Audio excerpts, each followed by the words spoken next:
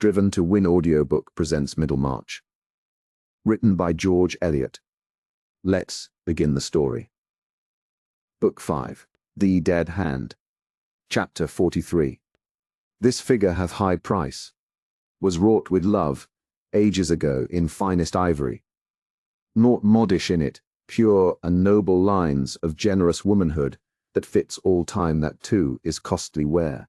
Majolica of deft design, to please a lordly eye. The smile you see is perfect, wonderful, as mere faience. A table ornament, to suit the richest mounting. Dorothea seldom left home without her husband, but she did occasionally drive into Middlemarch alone, on little errands of shopping or charity such as occur to every lady of any wealth when she lives within 3 miles of a town. 2 days after that scene in the yew tree walk, she determined to use such an opportunity in order, if possible, to see Lydgate, and learn from him whether her husband had really felt any depressing change of symptoms which he was concealing from her, and whether he had insisted on knowing the utmost about himself. She felt almost guilty in asking for knowledge about him from another, but the dread of being without it, the dread of that ignorance which would make her unjust or hard, overcame every scruple. That there had been some crisis in her husband's mind she was certain. He had the very next day begun a new method of arranging his notes, and had associated her quite newly in carrying out his plan. Poor Dorothea needed to lay up stores of patience. It was about 4 o'clock when she drove to Lydgate's house in Lowick Gate, wishing, in her immediate doubt of finding at home, that she had written beforehand. And he was not at home. "Is Mrs. Lydgate at home?" said Dorothea, who had never, that she knew of, seen Rosamond, but now remembered the fact of the marriage. "Yes, Mrs. Dorothea." "Yes, Mrs. Lydgate was at home. I will go in and speak to her, if she will allow me. Will you ask her if she can see me, see Mrs. Casaubon, for a few minutes?" When the servant had gone to deliver that message, Dorothea could hear sounds of music through an open window, a few notes from a man's voice, and then a piano bursting into roulades. But the roulades broke off suddenly. And then the servant came back saying that Mrs. Lydgate would be happy to see Mrs. Casaubon. When the drawing-room door opened, and Dorothea entered, there was a sort of contrast not infrequent in country life, when the habits of the different ranks were less blent than now. Let those who know tell us exactly what stuff it was that Dorothea wore in those days of mild autumn. That thin white woolen stuff, soft to the touch and soft to the eye. It always seemed to have been lately washed, and to smell of the sweet hedges, was always in the shape of a pelisse with sleeves hanging all out of the fashion. Yet, if she had entered before a still audience as Imogen or Cato's daughter, the dress might have seemed right enough. The grace and dignity were in her limbs and neck, and about her simply parted hair and candid eyes the large round poke which was then in the fate of women seemed no more odd as a headdress than the gold trencher we call a halo. By the present audience of 2 persons, no dramatic heroine could have been expected with more interest than Mrs. Casaubon. To Rosamond, she was one of those county divinities, not mixing with Middlemarch mortality, whose slightest marks of manner or appearance were worthy of her study. Moreover, Rosamond was not without satisfaction that Mrs. Casaubon should have an opportunity of studying her. What is the use of being exquisite if you are not seen by the best judges? And since Rosamond had received the highest compliments at Sir Godwin Lydgate's, she felt quite confident of the impression she must make on people of good birth. Dorothea put out her hand with her usual simple kindness, and looked admiringly at Lydgate's lovely bride, aware that there was a gentleman standing at a distance, but seeing him merely as a coated figure at a wide angle. The gentleman was too much occupied with the presence of the one woman to reflect on the contrast between the two, a contrast that would certainly have been striking to a calm observer. They were both tall, and their eyes were on a level. But imagine Rosamond's infantine blondness and wondrous crown of hair plates, with her pale blue dress of a fit and fashion so perfect that no dressmaker could look at it without emotion, a large embroidered collar, which it was to be hoped all beholders would know the price of, her small hands duly set off with rings, and that controlled self-consciousness of manner which is the expensive substitute for simplicity. "Thank you very much for allowing me to interrupt you," said Dorothea, immediately. "I am anxious to see Mr. Lydgate, if possible, before I go home, and I hoped that you might possibly tell me where I could find him, or even allow me to wait for him if you expect him soon." "He is at the new hospital," said Rosamond. "I am not sure how soon he will come home, but I can send for him." "Will you let me go and fetch him?" said Will Ladislaw, coming forward. He had already taken up his hat before Dorothea entered. She coloured, with surprise, but put out her hand with a smile of unmistakable pleasure, saying, "I did not know it was you. I had no thought of seeing you here." "May I go to the hospital and tell Mr. Lydgate that you wish to see him?" said Will. "It would be quicker to send the carriage for him," said Dorothea, "if you will be kind enough to give the message to the coachman." Will was moving to the door, when Dorothea, whose mind had flashed in an instant over many connected memories, turned quickly and said, "I will go myself, thank you. I wish to lose no time before getting home again. I will drive to the hospital and see Mr. Lydgate there." "Pray excuse me, Mrs. Lydgate. I am very much obliged to you." Her mind was evidently arrested by some sudden thought, and she left the room hardly conscious of what was immediately around her, hardly conscious that Will opened the door for her and offered her his arm to lead her to the carriage. She took the arm, but said nothing. Will was feeling rather vexed and miserable, and found nothing to say on his side, handed her into the carriage in silence. They said goodbye, and Dorothea drove away. In the 5 minutes drive to the hospital she had time for some reflections that were quite new to her. Her decision to go, and her preoccupation in leaving the room, had come from the sudden sense that there would be a sort of deception in her voluntarily allowing any further intercourse between herself and Will, which she was unable to mention to her husband, and already her errand in seeking Lydgate was a matter of concealment. That was all. That had been explicitly in her mind, but she had been urged also by a vague discomfort. Now that she was alone in her drive, she heard the notes of the man's voice, and the accompanying piano, which she had not noted much at the time, returning on her inward sense, and she found herself thinking with some wonder that Will Ladislaw was passing his time with Mrs. Lydgate in her husband's absence. And then she could not help remembering that he had passed some time with her under like circumstances, so why should there be any unfitness in the fact?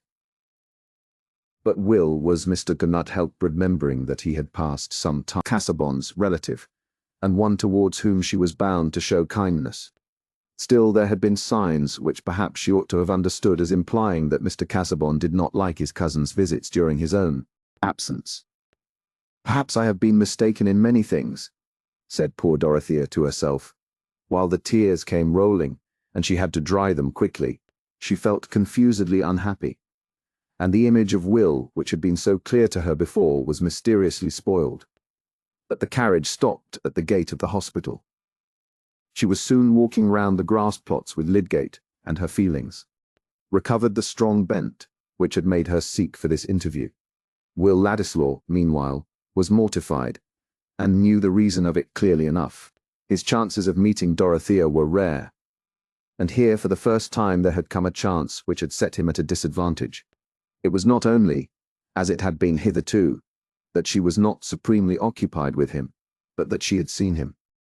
Under circumstances in which he might appear not to be supremely occupied with her, he felt thrust to a new distance from her, amongst the circles of Middlemarchers who made no part of her life. But that was not his fault.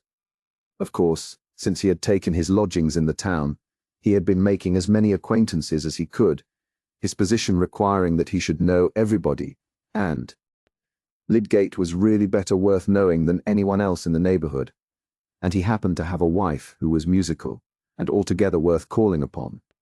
Was the whole history of the situation, in which Diana had descended too unexpectedly on her worshipper.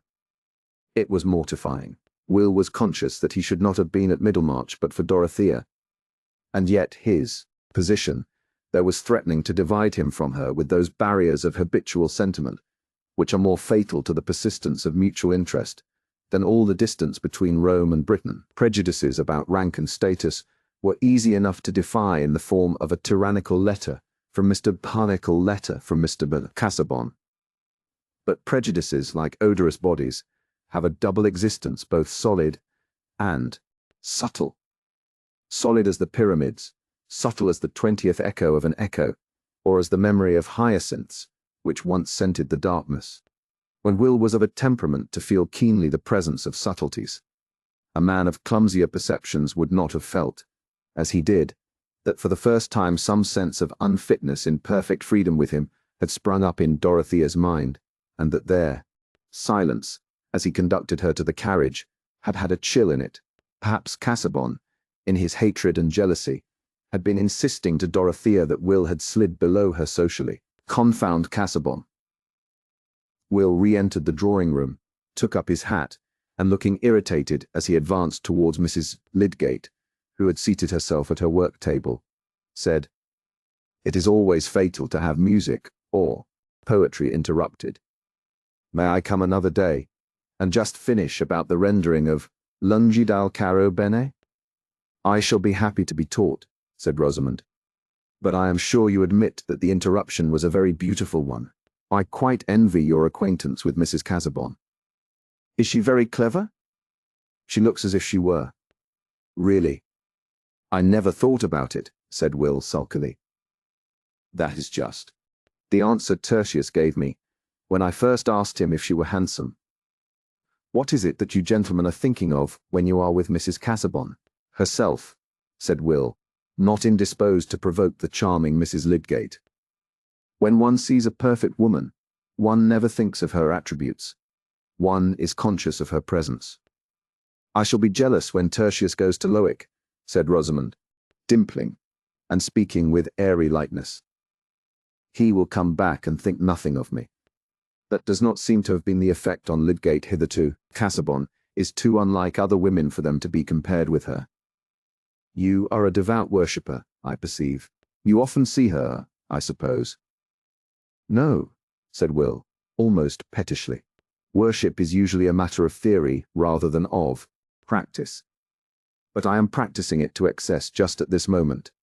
I must really tear myself away. Pray come again some evening. Mr. B. Lydgate will like to hear the music, and I cannot enjoy it so well without him." When her husband was at home again, Rosamond said, standing in front of him and holding his coat collar with both her hands, "Mr. Ladislaw was here singing with me when Mrs. Casaubon came in. He seemed vexed. Do you think he disliked her seeing him at our house? Your position is more than equal to his, whatever may be his relation to the Casaubons. No. It must be something else if you were really vexed. Ladislaw is a sort of gypsy. He thinks nothing of leather and prunella. Music apart, he is not always very agreeable. Do you like him?" "Yes, I think he is A." "They think he is A. Good fellow. Rather miscellaneous and bric-a-brac, but likeable. Do you know, I think he adores Mrs. Casaubon." "Poor devil," said Lydgate, smiling and pinching his wife's ears. Rosamond felt herself beginning to know a great deal of the world, especially in discovering what, when she was in her unmarried girlhood, had been inconceivable to her, except as a dim tragedy in bygone costumes. That women, even after marriage, might make conquests and enslave men. At that time young ladies in the country, even when educated at Mrs. Lemon's, read little French literature later than Racine, and public prints had not cast their present magnificent illumination over the scandals of life. Still, vanity, with a woman's whole mind and day to work in, can construct abundantly on slight hints, especially on such a hint as the possibility of indefinite conquests. How delightful to make captives from the throne of marriage with a husband, as crown prince by your side, himself in fact a subject, while the captives look up forever hopeless, losing their rest probably, and if their appetite too, so much the better. But Rosamond's romance turned at present chiefly on her crown prince, and it was enough to enjoy his assured subjection. When he said, "Poor devil," she asked with playful curiosity. Why so? Why, what can a man do when he takes to adoring one of you mermaids? He only neglects his work and runs up bills. I am sure you do not neglect your work. You are always at the hospital, or seeing poor patients, or thinking about some doctor's quarrel.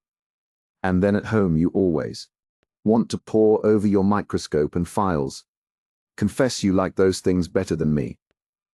Haven't you ambition enough to wish that your husband should be something better than a Middlemarch doctor? Said Lydgate, letting his hands fall onto his wife's shoulders, and looking at her with affectionate gravity.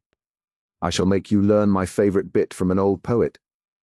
Why should our pride make such a stir to be, and be forgot? What good is like to this, to do worthy the writing, and to write worthy the reading and the world's delight?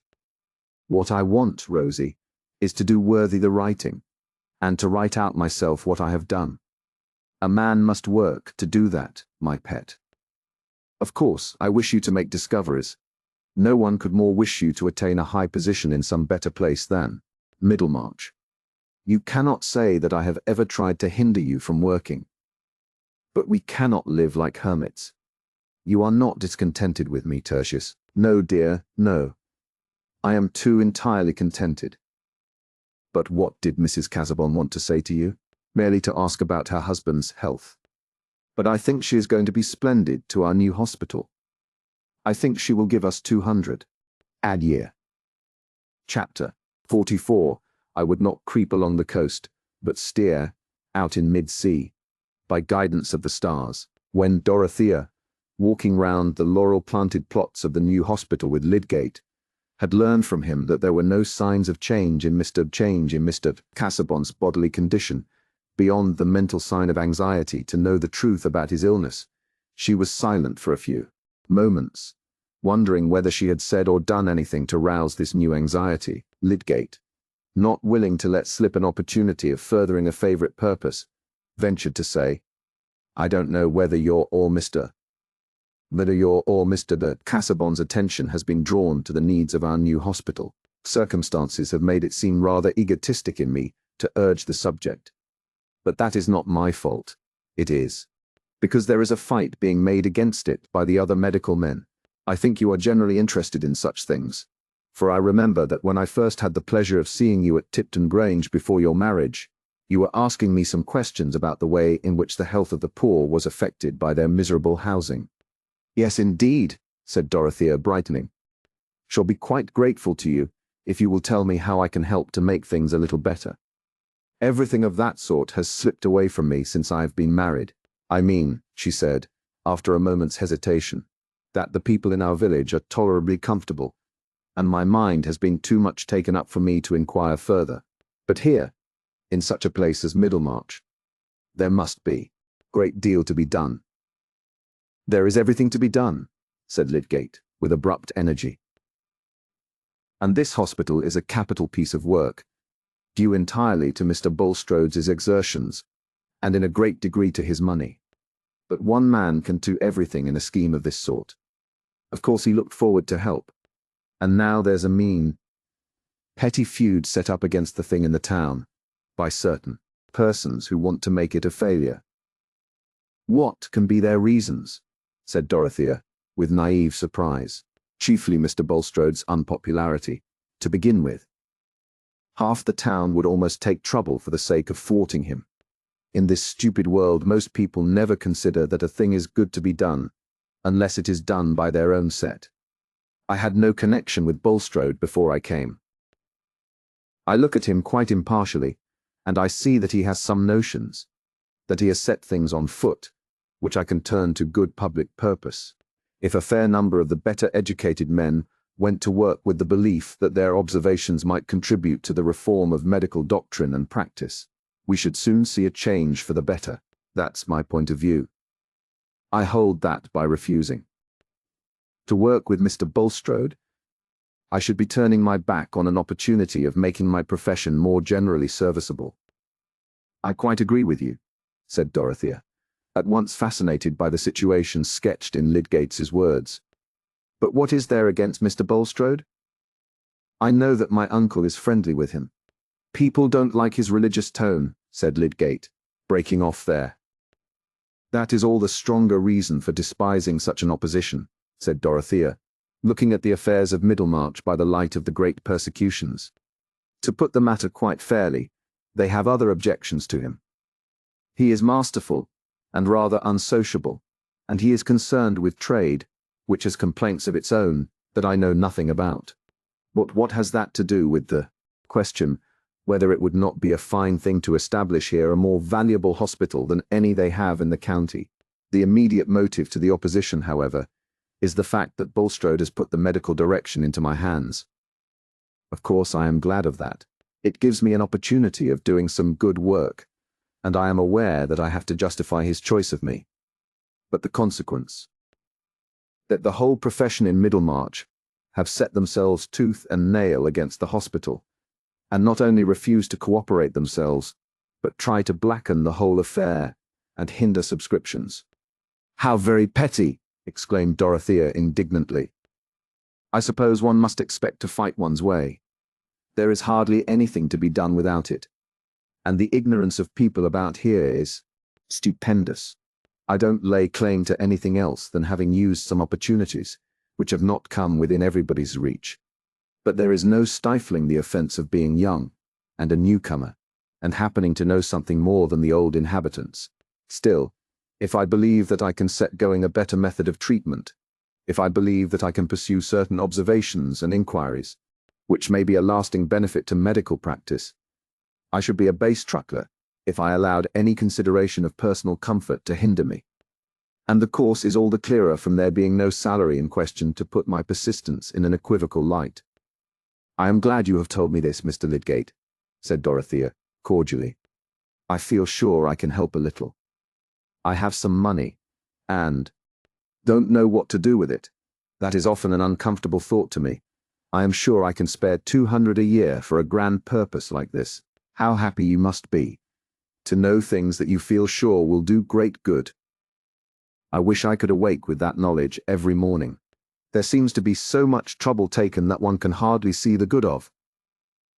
There was a melancholy cadence in Dorothea's voice as she spoke these last words, but she presently added, more cheerfully, Pray come to Lowick and tell us more of this. I will mention the subject to Mr. Casaubon. I must hasten home now.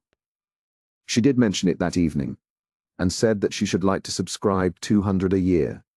She had 700 a year as the equivalent of her own fortune, settled on her at her marriage. Mr.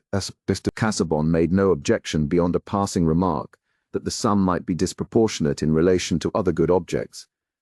But when Dorothea in her ignorance resisted that suggestion, he acquiesced. He did not care himself about spending money, and was not reluctant to give it. If he ever felt keenly any question of money, it was through the medium of another passion than the love of material property. Dorothea told him that she had seen Lydgate, and recited the gist of her conversation with him about the hospital. Mr. de Casaubon did not question her further, but he felt sure that she had wished to know what had passed between Lydgate and himself. She knows that I know, said the ever-restless voice within, but that increase of tacit knowledge only thrust further off any confidence between them. He distrusted her affection, and what loneliness is more lonely than distrust? Chapter 45. It is the humour of many heads to extol the days of their forefathers, and declaim against the wickedness of times present, which notwithstanding they cannot handsomely do, without the borrowed help and satire of times past, condemning the vices of their own times, by the expressions of vices in times which they commend, which cannot but argue the community of vice in both. Horace, therefore, Juvenal, and Persius were no prophets, although their lines did seem to indigitate and point at our times. Sir Thomas Browne, Pseudodoxia Epidemica, that opposition to the new fever hospital, which Lydgate had sketched to Dorothea, was, like other oppositions, to be viewed in many different lights. He regarded it as a mixture of jealousy and dunderheaded prejudice. Mr. Bulstrode saw in it not only medical jealousy, but a determination to thwart himself. prompted mainly by a hatred of that vital religion of which he had striven to be an effectual lay representative, a hatred which certainly found pretexts apart from religion, such as were only too easy to find in the entanglements of human action. These might be called the ministerial views, but oppositions have the illimitable range of objections at command, which need never stop short at the boundary of knowledge, but can draw forever on the vasts of ignorance. What the opposition in Middlemarch said about the new hospital and its administration had certainly a great deal of echo in it, for heaven has taken care that everybody shall not be an originator. But there were differences which represented every social shade between the polished moderation of Dr. Minchin and the trenchant assertion of Mrs. Dollop, the landlady of the Tankard in Slaughter Lane.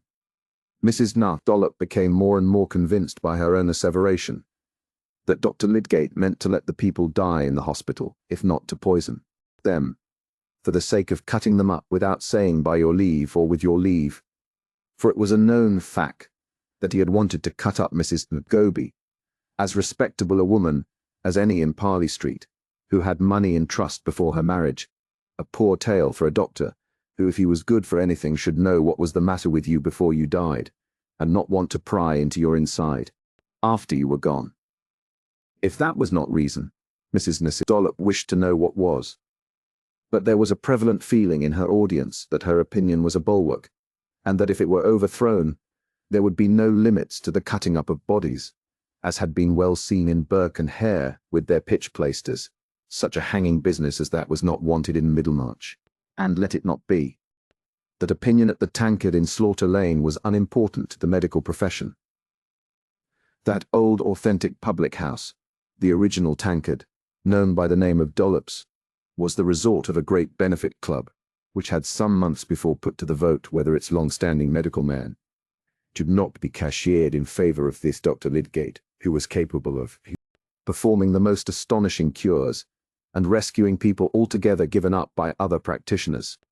But the balance had been turned against Lydgate by two members, who for some private reasons held that this power of resuscitating persons as good as dead was an equivocal recommendation, and might interfere with providential favours.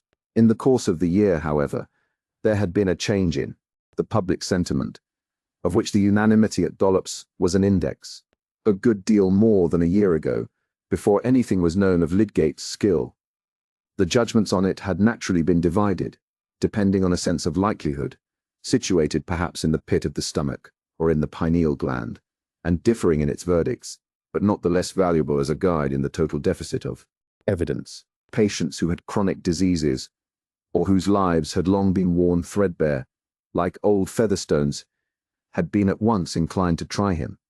Also, many who did not like paying their doctor's bills thought agreeably of opening an account with a new doctor and sending for him without stint if the children's temper wanted a dose, occasions when the old practitioners were often crusty. And all persons thus inclined to employ Lydgate held it likely that he was clever. Some considered that he might do more than others.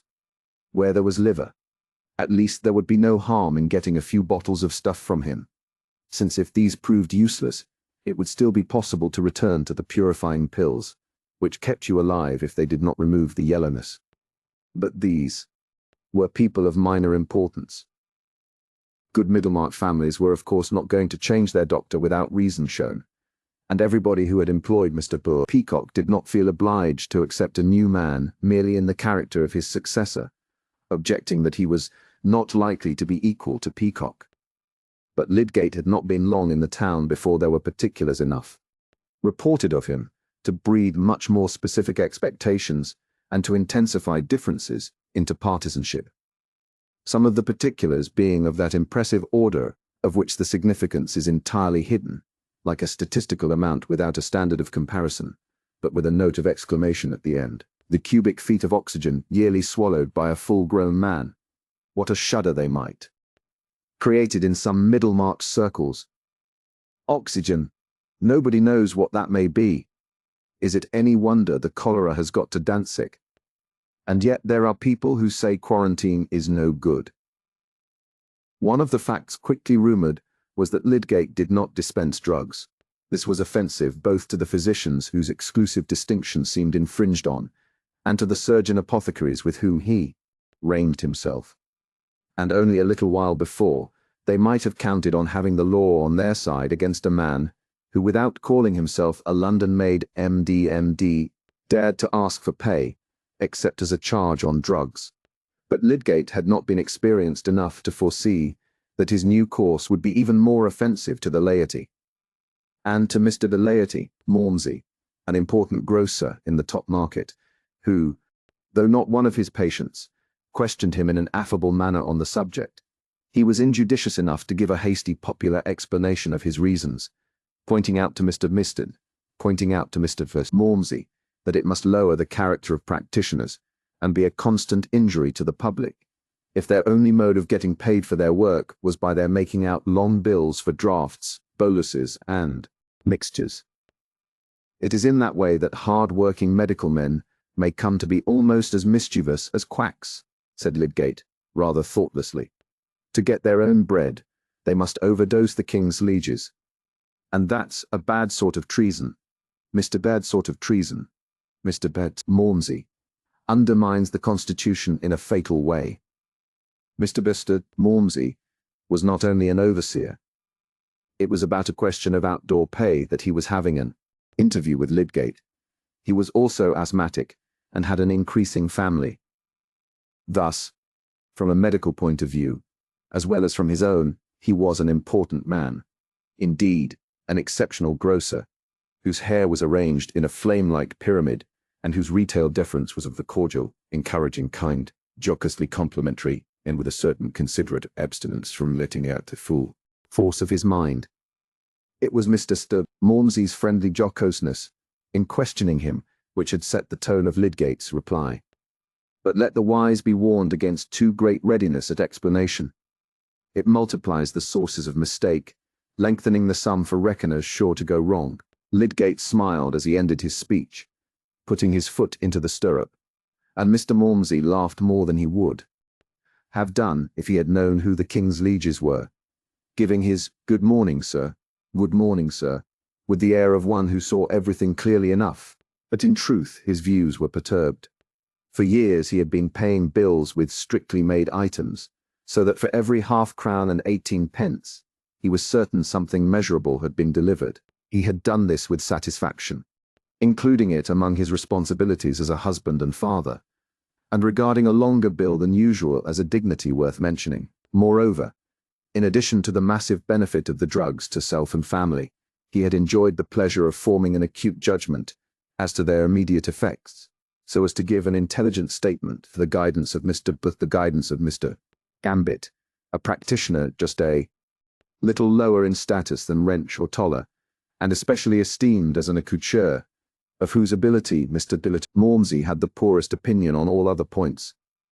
But in doctoring, he was wont to say in an undertone, he placed Gambit above any of them, were deeper reasons than the superficial talk of a new man, which appeared still flimsier in the drawing-room over the shop, when they were recited to Mrs. Malmsey, a woman accustomed to be made much of as a fertile mother, generally under attendance more or less frequent from Mr. Malmsey, Gambit, and occasionally having attacks which required Dr. Minchin. Does this Mr. Lydgate mean to say there is no use in taking medicine? Said Mrs. Malmsey, who was slightly given to drawling. I should like him to tell me how I could bear up at fair, if I did take strengthening medicine for a month beforehand. Think of what I have to provide for calling customers, my dear. Here, Mrs. Malmsey turned to an intimate female friend who sat by. A large veal pie, a stuffed fillet, a round of beef, ham, tongue, etc., etc. But what keeps me up best is the pink mixture, not the brown. I wonder, Mr. Malmsey, with your experience you could have patience to listen.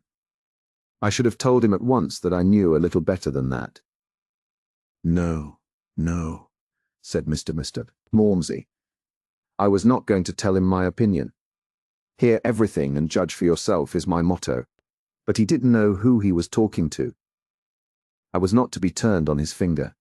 People often pretend to tell me things, when they might as well say, Malmsey, you fool. But I smile at it. I humour everybody's weak place. If physic had done harm to self and family, I should have found it out by this time. The next day, Mr. Gambit was told that Lydgate went about saying physic was of no use. "Indeed," said he, lifting his eyebrows with cautious surprise. He was a stout, husky man with a large ring on his fourth finger. "How will he cure his patients?" "That is what I say," returned Mrs. Malmsey, who habitually gave weight to her speech by loading her pronouns. "Does he suppose that people will pay him only to come and sit with them and go away again?" Mrs. Malmsey had had a great deal of sitting from Mr. Gambit, including very full accounts of his own habits of body and other affairs. But of course he knew there was no innuendo in her remark, since his spare time and personal narrative had never been charged for. He replied, humorously, "Well, Lydgate is a good-looking young fellow, you know." "Not one that I would employ," said Mrs. Malmsey. "Others may do as they please." Hence Mr. The Gambit could go away from the chief grocer's without fear of rivalry, but not without a sense that Lydgate was one of those hypocrites who try to discredit others by advertising their own honesty, and that it might be worth some people's while to show him up. Mr. Gambit, however, had a satisfactory practice, much pervaded by the smells of retail trading, which suggested the reduction of cash payments to a balance, and he did not think it worth his while to show Lydgate up until he knew how. He had not indeed great resources of education, and had had to work his own way against a good deal of professional contempt. But he made none the worse a couture for calling the breathing apparatus lungs. Other medical men felt themselves more capable. Mr. Toller shared the highest practice in the town, and belonged to an old Middlemarch family. There were Tollers in the law, and everything else above the line of retail trade. Unlike our irascible friend Wrench, he had the easiest way in the world of taking things which might be supposed to annoy him, being a well-bred, quietly facetious man, who kept a good house, was very fond of a little sporting when he could get it, very friendly with Mr. Hawley, and hostile to Mr. Bulstrode. It may seem odd that with such pleasant habits he should have been given to the heroic treatment, bleeding and blistering and starving his patients, with a dispassionate disregard to his personal example. But the incongruity favoured the opinion of his ability among his patients, who commonly observed that Mr. Toller had lazy manners, but his treatment was as active as you could desire. No man, said they, carried more seriousness into his profession. He was a little slow in coming, but when he came, he did something. He was a great favourite in his own circle, and whatever he implied to anyone's disadvantage told doubly from his careless, ironical tone. He naturally got tired of smiling and saying, "Ah," when he was told that Mr. Peacock's successor did not mean to dispense medicines, and Mr. Hackbutt one day mentioning it over the wine at a dinner party. Mr. Toller said, laughingly, "Dibbits will get rid of his stale drugs then. I'm fond of little Dibbits. I'm glad he's in luck." "I see your meaning, Toller," said Mr. Hackbutt, "and I am entirely of your opinion. I shall take an opportunity of expressing myself to that effect. A medical man should be responsible for the quality of the drugs consumed by his patients. That is the rationale of the system of charging which has hitherto obtained, and nothing is more offensive than this ostentation of reform, where there is no real amelioration." "Ostentation, Hackbutt," said Mr. Toller ironically. "I don't see that. A man can very well be ostentatious of what nobody believes in. There's no reform in the matter. The question is whether the profit on the drugs is paid to the medical man by the druggist or by the patient, and whether there shall be extra pay under the name of attendance. Ah, to be sure. One of your damned new versions of old humbug," said Mr. Hawley, passing the decanter to Mr. Wrench. Mr. Wrench, generally abstemious, often drank wine rather freely at a party, getting the more irritable in consequence. "As to humbug, Hawley," he said, "that's a word easy to fling out. But what I contend against is the way medical men are fouling their own nest, and setting up a cry about the country, as if a general practitioner who dispenses drugs could be a gentleman. I throw back the imputation with scorn. I say, the most ungentlemanly trick a man can be guilty of is to come among the members of his profession with innovations, which are a libel on their time-honored procedure. That is my opinion, and I am ready to maintain it against anyone who contradicts me. Mr. Bickett. Wrench's voice had become exceedingly sharp. I can oblige you there, Wrench, said Mr. Hawley, thrusting his hands into his trouser pockets. My dear fellow, said Mr. Toller, striking in pacifically, and looking at Mr. Wrench. The physicians have their toes trodden on more than we have. If you come to dignity, it is a question for Minchin and Sprague. Does medical jurisprudence provide nothing against these infringements? Said Mr. Binns, hackbutt, with a disinterested desire to offer his lights. How does the law stand, Hawley? Nothing to be done there, said Mr. Hawley. I looked into it for Sprague. You did only break your nose against a damned judge's decision. Pooh, no need of law, said Mr. Toller. So far as practice is concerned, the attempt is an absurdity. No patient will like it. Certainly not peacocks, who have been used to depletion. Pass the wine. Mr. Wine. Toller's prediction was partly verified.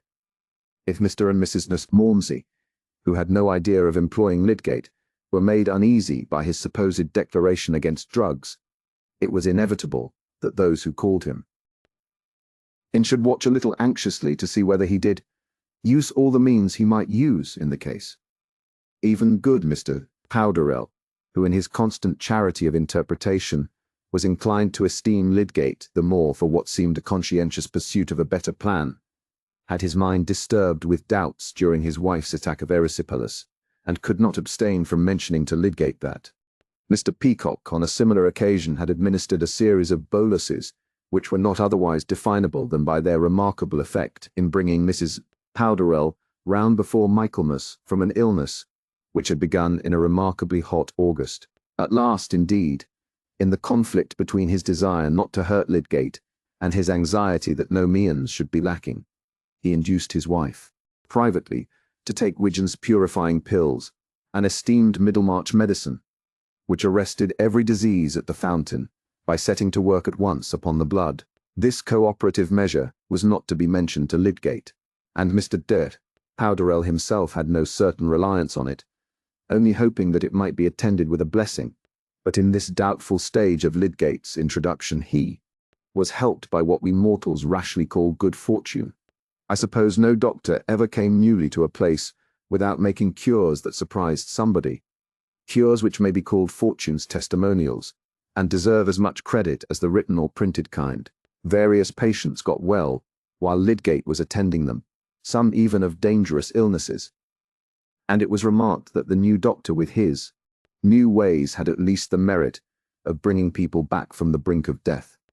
The trash talked on such occasions was the more vexatious to Lydgate, because it gave precisely the sort of prestige which an incompetent and unscrupulous man would desire, and was sure to be imputed to him by the simmering dislike of the other medical men as an encouragement on his own part of ignorant puffing. But even his proud outspokenness was checked by the discernment that it was as useless to fight against the interpretations of ignorance as to whip the fog, and good fortune insisted on using those interpretations. Mrs. Larcher having just become charitably concerned about alarming symptoms in her charwoman, when Dr. Minchin called, asked him to see her then and there, and to give her a certificate for the infirmary, whereupon after examination he wrote a statement of the case as one of tumour, and recommended the bearer Nancy Nash as an outpatient. Nancy, calling at home on her way to the infirmary, allowed the staymaker and his wife, in whose attic she lodged, to read Dr. Minchin's paper, and by this means became a subject of compassionate conversation in the neighbouring shops of Churchyard Lane as being afflicted with a tumour at first declared to be as large and hard as a duck's egg, but later in the day to be about the size of your fist. Most hearers agreed that it would have to be cut out, but one had known of oil and another of esquichinil as adequate to soften and reduce any lump in the body when taken enough of into the inside, the oil by gradually suppling, the squitchineal by eating away. Meanwhile, when Nancy presented herself at the infirmary, it happened to be one of Lydgate's days there. After questioning and examining her, Lydgate said to the house surgeon in an undertone, "It's not tumor. It's cramp." He ordered her a blister and some steel mixture, and told her to go home and rest, giving her at the same time a note to Mrs. Larcher, who, she said, was her best employer, to testify that she was in need of good food. But by and by Nancy, in her attic, became portentously worse, the supposed tumor having indeed given way to the blister, but only wandered to another region with angrier pain. The staymaker's wife went to fetch Lydgate, and he continued for a fortnight to attend Nancy in her own home, until under his treatment she got quite well and went to work again. But the case continued to be described as one of tumor in Churchyard Lane and other streets, nay, by Mrs. Larcher also, for when Lydgate's remarkable cure was mentioned to Dr. Minchin, he naturally did not like to say, "The case was not one of tumor, and I was mistaken in describing it as such," but answered, "Indeed, I saw it was a surgical case, not of a fatal kind." He had been inwardly annoyed, however, when he had asked at the infirmary about the woman he had recommended 2 days before, to hear from the house surgeon, a youngster who was not sorry to vex Minchin with impunity, exactly what had occurred. He privately pronounced that it was indecent in a general practitioner to contradict a physician's diagnosis in that open manner, and afterwards agreed with Wrench that Lydgate was disagreeably inattentive to etiquette. Lydgate did not make the affair a ground for valuing himself or, very particularly, despising Minchin, such rectification of misjudgments often happening among men of equal qualifications. But report took up this amazing case of tumor, not clearly distinguished from cancer, and considered the more awful for being of the wandering sort, till much prejudice against Lydgate's method as to drugs was overcome by the proof of his marvelous skill in the speedy restoration of Nancy Nash, after she had been rolling and rolling in agonies from the presence of a tumor, but nevertheless compelled to yield. How could Lydgate help himself? It is offensive to tell a lady, when she is expressing her amazement at your skill, that she is altogether mistaken and rather foolish in her amazement, and to have entered into the nature of diseases would only have added to his breaches of medical propriety. Thus he had to wince under a promise of success given by that ignorant praise which misses every valid quality. In the case of a more conspicuous patient, Mr. Beastish Borthrop Trumbull, Lydgate was conscious of having shown himself something better than an everyday doctor, though here too it was an equivocal advantage that he won. The eloquent auctioneer was seized with pneumonia, and having been a patient of Mr. Peacock's, sent for Lydgate, whom he had expressed his intention to patronize. Mr. Trumbull was a robust man, a good subject for trying the expectant theory upon, watching the course of an interesting disease when left as much as possible to itself, so that the stages might be noted for future guidance. And from the air with which he described his sensations, Lydgate surmised that he would like to be taken into his medical man's confidence, and be represented as a partner in his own cure. The auctioneer heard, without much surprise, that his was a constitution which, always, with due watching, might be left to itself, so as to offer a beautiful example of a disease with all its phases seen in clear delineation, and that he probably had the rare strength of mind voluntarily to become the test of a rational procedure, and thus make the disorder of his pulmonary functions a general benefit to society. Mr. Trumbull acquiesced at once, and entered strongly into the view that an illness of his was no ordinary occasion for medical science. "Never fear, sir. You are not speaking to one who is altogether ignorant of the vis medicatrix," said he, with his usual superiority of expression, made rather pathetic by difficulty of breathing. And he went without shrinking through his abstinence from drugs, much sustained by application of the thermometer, which implied the importance of his temperature, by the sense that he furnished objects for the microscope, and by learning many new words which seemed suited to the dignity of his secretions, for Lydgate was acute enough to indulge him with a little technical talk. It may be imagined that Mr. Trumbull rose from his couch with a disposition to speak of an illness in which he had manifested the strength of his mind, as well as constitution. And he was not backward in awarding credit to the medical man who had discerned the quality of patient he had to deal with. The auctioneer was not an ungenerous man, and liked to give others their due, feeling that he could afford it. He had caught the words expectant method, and rang chimes on this and other learned phrases to accompany the assurance that Lydgate knew a thing or two more than the rest of the doctors, was far better versed in the secrets of his profession than the majority of his compeers. This had happened before the affair of Fred Vincey's illness had given to Mr. Wrench's enmity towards Lydgate more definite personal ground. The newcomer already threatened to be a nuisance in the shape of rivalry, and was certainly a nuisance in the shape of practical criticism or reflections on his hard-driven elders, who had had something else to do than to busy themselves with untried notions. His practice had spread in 1 or 2 quarters, and from the first, the report of his high family had led to his being pretty generally invited, so that the other medical men had to meet him at dinner in the best houses, and having to meet a man whom you dislike is not observed always to end in a mutual attachment.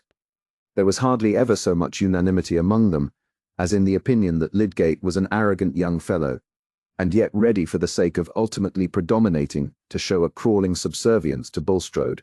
That Mr. Fairbrother, whose name was a chief flag of the anti-Bulstrode party, always defended Lydgate and made a friend of him, was referred to Fairbrother's unaccountable way of fighting on both sides. Was plenty of preparation for the outburst of professional disgust at the announcement of the laws.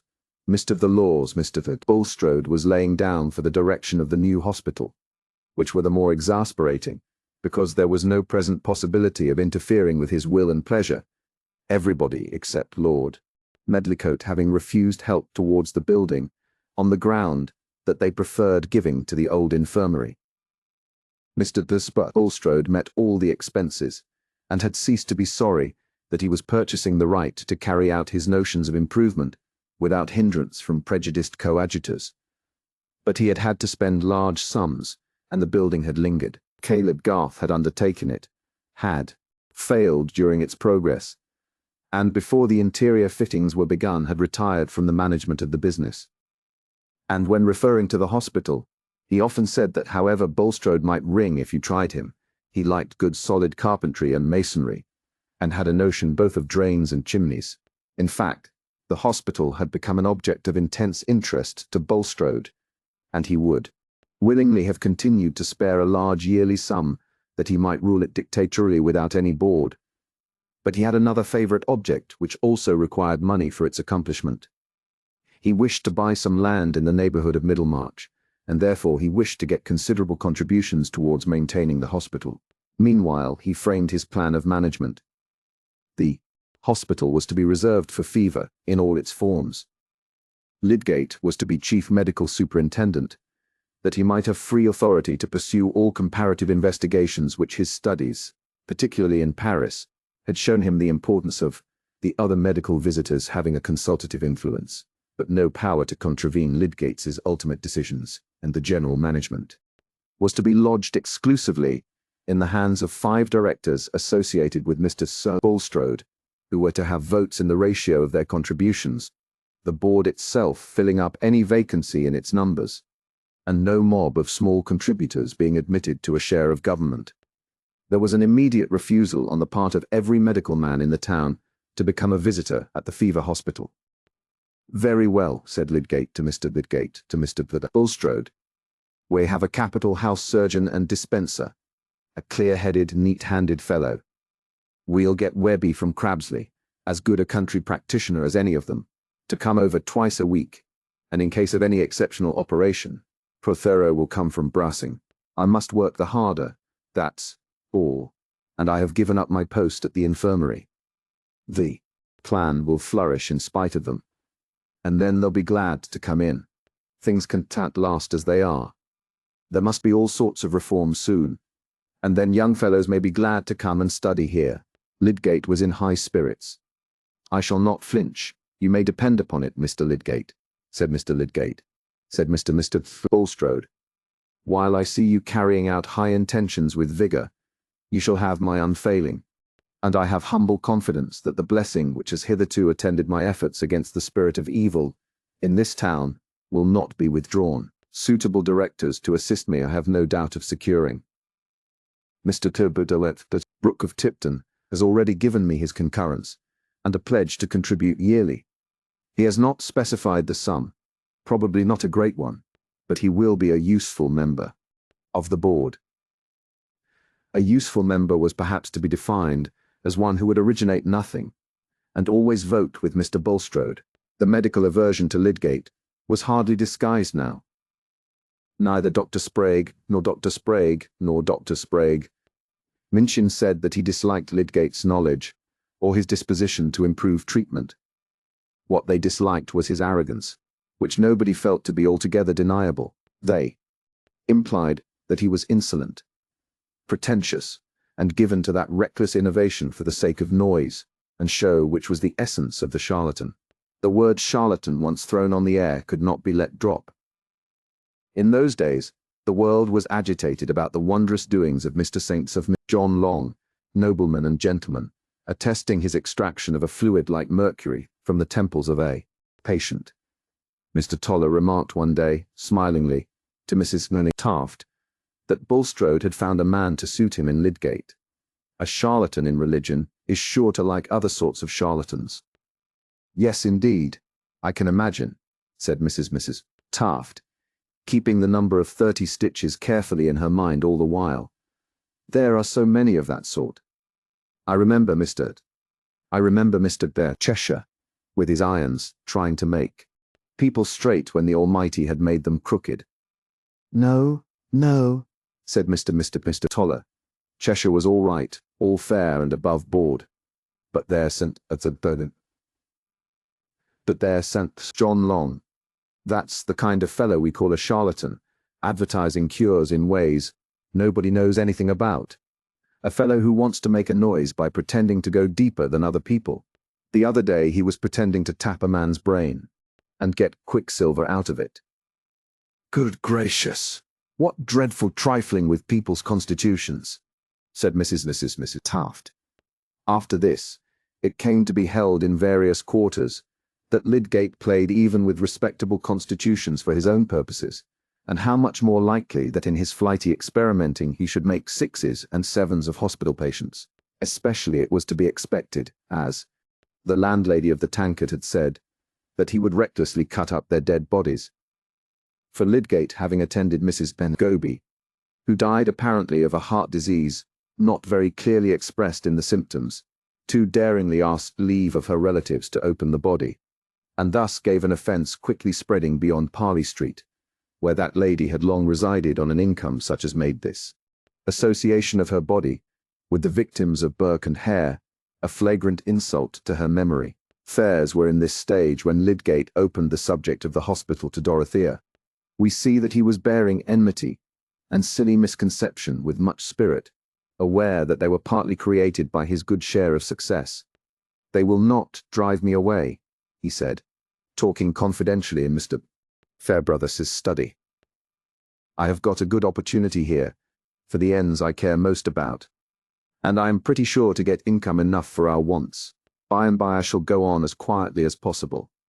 I have no seductions now away from home and work, and I am more and more convinced that it will be possible to demonstrate the homogeneous origin of all the tissues. Raspail and others are on the same track, and I have been losing time. I have no power of prophecy there, said Mr. Fairbrother, who had been puffing at his pipe thoughtfully while Lydgate talked. But as to the hostility in the town, you weather it if you are prudent. How am I to be prudent? Said Lydgate. I just do what comes before me to do. I can help people's ignorance and spite, any more than Vesalius could. It isn't possible to square one's conduct to silly conclusions which nobody can foresee. Quite true. I didn't mean that. I meant only two things. One is, keep yourself as separable from Bulstrode as you can. Of course, you can go on doing good work of your own by his help, but don't get tied. Perhaps it seems like personal feeling in me to say so. And there's a good deal of that, I own. But personal. Feeling is not always in the wrong, if you boil it down to the impressions which make it simply an opinion. Bulstrode is nothing to me, said Lydgate, carelessly, except on public grounds. As to getting very closely united to him, I am not fond enough of him for that. But what was the other thing you meant? Said Lydgate, who was nursing his leg as comfortably as possible, and feeling in no great need of advice. Why this? Take care, experto creed. Take care not to get hampered about money matters. I know, by a word you let fall one day, that you don't like my playing at cards so much for money. You are right enough there. But try and keep clear of wanting small sums that you haven't got. I am perhaps talking rather superfluously, but a man likes to assume superiority over himself by holding up his bad example and sermonizing on it. Lydgate took Mr. Fairbrother's hints very cordially, though he would hardly have borne them from another man. He could not help remembering that he had lately made some debts, but these had seemed inevitable, and he had no intention now to do more than keep house in a simple way. The furniture for which he owed would not want renewing, nor even the stock of wine for a long while. Many thoughts cheered him at that time, and justly. A man conscious of enthusiasm for worthy aims is sustained under petty hostilities by the memory of great workers who had to fight their way not without wounds, and who hover in his mind as patron saints, invisibly helping. At home, that same evening, when he had been chatting with Mr. Fairbrother, he had, his long legs stretched on the sofa, his head thrown back, and his hands clasped behind it according to his favourite ruminating attitude, while Rosamond sat at the piano and played one tune after another, of which her husband only knew, like the emotional elephant he was, that they fell in with his mood as if they had been melodious sea breezes. There was something very fine in Lydgate's look, just then, and anyone might have been encouraged to bet on his achievement. In his dark eyes, and on his mouth and brow there was that placidity which comes from the fullness of contemplative thought, the mind not searching, but beholding, and the glance seeming to be filled with what is behind it. Presently Rosamond left the piano and seated herself on a chair close to the sofa, and opposite her, husband's face. "Is that enough music for you, my lord?" she said, folding her hands before her, and putting on a little air of meekness. "Yes, dear, if you are tired," said Lydgate, gently, turning his eyes and resting them on her, but not otherwise moving. Rosamond's presence at that moment was perhaps no more than a spoonful brought to the lake, and her woman's instinct in this matter was not dull. "What is absorbing you?" she said, leaning forward and bringing her face nearer to his. He moved his hands and placed them gently behind her shoulders. "I am thinking of a great fellow, who was about as old as I am 300 years ago, and had already begun a new era in anatomy." "I can guess," said Rosamond, shaking her head. "We used to play at guessing historical characters at Mrs. Lemon's, but not anatomists. I'll tell you. His name was Vesalius, and the only way he could get to know anatomy as he did was by going to snatch bodies at night from graveyards and places of execution." "Oh," said Rosamond, with a look of disgust on her pretty face. "I am very glad you are not Vesalius. I should have thought he might find some less horrible way than that." "No, he couldn't," said Lydgate, going on too earnestly to take much notice of her answer. "He could only get a complete skeleton by snatching the whitened bones of a criminal from the gallows, and burying them, and fetching them away by bits secretly, in the dead of night." "I hope he is not one of your great heroes," said Rosamond, half playfully, half anxiously. "Else I shall have you getting up in the night to go to St. Peter's churchyard. You know how angry you told me the people were about Mrs. Goby. You have enemies enough already. So had Vesalius, Rosie. Wonder the medical fogies in Middlemarch are jealous, when some of the greatest doctors living were fierce upon Vesalius because they had believed in Galen. And he showed that Galen was wrong.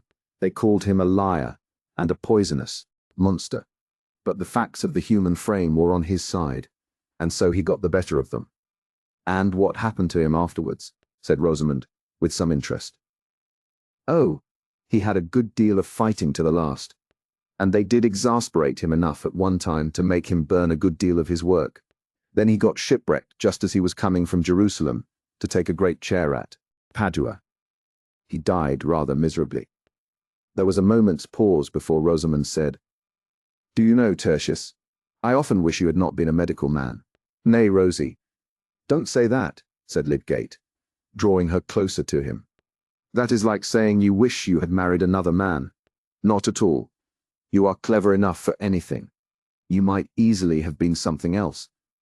And your cousins at Callingham all think that you have sunk below them in your choice of a profession."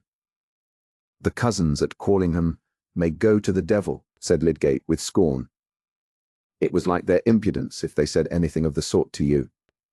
"Still," said Rosamond, "I do not think it is a nice profession, dear." We know that she had much quiet perseverance in her opinion. "It is the grandest profession in the world, Rosamond," said Lydgate gravely. "And to say that you love me without loving the medical man in me is the same sort of thing as to say that you like eating a peach but don't like its flavor." "Don't say that again, dear. It pains me."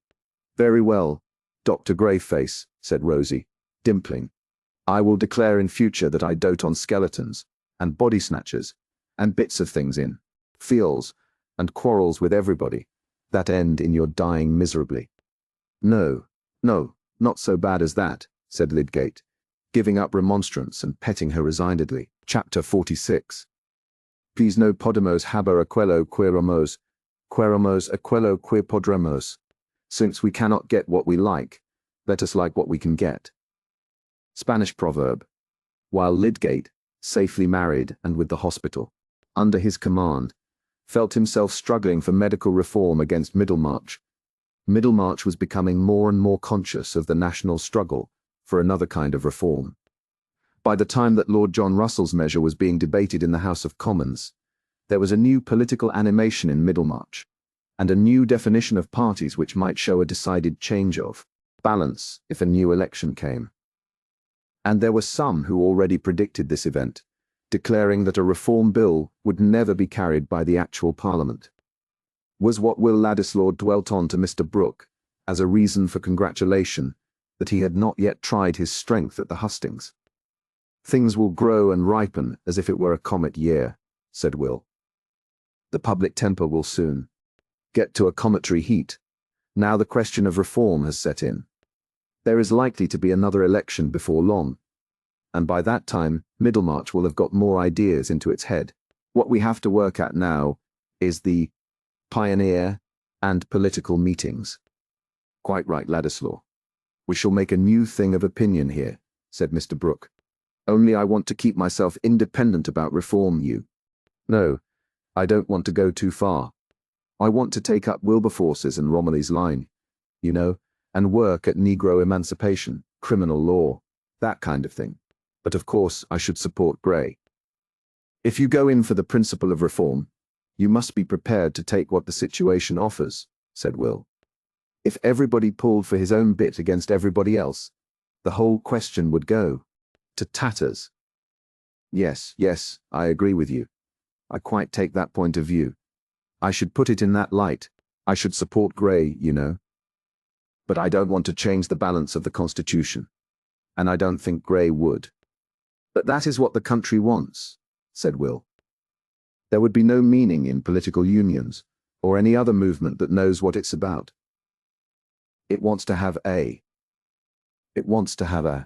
House of Commons which is not weighted with nominees of the landed class, but with representatives of the other interests. And as to contending for a reform short of that, it is like asking for a bit of an avalanche, which has already begun to thunder." "That is fine, Ladislaw. That is the way to put it. Write that down now. We must begin to get documents about the feeling of the country, as well as the machine breaking and general distress."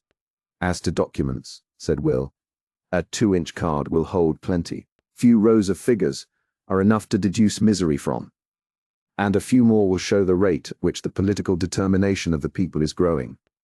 "Good. Draw that out a little more at length, Ladislaw. That is an idea now.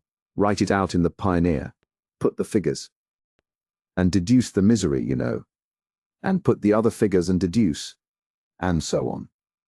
You have a way of putting things. Burke, now. When I think of Burke, I can't help wishing somebody had a pocket borough to give you, Ladislaw. You never get elected, you know. And we shall always want talent in the House. Reform as we will, we shall always want talent. That avalanche and the thunder, now, was really a little like Burke. I want that sort of thing. Not ideas, you know, but a way of putting them. Pocket boroughs would be a fine thing, said Ladislaw. If they were always in the right pocket, and there were always a Burke at hand. Will was not displeased with that complimentary comparison, even from Mr. Brooke. For it is a little too trying to human flesh to be conscious of expressing one's self better than others, and never to have it noticed. And in the general dearth of admiration for the right thing, even a chance bray of applause falling exactly in time is rather fortifying. Will felt that his literary refinements were usually beyond the limits of Middlemarch perception. Nevertheless, he was beginning thoroughly to like the work of which, when he began, he had said to himself, rather languidly, "Why not?" And he studied the political situation with as ardent an interest as he had ever given to poetic metres or medievalism. It is undeniable that but for the desire to be where Dorothea was, and perhaps the want of knowing what else to do, Will would not at this time have been meditating on the needs of the English people or criticising English statesmanship. He would probably have been rambling in Italy sketching plans for several dramas, trying prose and finding it too June, trying verse and finding it too artificial, beginning to copy bits from old pictures, leaving off because they were no good, and observing that, after all, self-culture was the principal point, while in politics he would have been sympathizing warmly with liberty and progress in. Our sense of duty must often wait for some work which shall take the place of dilettantism, and make us feel that the quality of our action is not a matter of indifference. Ladislaw had now accepted his bit of work, though it was not that indeterminate loftiest thing which he had once dreamed of as alone worthy of continuous effort. His nature warmed easily in the presence of subjects, which were visibly mixed with life and action, and the easily stirred rebellion in him helped the glow of public spirit. In spite of Mr. Casaubon and the banishment from Lowick, he was rather happy, getting a great deal of fresh knowledge in a vivid way and for practical purposes, and making the Pioneer celebrated as far as Brassing. Never mind the smallness of the area. The writing was not worse than much that reaches the four corners of the earth. Mr. Brooke was occasionally irritating, but Will's impatience was relieved by the division of his time between visits to the Grange and retreats to his Middlemarch lodgings, which gave variety to his life. Shift the pegs a little, he said to himself, and Mr. himself, Brooke, might be in the cabinet, while I was under-secretary. That is the common order of things. The little waves make the large ones, and are of the same pattern. I am better here than in the sort of life Mr. Casaubon would have trained me for, where the doing would be all laid down by a precedent too rigid for me to react upon. I don't care for prestige or high pay.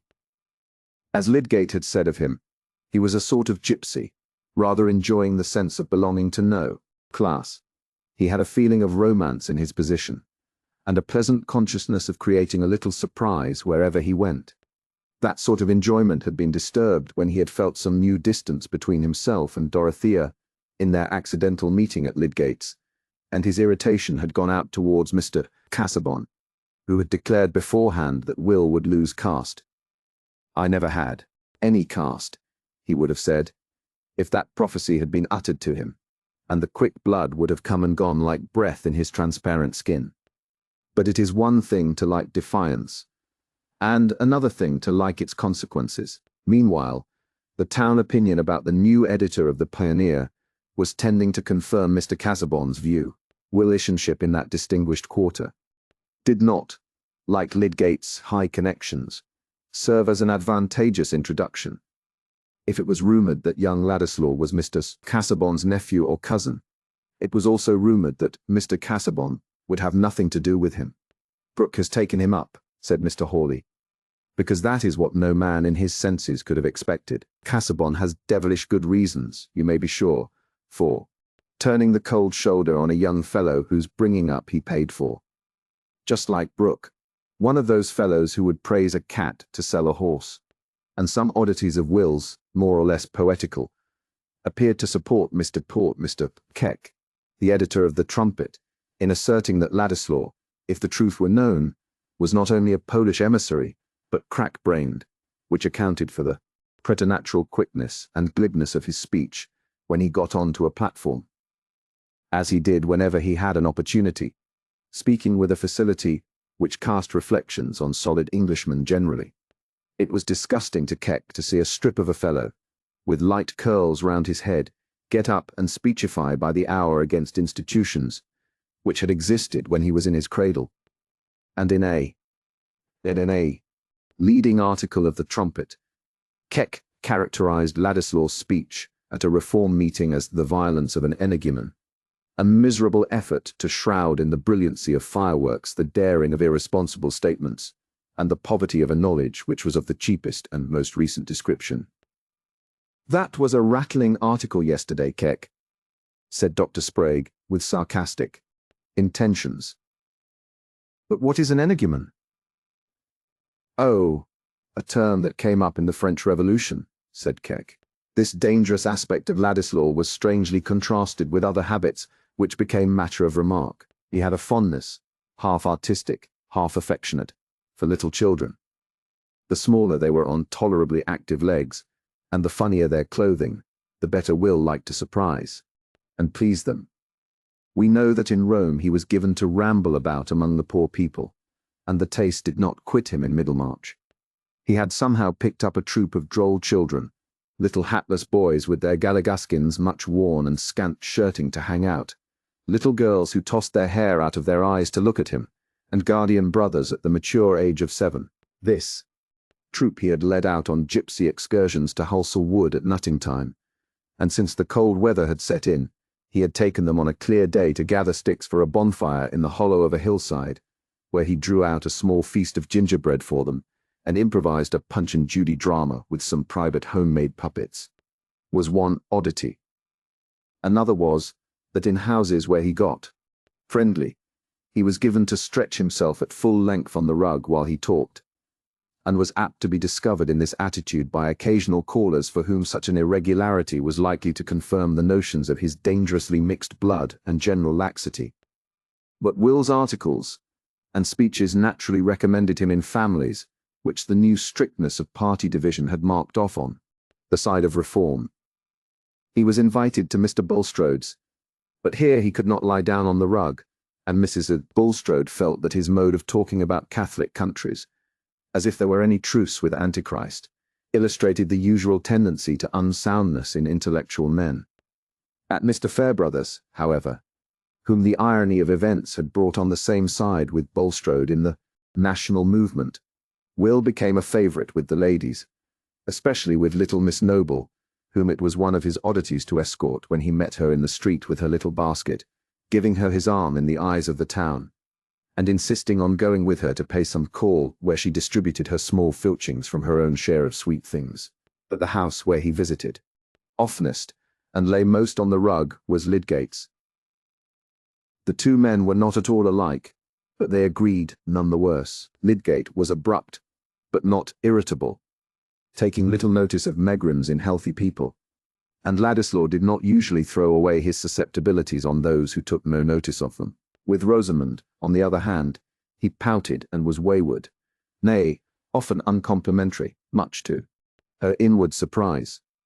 Nevertheless, he was gradually becoming necessary to her entertainment by his companionship in her music, his varied talk, and his freedom from the grave preoccupation which, with all her husband's tenderness and indulgence, often made his manners unsatisfactory to her, and confirmed her dislike of the medical profession. Lydgate inclined to be sarcastic on the superstitious faith of the people in the efficacy of the bill, while nobody cared about the low state of pathology, sometimes assailed Will with troublesome questions. One evening in March, Rosamond in her cherry-coloured dress, with swansdown trimming about the throat, sat at the tea-table.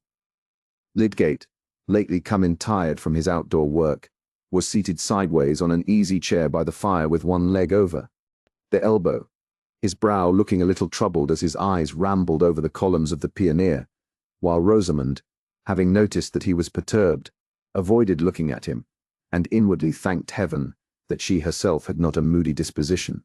Will Ladislaw was stretched on the rug, contemplating the curtain pole abstractedly, and humming very low the notes of "When First I Saw Thy Face," while the house spaniel, also stretched out with small choice of room, looked from between his paws at the usurper of the rug with silent but strong objection. Rosamond bringing Lydgate his cup of tea, he threw down the paper and said to Will, who had started up and gone to the table, "It's no use your puffing Brooke as a reforming landlord, Ladislaw.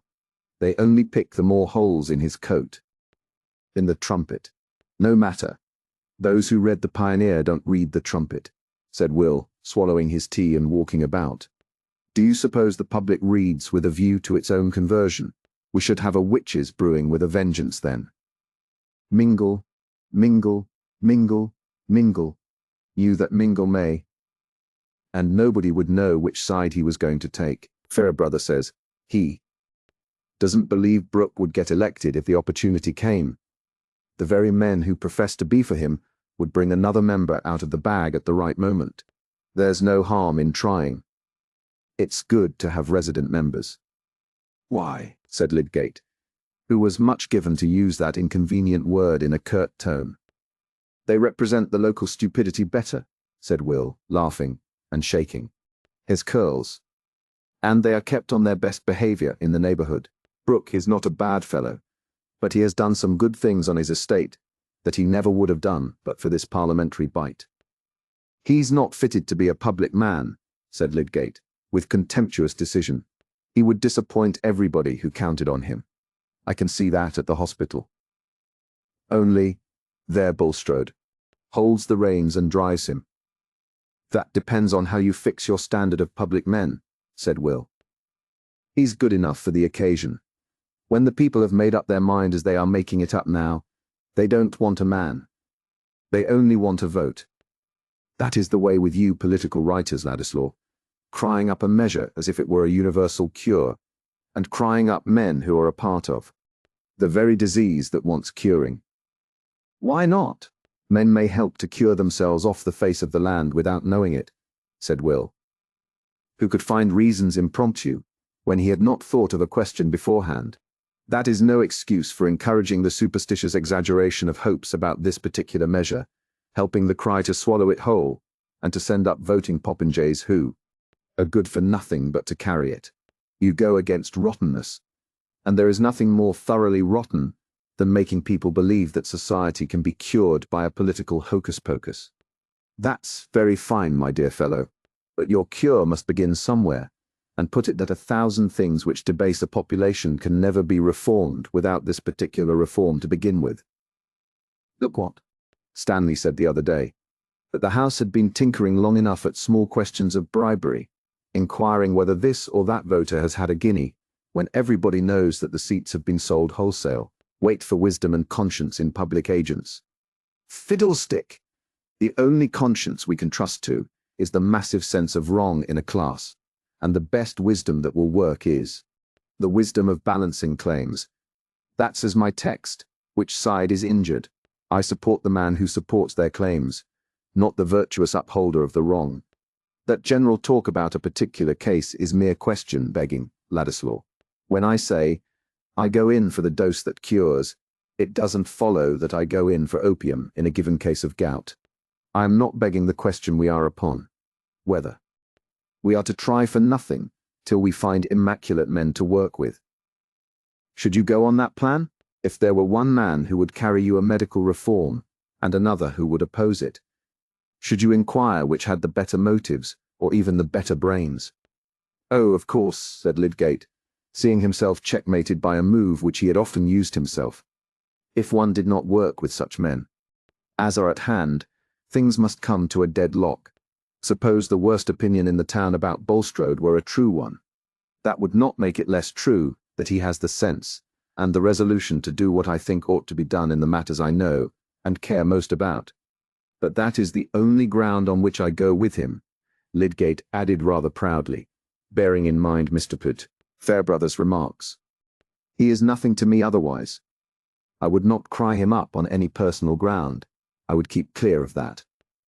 Do you mean that I cry up Brooke on any personal ground? Said Will Ladislaw, nettled, and turning sharp round. For the first time he felt offended with Lydgate. Not the less so, perhaps, because he would have declined any close inquiry into the growth of his relation to Mr. Brooke. Not at all, said Lydgate. I was simply explaining my own action.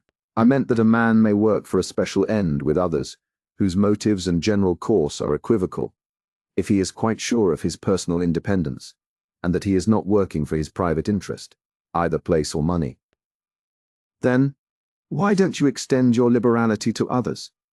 Said Will, still nettled. My personal independence is as important to me as yours is to you. You have no more reason to imagine that I have personal expectations from Brooke than I have to imagine that you have personal expectations from Bulstrode. Motives are points of honor, I suppose. Nobody can prove them. But as to money and place in the world, Will ended, tossing back his head. I think it is pretty clear that I am not determined by considerations of that sort. You quite mistake me, Ladislaw, said Lydgate, surprised. He had been preoccupied with his own vindication, and had been blind to what Ladislaw might infer on his own account. I beg your pardon for unintentionally annoying you. In fact, I should rather attribute to you a romantic disregard of your own worldly interests. On the political question, I referred simply to intellectual bias. How very unpleasant you both are this evening, said Rosamond. I cannot conceive why money should have been referred to. Politics and medicine are sufficiently disagreeable to quarrel upon. You can both of you go on quarrelling with all the world, and with each other on those two topics. Rosamond looked mildly neutral as she said this, rising to ring the bell, and then crossing to her work-table. Poor Rosie, said Lydgate, putting out his hand to her as she was passing him. Disputation is not amusing to cherubs. Have some music. Ask Ladislaw to sing with you. When Will was gone, Rosamond said to her husband, What put you out of temper this evening, Tertius? Me. It was Ladislaw who was out of temper. He is like a bit of tinder. But I mean, before that. Something had vexed you before you came in. You looked cross. And that made you begin to dispute with Mr. Ladislaw. You hurt me very much when you look so, Tertius. Do I? Then I am a brute, said Lydgate, caressing her penitently. What vexed you? Oh, outdoor things. Business. It was really a letter insisting on the payment of a bill for furniture. But Rosamond was expecting to have a baby, and Lydgate wished to save her from any perturbation. Chapter 47. Was never true love loved in vain? For truest love is highest gain. No art can make it. It must spring where elements are fostering. In heaven's spot and hour springs the little native flower, downward root and upward eye, shapen by the earth and sky. It happened to be on a Saturday evening that Will Ladislaw had that little discussion with Lydgate. Its effect when he went to his own rooms was to make him sit up half the night, thinking over again, under a new irritation, all that he had before thought of his having settled in Middlemarch and harnessed himself with Mr. Brooke. Hesitations before he had taken the step had since turned into susceptibility to every hint that he would have been wiser not to take it. And hence came his heat towards Lydgate, a heat which still kept him restless. Was he not making a fool of himself? And at a time when he was more than ever conscious of being something better than a fool. And for what end? Well, for no definite end. True, he had dreamy visions of possibilities. There is no human being who, having both passions and thoughts, does not think in consequence of his passions, does not find images rising in his mind which soothe the passion with hope or sting it with dread. But this, which happens to us all, happens to some with a wide difference. And Will was not one of those whose wit keeps the roadway. He had his bypaths where there were little joys of his own choosing, such as gentlemen cantering on the high road might have. thought rather idiotic. The way in which he made a sort of happiness for himself out of his feeling for Dorothea was an example of this. It may seem strange, but it is the fact that the ordinary vulgar vision of which Mr. Casaubon suspected him, namely, that Dorothea might become a widow, and that the interest he had established in her mind might turn into acceptance of him as a husband, had no tempting, arresting power over him. He did not live in the scenery of such an event, and follow it out, as we all do with that imagined otherwise, which is our practical heaven. It was not only that he was unwilling to entertain thoughts which could be accused of baseness, and was already uneasy in the sense that he had to justify himself from the charge of ingratitude. The latent consciousness of many other barriers between himself and Dorothea, besides the existence of her husband, had helped to turn away his imagination from speculating on what might befall Mr. Casaubon. And there were yet other reasons. Will, we know, could not bear the thought of any flaw appearing in his crystal. He was at once exasperated and delighted by the calm freedom with which Dorothea looked at him and spoke to him, and there was something so exquisite in thinking of her just as she was, that he could not long for a change which must somehow change her. Do we not shun the street version of a fine melody, or shrink from the news that the rarity, some bit of chiseling or engraving perhaps, which we have dwelt on even with exultation in the trouble it has cost us to snatch glimpses of it, is really not an uncommon thing, and may be obtained as an everyday possession? Our good depends on the quality and breadth of our emotion, and to Will, a creature who cared little for what are called the solid things of life, and greatly for its subtler influences, to have within him such a feeling as he had towards Dorothea, was like the inheritance of a fortune. What others might have called the futility of his passion made an additional delight for his imagination. He was conscious of a generous movement, and of verifying in his own experience that higher love poetry which had charmed his fancy. Dorothea, he said to himself, was forever enthroned in his soul. No other woman could sit higher than her footstool, and if he could have written out in immortal syllables the effect she wrought within him, he might have boasted, after the example of old Drayton, that queens hereafter might be glad to live upon the arms of her superfluous praise. But this result was questionable. And what else could he do for Dorothea? What was his devotion worth to her? It was impossible to tell. He would not go out of her reach. He saw no creature among her friends to whom he could believe that she spoke with the same simple confidence as to him. She had once said that she would like him to stay, and stay he would, whatever fire-breathing dragons might hiss around her. This had always been the conclusion of Will's hesitations, but he was not without contradictoriness and rebellion even towards his own resolve. He had often got irritated, as he was on this particular night, by some outside demonstration that his public exertions with Mr. Brooke as a chief could not seem as heroic as he would like them to be, and this was always associated with the other ground of irritation, that notwithstanding his sacrifice of dignity for Dorothea's sake, he could hardly ever see her. Whereupon, not being able to contradict these unpleasant facts, he contradicted his own strongest bias, and said, "I am a fool." Nevertheless, since the inward debate necessarily turned on Dorothea, he ended, as he had done before, only by getting a livelier sense of what her presence would be to him, and suddenly reflecting that the morrow would be Sunday, he determined to go to Lowick Church and see her. He slept upon that idea, but when he was dressing in the rational morning light, objection said, "That will be a virtual defiance of Mr. Casaubon's prohibition to visit Lowick, and Dorothea will be displeased." "Nonsense," argued inclination. "It would be too monstrous for him to hinder me from going out to a pretty country church on a spring morning, and Dorothea will be glad. It will be clear to Mr. Casaubon that you have come either to annoy him or to see Dorothea. It is not true that I go to annoy him, and why should I not go to see Dorothea? Is he to have everything to himself and be always comfortable? Let him smart a little, as other people are obliged to do. I have always liked the quaintness of the church and congregation. Besides, I know the Tuckers.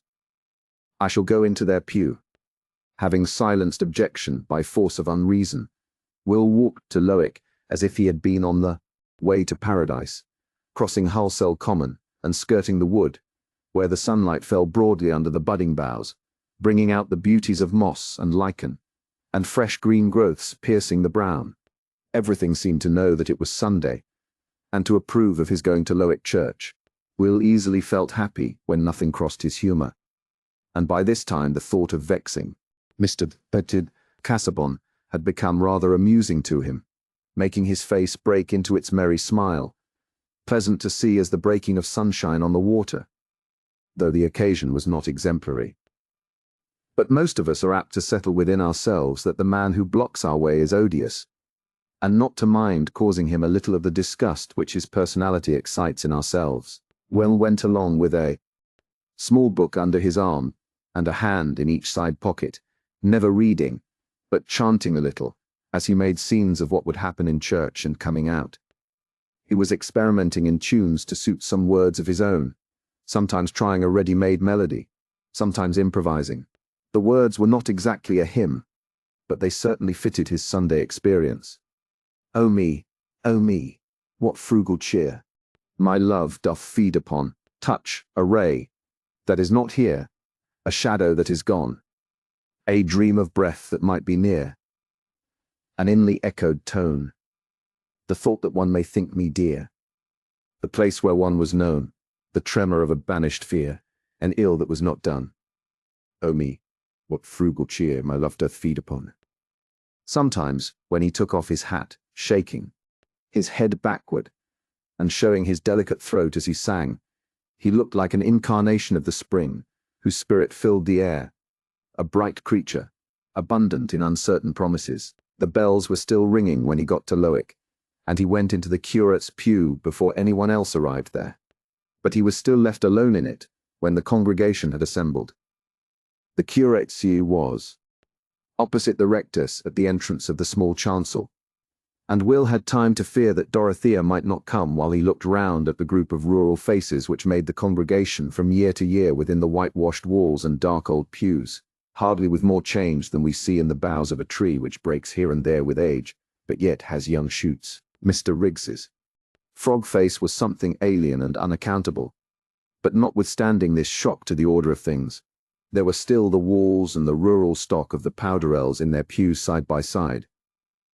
Brother Samuel's cheek had the same purple round as ever, and the 3 generations of decent cottagers came as of old with a sense of duty to their betters generally, the smaller children regarding Mr. Casaubon, who wore the black gown and mounted to the highest box, as probably the chief of all betters, and the one most awful if offended. Even in 1831 Lowick was at peace, not more agitated by reform than by the solemn tenor of the Sunday sermon. The congregation had been used to seeing Will at church in former days, and no one took much note of him except the choir, who expected him to make a figure in the singing. Dorothea did at last appear on this quaint background, walking up the short aisle in her white beaver bonnet and grey cloak, the same she had worn in the Vatican, her face being, from her entrance, towards the chancel. Even her short-sighted eyes soon discerned Will, but there was no outward show of her feeling, except a slight paleness and a grave bow as she passed him. To his own surprise, Will felt suddenly uncomfortable, and dared not look at her after they had bowed to each other. 2 minutes later, when Mr. Price, Will felt suddenly uncomfortable. Casaubon came out of the vestry, and, entering the pew, seated himself in face of Dorothea. Will felt his paralysis more complete. He could look nowhere except at the choir in the little gallery over the vestry door. Dorothea was perhaps pained, and he had made a wretched blunder. It was no longer amusing to vex Mr. Casaubon, who had the advantage probably of watching him, and seeing that he dared not turn his head. Why had he not imagined this beforehand? But he could not expect that he should sit in that square pew alone, unrelieved by any tuckers, who had apparently departed from Lowick altogether, for a new clergyman was in the desk. Still, he called himself stupid now for not foreseeing that it would be impossible for him to look towards Dorothea. Nay, that she might feel his coming an impertinence. There was no delivering himself from his cage, however, and Will found his places and looked at his book, as if he had been a schoolmistress, feeling that the morning service had never been so immeasurably long before, that he was utterly ridiculous, out of temper, and miserable. This was what a man got by worshipping the sight of a woman. The clerk observed with surprise that Mr. Ladislaw did not join in the tune of Hanover, and reflected that he might have a cold. Mr. Dorothea Casaubon did not preach that morning, and there was no change in Will's situation until the blessing had been pronounced and everyone rose. It was the fashion at Lowick for the betters to go out first. With a sudden determination to break the spell that was upon him, Will looked straight at Mr. Casaubon, but that gentleman's eyes were on the button of the pew door, which he opened, allowing Dorothea to pass, and following her immediately without raising his eyelids. Will's glance had caught Dorothea's, as she turned out of the pew, and again she bowed, but this time with a look of agitation, as if she were repressing tears. Will walked out after them, but they went on towards the little gate leading out of the churchyard into the shrubbery, never looking round. It was impossible for him to follow them, and he could only walk back sadly at midday along the same road which he had trodden hopefully in the morning. The lights were all changed for him both without and within. Chapter 48. Surely the golden hours are turning grey, and dance no more, and vainly strive to run. I see their white locks streaming in the wind.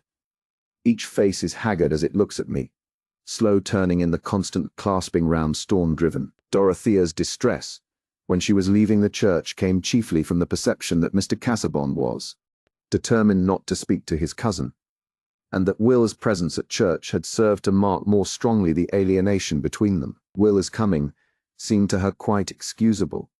Nay, she thought it an amiable movement in him towards a reconciliation which she herself had been constantly wishing for. He had probably imagined, as she had, that if Mr. Casaubon and he could meet easily, they would shake hands and friendly intercourse might return. But now Dorothea felt quite robbed of that hope. Will was banished further than ever, for Mr. Casaubon must have been newly embittered by this thrusting upon him of a presence which he refused to recognize. He had not been very well that morning, suffering from some difficulty in breathing, and had not preached in consequence. She was not surprised, therefore, that he was nearly silent at luncheon, still less that he made no allusion to Will Ladislaw. For her own part, she felt that she could never again introduce that subject. They usually spent apart the hours between luncheon and dinner on a Sunday, Mr. Casaubon in the library dozing chiefly, and Dorothea in her boudoir, where she was wont to occupy herself with some of her favourite books.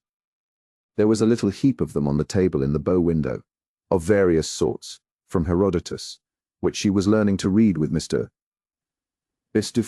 Casaubon, to her old companion Pascal, and Keble se Christianier. But today she opened one after another, and could read none of them. Everything seemed dreary. The portents before the birth of Cyrus, Jewish antiquities, oh dear, devout, epigrams, the sacred chime of favourite hymns, all alike were as flat as tunes beaten on wood.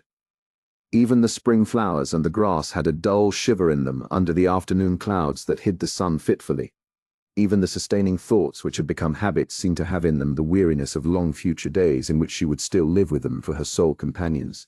It was another, or rather a fuller sort of companionship that poor Dorothea was hungering for, and the hunger had grown from the perpetual effort demanded by her married life. She was always trying to be what her husband wished, and never able to repose on his delight in what she was.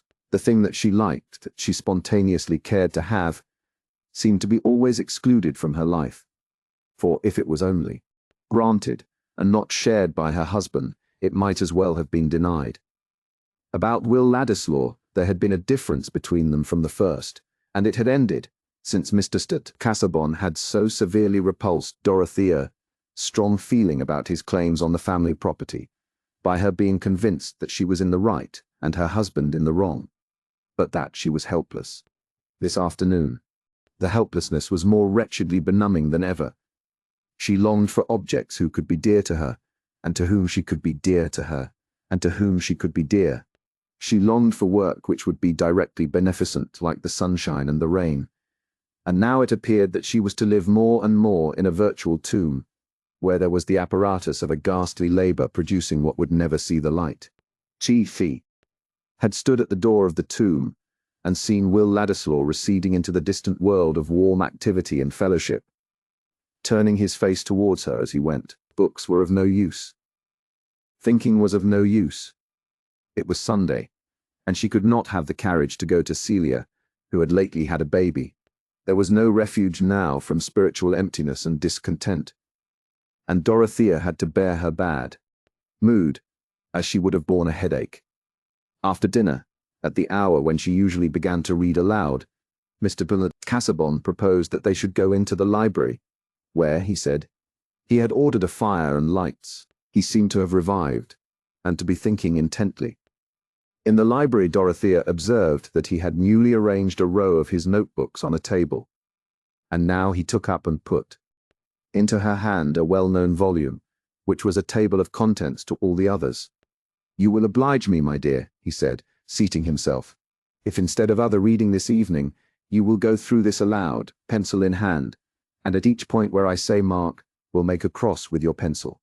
This is the first step in a sifting process which I have long had in view, and as we go on, I shall be able to indicate to you certain principles of selection, whereby you will, I trust, have an intelligent participation in my purpose."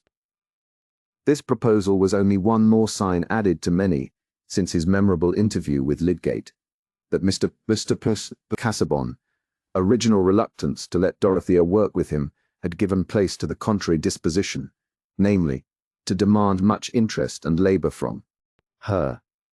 After she had read and marked for 2 hours, he said, "We will take the volume upstairs, and the pencil, if you please, and in case of reading in the night, we can pursue this task. It is not wearisome to you, I trust, Dorothea?"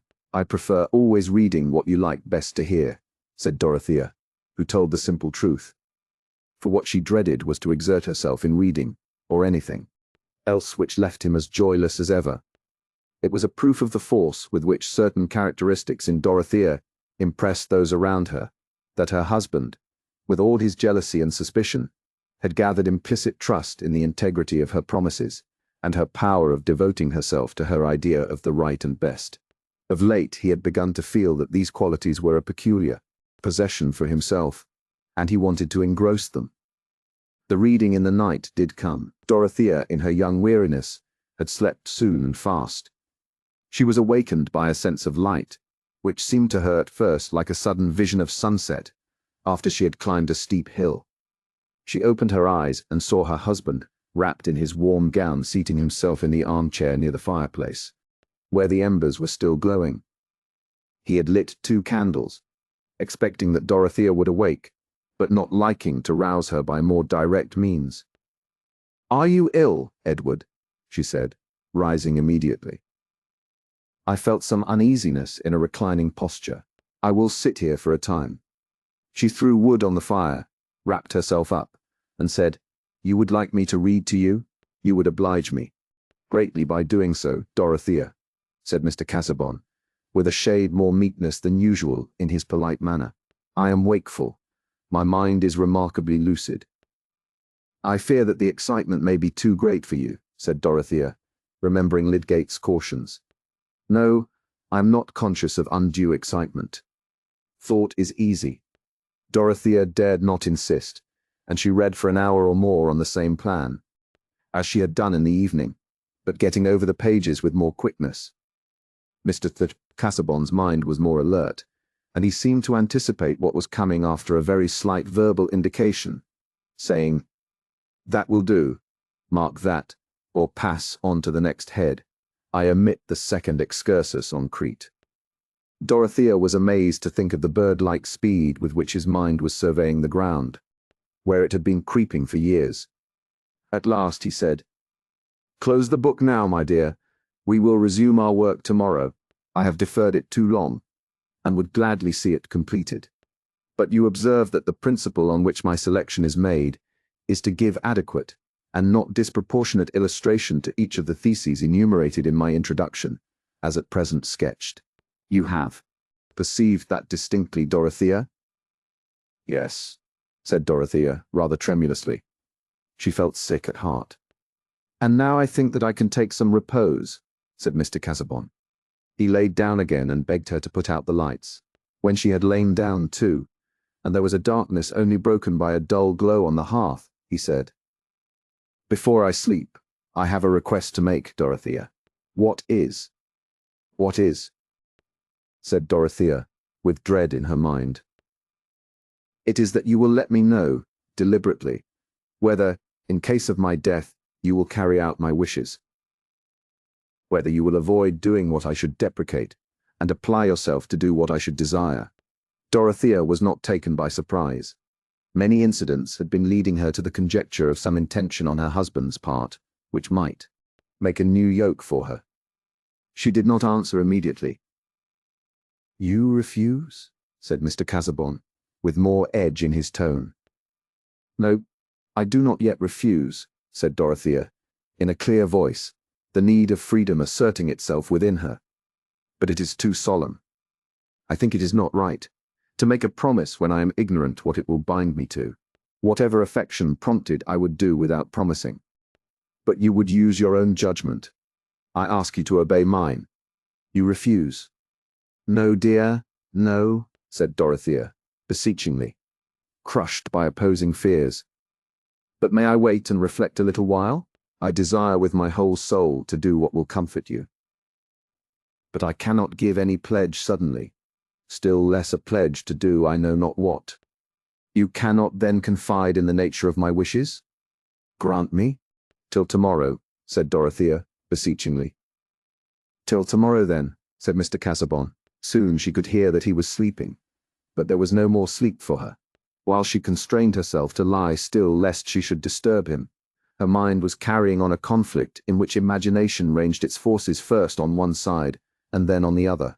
She had no presentiment that the power, which her husband wished to establish over her future action, had relation to anything else than his work.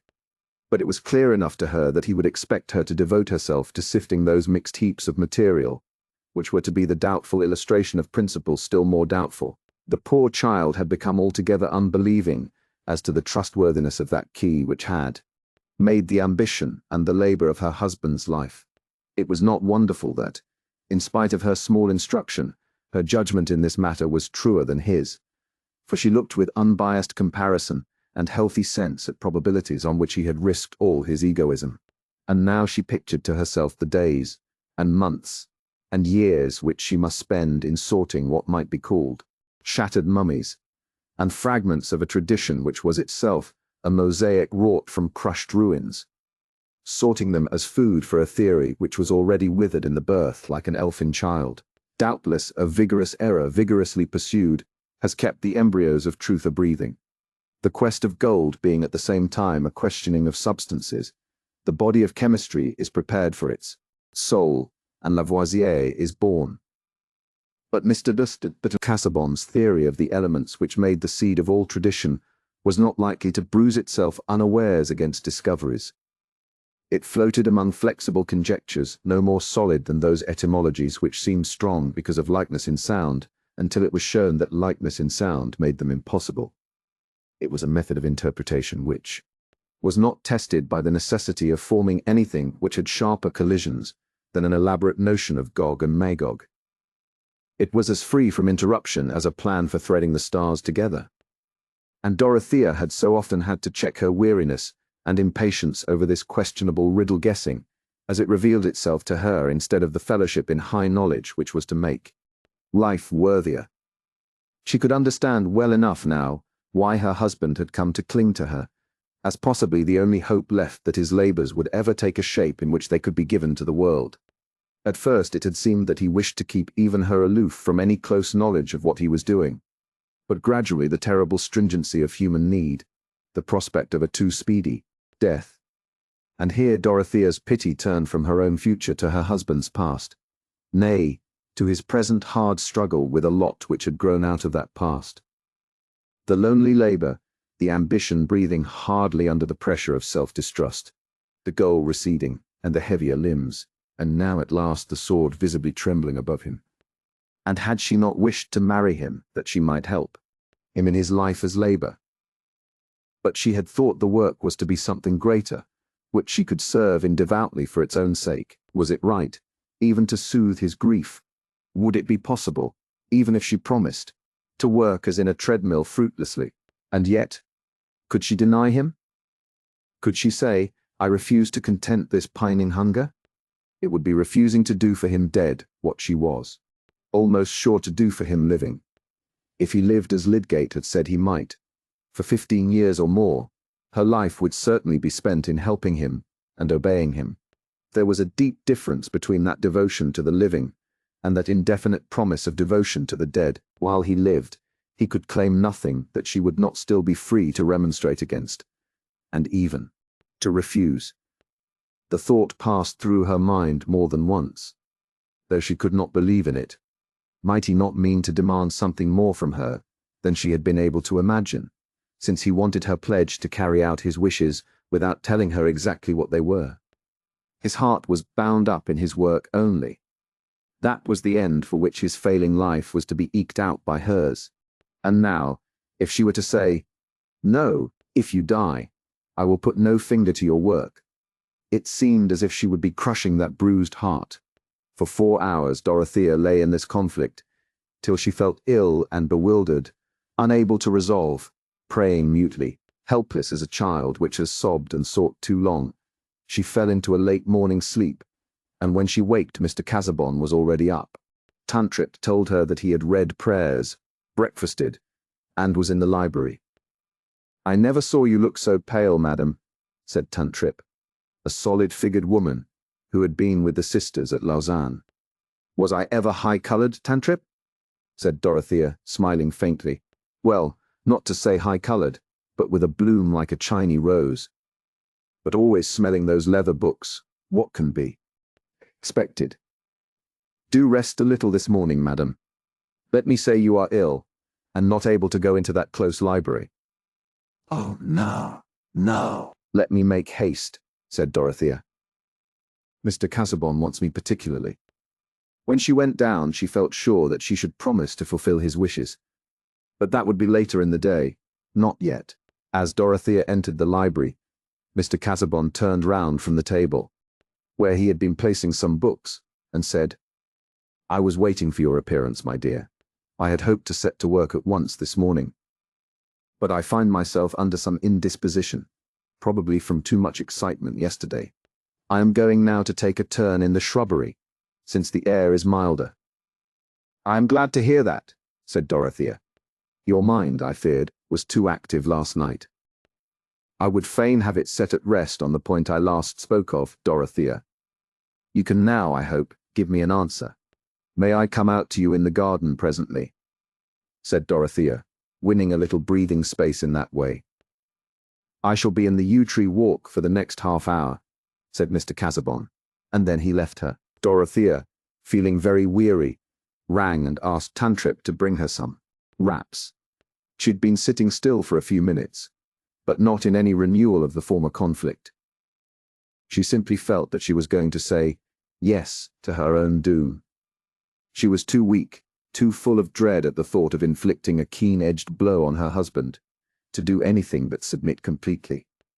She sat still, and let Tantripp put on her bonnet and shawl, a passivity which was unusual for she liked to wait on herself. "God bless you, madam," said Tantripp, with an irrepressible movement of love towards the beautiful, gentle creature for whom she felt unable to do anything more, now that she had finished tying the bonnet. This was too much for Dorothea's highly strung feeling, and she burst into tears, sobbing against Tantripp's arm. But soon she checked herself, dried her eyes, and went out at the glass door into the shrubbery. "I wish every book in that library was built into a catacomb for your master," said Tantripp to Pratt, the butler, finding him in the breakfast room. She had been at Rome, and visited the antiquities, as we know, and she always declined to call Mr. Casaubon anything but your master when speaking to the other servants. Pratt laughed. He liked his master very well, but he liked Tantripp better. When Dorothea was out on the gravel walks, she lingered among the nearer clumps of trees, hesitating, as she had done once before, though from a different cause. Then she had feared lest her effort at fellowship should be unwelcome. Now she dreaded going to the spot where she foresaw that she must bind herself to a fellowship from which shrank. Neither law nor the world's opinion compelled her to this. Only her husband's nature and her own compassion. Only the ideal, and not the real yoke of marriage. She saw clearly enough the whole situation, yet she was fettered. She could not smite the stricken soul that entreated hers. If that were weakness, Dorothea was weak. But the half-hour was passing, and she must not delay longer. When she entered the yew tree walk, she could not see her husband. But the walk had bends, and she went, expecting to catch sight of his figure wrapped in a blue cloak, which, with a warm velvet cap, was his outer garment on chill days for the garden.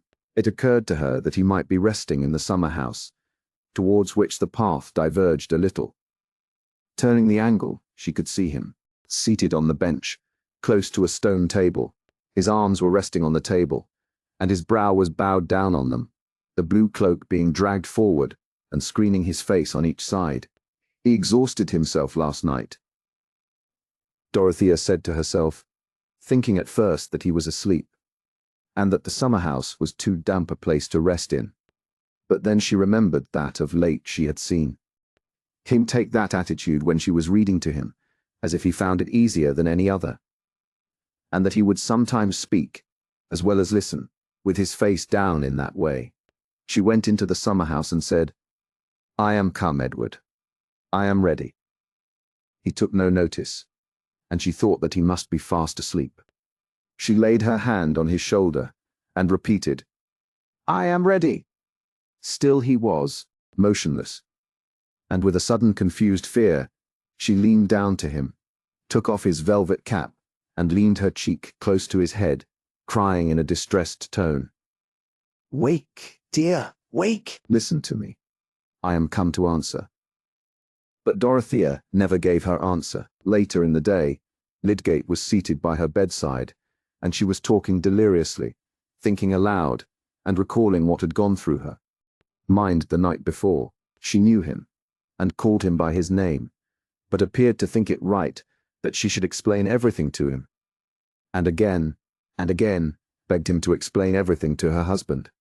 "Tell him I shall go to him soon. I am ready to promise. Only thinking about it was so dreadful. It has made me ill. Not very ill. I shall soon be better. Go and tell him." But the silence in her husband's ear was never more to be broken. Chapter 49. A task too strong for wizard spells, this squire had brought about, is easy dropping stones in wells, but who shall get them out? "I wish to God we could hinder Dorothea from knowing this," said Sir James Chetham, with a little frown on his brow, and an expression of intense disgust about his mouth. He was standing on the hearth-rug in the library at Lowick Grange, and speaking to Mr. Brooke. It was the day after Mr. Brooke, Casaubon, had been buried, and Dorothea was not yet able to leave her room. That would be difficult, you know, Chetham, as she is an executrix, and she likes to go into these things. Property, land, that kind of thing. She has her notions, you know, said Mr. Brooke, sticking his eyeglasses on, nervously, and exploring the edges of a folded paper which he held in his hand. And she would like to act, depend upon it, as an executrix Dorothea would want to act. And she was 21 last December, you know. I can hinder nothing. Sir James looked at the carpet for a minute in silence, and then lifting his eyes suddenly fixed them on Mr. Brooke, saying, "I will tell you what we can do. Until Dorothea is well, all business must be kept from her, and as soon as she is able to be moved, she must come to us. Being with Celia, and the baby will be the best thing in the world for her, and will pass away the time. And meanwhile you must get rid of Ladislaw. You must send him out of the country." Here Sir James's look of disgust returned in all its intensity. Mr. Brooke put his hands behind him, walked to the window and straightened his back with a little shake before he replied. That is easily said, Chetham, easily said, you know. My dear sir, persisted Sir James, restraining his indignation within respectful forms. It was you who brought him here, and you who keep him here. I mean by the occupation you give him. Yes, but I can dismiss him in an instant without signing reasons, my dear Chetham. Ladislaw has been invaluable, most satisfactory. I consider that I have done this part of the country a service by bringing him, you know. Mr. that I have done, Mr. Brooke ended with a nod, turning round to give it. It's a pity this part of the country did do without him. That's all I have to say about it.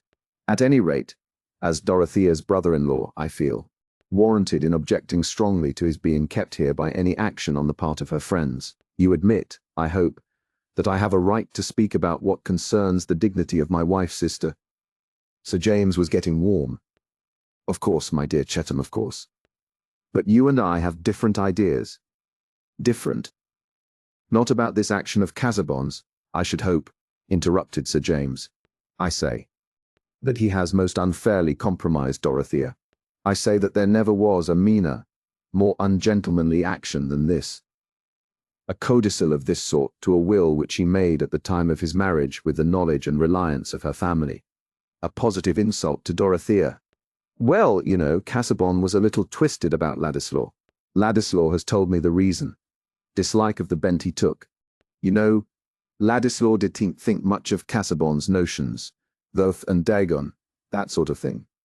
And I fancy that Casaubon did like the independent position Ladislaw had taken up. I saw the letters between them, you know. Poor Casaubon was a little buried in books. He did know the world. It's all very well for Ladislaw to put that colour on it, said Sir James.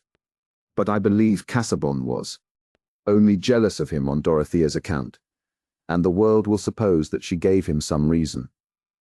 And that is what makes it so abominable. Coupling her name with this young fellow's. My dear Chetham, it won't lead to anything, you know, said Mr. Brooke, seating himself and sticking on his eyeglass again. It's all of a piece with Casaubon's oddity, this paper now, synoptical tabulation, and so on, for the use of Mrs. Casaubon. It was locked up in the desk with the will. I suppose he meant Dorothea to publish his researches, eh? And she'll do it, you know. She has gone into his studies uncommonly. My dear sir, said Sir James impatiently, that is neither here nor there. The question is, whether you don't see with me the propriety of sending young Ladislaw away. Well, no, not the urgency of the thing. By and by, perhaps, it may come round. As to gossip, you know, sending him away won't hinder gossip. People say what they like to say, not what they have chapter and verse for, said Mr. Brooke, becoming acute about the truths that lay on the side of his own wishes. I might get rid of Ladislaw up to a certain point, take away the pioneer from him, and that sort of thing, but I could send him out of the country if he did choose to go. Didn't choose, you know. Mr. Brooke, persisting as quietly as if he were only discussing the nature of last year's weather, and nodding at the end with his usual amenity, was an exasperating form of obstinacy. Good God, said Sir James, with as much passion as he ever showed, let us get him a post. Let us spend money on him. If he could go in the suite of some colonial governor, Grampus might take him, and I could write to Fulk about it. But Ladislaw won't be shipped off like a head of cattle, my dear fellow. Ladislaw has his ideas. It's my opinion that if he were to part from me tomorrow, you'd only hear the more of him in the country, with his talent for speaking and drawing up documents. There are few men who could come up to him as an agitator. An agitator, you know. Agitator, said Sir James, with bitter emphasis, feeling that the syllables of this word properly repeated were a sufficient exposure of its hatefulness. But be reasonable, Chetham. Dorothea now. As you say, she had better go to Celia as soon as possible. She can stay under your roof, and in the meantime things may come round quietly. Don't let us be firing off our guns in a hurry, you know. Standish will keep our counsel. And the news will be old before it's known. 20 things may happen to carry off Ladislaw, without my doing anything, you know. Then I am to conclude that you decline to do anything. Decline, Chetham? No, I did say decline. But I really don't see what I could do. Ladislaw is a. Ladislaw is a gentleman. I am glad to hear it, said Sir James, his irritation making him forget himself a little. I am sure Casaubon was not.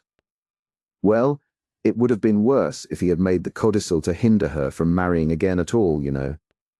I don't know that, said Sir James. It would have been less indelicate. On of poor Casaubon's freaks. That attack upset his brain a little. It all goes for nothing. She does too want to marry Ladislaw. But this codicil is framed so as to make everybody believe that she did. I don't believe anything of the sort about Dorothea, said Sir James. Then frowningly, but I suspect Ladislaw. I tell you frankly, I suspect Ladislaw. I could take any immediate action on that ground, Chetham. In fact, if it were possible to pack him off, send him to Norfolk Island, that sort of thing. It would look all the worse for Dorothea to those who knew about it. It would seem as if we distrusted her, you know. That Mr. Brooke had hit on an undeniable argument did not tend to soothe Sir James. He put out his hand to reach his hat, implying that he did not mean to contend further, and said, still with some heat, well, I can only say that I think Dorothea was sacrificed once, because her friends were too careless. I shall do what I can, as her brother, to protect her now. You can do better than get her to fresh it as soon as possible, Chetham. I approve that plan altogether, said Mr. Brooke, well pleased that he had won the argument. It would have been highly inconvenient to him to part with Ladislaw at that time, when a dissolution might happen any day, and electors were to be convinced of the course by which the interests of the country would be best served. Brooke sincerely believed that this end could be secured by his own return to Parliament. He offered the forces of his mind honestly to the nation. Chapter 50. This Lola here will presselen us somewhat. Nay, by my father's soul, that shall he, Nat, said the shipman. Here shall he not preach. We shall no gospel glosen here nateke. We leaven all in the great God, quod he. He wold and sown some difficulty. Canterbury Tales. Dorothea had been safe at Freshitt Hall nearly a week before she had asked any dangerous questions. Every morning now she sat with Celia in the prettiest of upstairs sitting rooms, opening into a small conservatory.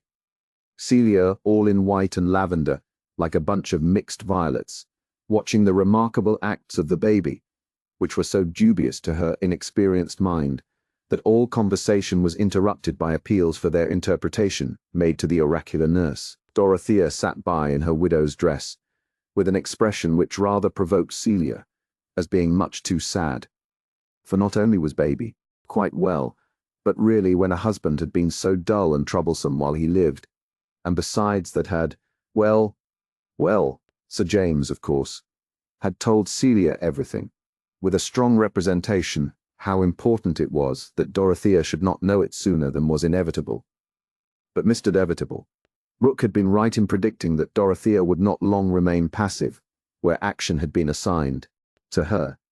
She knew the purport of her husband's will made at the time of their marriage, and her mind, as soon as she was clearly conscious of her position, was silently occupied with what she ought to do as the owner of Lowick Manor with the patronage of the living attached to it. One morning when her uncle paid his usual visit, though with an unusual alacrity in his manner which he accounted for, by saying that it was now pretty certain Parliament would be dissolved forthwith, Dorothea said, Uncle, it is right now that I should consider who is to have the living at Lowick. After Mr. Tucker had been provided for, I never heard my husband say that he had any clergyman in his mind as a successor to himself. I think I ought to have the keys now and go to Lowick to examine all my husband's papers. There may be something that would throw light on his wishes.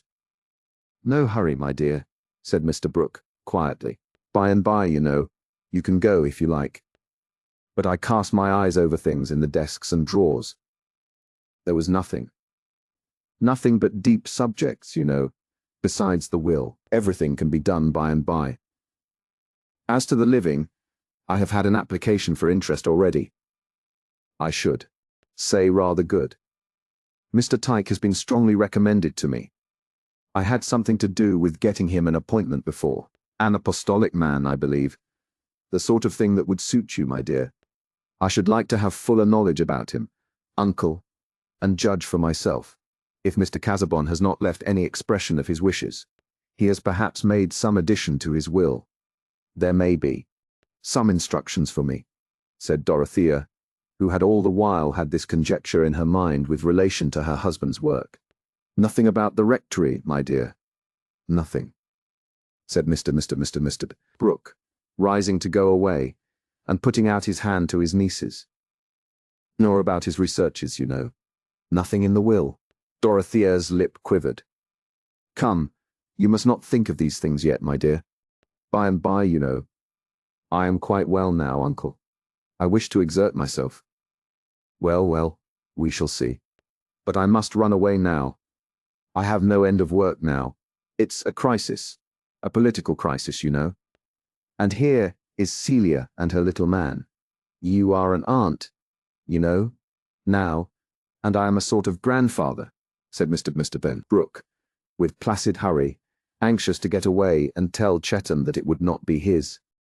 Mr. Brooks's fault if Dorothea insisted on looking into everything. Dorothea sank back in her chair when her uncle had left the room, and cast her eyes down meditatively on her crossed hands.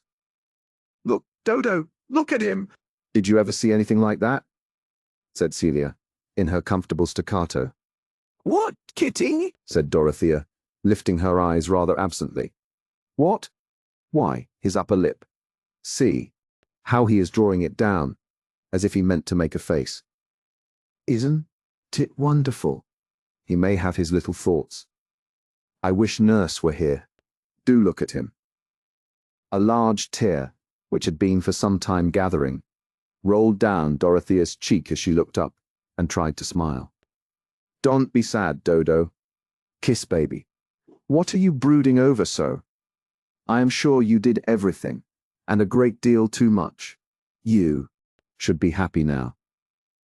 I wonder if Sir James would drive me to Lowick. I want to look over everything, to see if there were any words written for me. You are not to go till Mr. Lydgate says you may go. And he has not said so yet. Here you are, nurse. Take baby and walk up and down the gallery. Besides, you have got a wrong notion in your head as usual, Dodo. I can see that. It vexes me. Where am I wrong, Kitty? Said Dorothea, quite meekly. She was almost ready now to think Celia wiser than herself, and was really wondering with some fear what her wrong notion was. Celia felt her advantage, and was determined to use it. None of them knew Dodo as well as she did, or knew how to manage her. Celia's baby was born. She had had a new sense of her mental solidity and calm, wisdom. It seemed clear that where there was a baby, things were right enough, and that error, in general, was a mere lack of that central poising force. I can see what you are thinking of as well as can be, Dodo, said Celia. You are wanting to find out if there is anything uncomfortable for you to do now, only because Mr. Casaubon wished it, as if you had not been uncomfortable enough before. And he does deserve it, and you will find that out. He has behaved very badly. James is as angry with him as can be, and I had better tell you, to prepare you. Celia, said Dorothea, entreatingly, you distress me. Tell me at once what you mean. It glanced through her mind that Mr. Casaubon had left the property away from her, which would not be so very distressing. Why, he has made a codicil to his will, to say the property was all to go away from you if you married. I mean, that is of no consequence, said Dorothea, breaking in impetuously. But if you married Mr. Ladislaw, not anybody else. Celia went on with persevering quietude. Of course, that is of no consequence in one way. You never would marry Mr. Ladislaw, but that only makes it worse of Mr. Casaubon. The blood. rushed to Dorothea's face and neck painfully. But Celia was administering what she thought a sobering dose of fact. It was taking up notions that had done Dodo's health so much harm. She went on in her neutral tone, as if she had been remarking on babies' robes. James says so. He says it is abominable, and not like a gentleman. And there never was a better judge than James. It is as if Mr. Casaubon wanted to make people believe that you would wish to marry Mr. Ladislaw, which is ridiculous. Only James says it was to hinder Mr. Ladislaw from wanting to marry you for your money, just as if he ever would think of making you an offer. Mrs. Cadwallader said you might as well marry an Italian with white mice. But I must just go and look at baby, Celia added, without the least change of tone, throwing a light shawl over her and tripping away. Dorothea by this time had turned cold again, and now threw herself back helplessly in her chair. She might have compared her experience at that moment to the vague, alarmed consciousness that her life was taking on a new form, that she was undergoing a metamorphosis in which memory would not adjust itself to the stirring of new organs. Everything was changing its aspect. Her husband's conduct, her own duteous feeling towards him, every struggle between them. And yet more, her whole relation to Will Ladislaw. Her world was in a state of convulsive change. The only thing she could say distinctly to herself was that she must wait and think anew. One change terrified her as if it had been a sin. It was a violent shock of repulsion from her departed husband, who had had hidden thoughts, perhaps perverting everything she said and did. Then again she was conscious of another change, which also made her tremulous. It was a sudden strange yearning of heart towards Will Ladislaw. It had never before entered her mind that he could, under any circumstances, be her lover. Conceive the effect of the sudden revelation that another had thought of him in that light, that perhaps he himself had been conscious of such a possibility, and this with the hurrying, crowding vision of unfitting conditions, and questions not soon to be solved. It seemed a long while, she did not know how long, before she heard Celia saying, "That will do, nurse. He will be quiet on my lap now. You can go to lunch, and let Garrett stay in the next room." "What?" "I think, Dodo," Celia went on, observing nothing more than that Dorothea was leaning back in her chair and likely to be passive, "is that Mr. Casaubon was spiteful. I never did like him, and James never did. I think the corners of his mouth were dreadfully spiteful, and now he has behaved in this way. I am sure religion does not require you to make yourself uncomfortable about him. If he has been taken away, that is a mercy, and you ought to be grateful. We should not grieve, should we, baby?" said Celia confidentially to that unconscious centre and poise of the world, who had the most remarkable fists, all complete even to the nails, and hair enough really, when you took his cap off, to make you did know what. In short, he was Buddha in a Western form. At this crisis Lydgate was announced, and one of the first things he said was, "I fear you are not so well as you were, Mrs. Casaubon. Have you been agitated? I'll need to feel your pulse." Dorothea's hand was of a marble coldness. "She wants to go to Lowick, to look over papers," said Celia. "She ought not, ought she?" Lydgate did not speak for a few moments. Then he said, looking at Dorothea, "I hardly know. In my opinion, Mrs. Casaubon should do what would give her the most repose of mind. That repose will not always come from being forbidden to act." "Thank you," said Dorothea, exerting herself. "I am sure that is wise. There are so many things which I ought to attend to. Why should I sit here idle?" Then, with an effort to recall subjects not connected with her agitation, she added, abruptly, "You know everyone in Middlemarch, I think, Mr. Lydgate. I shall ask you to tell me a great deal. I have serious things to do now. I have a living to give away. You know Mr. Tyke, and all the—" But Dorothea's effort was too much for her. She broke off and burst into sobs. Lydgate made her drink a dose of sal volatile. "Let Mrs. Casaubon do as she likes," he said to Sir James, whom he asked to see before. quitting the house. She wants perfect freedom, I think, more than any other prescription. His attendance on Dorothea while her brain was excited had enabled him to form some true conclusions concerning the trials of her life. He felt sure that she had been suffering from the strain and conflict of self-repression, and that she was likely now to feel herself only in another sort of pinfold than from which she had been released. Lydgate's advice was all the easier for Sir James to follow when he found that Celia had already told Dorothea the unpleasant fact about the will. There was no help for it now, no reason for any further delay in the execution of necessary business. And the next day Sir James complied at once with her request that he would drive her to Lowick. "I have no wish to stay there at present," said Dorothea. "I could hardly bear it. I am much happier at Freshett with Celia. I shall be able to think better about what should be done at Lowick by looking at it from a distance. And I should like to be at the Grange a little while with my uncle, and go about in all the old walks and among the people in the village. Not yet, I think. Your uncle is having political company, and you are better out of the way of such doings," said Sir James, who at that moment thought of the Grange chiefly as a haunt of young Ladislaws. But no word passed between him and Dorothea about the objectionable part of the will.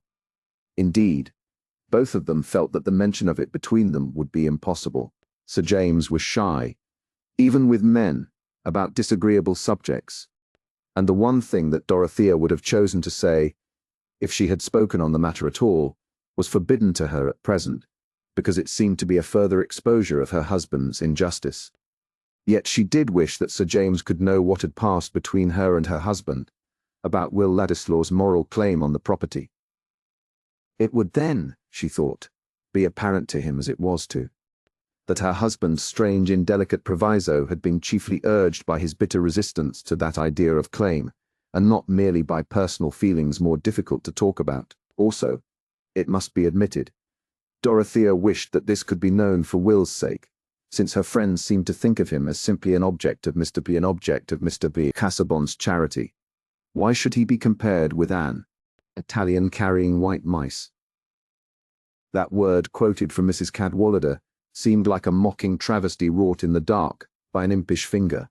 At Lowick Dorothea searched desk and drawer, searched all her husband's places of deposit for private writing, but found no paper addressed especially to her, except that synoptical tabulation, which was probably only the beginning of many intended directions for her guidance.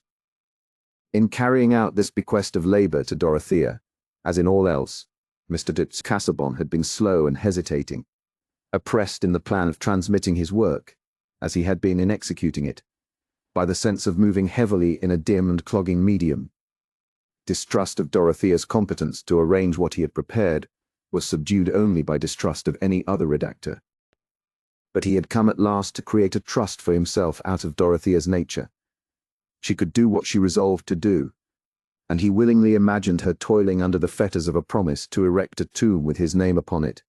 Not that Mr. Casaubon called the future volumes a tomb. He called them the key to all mythologies.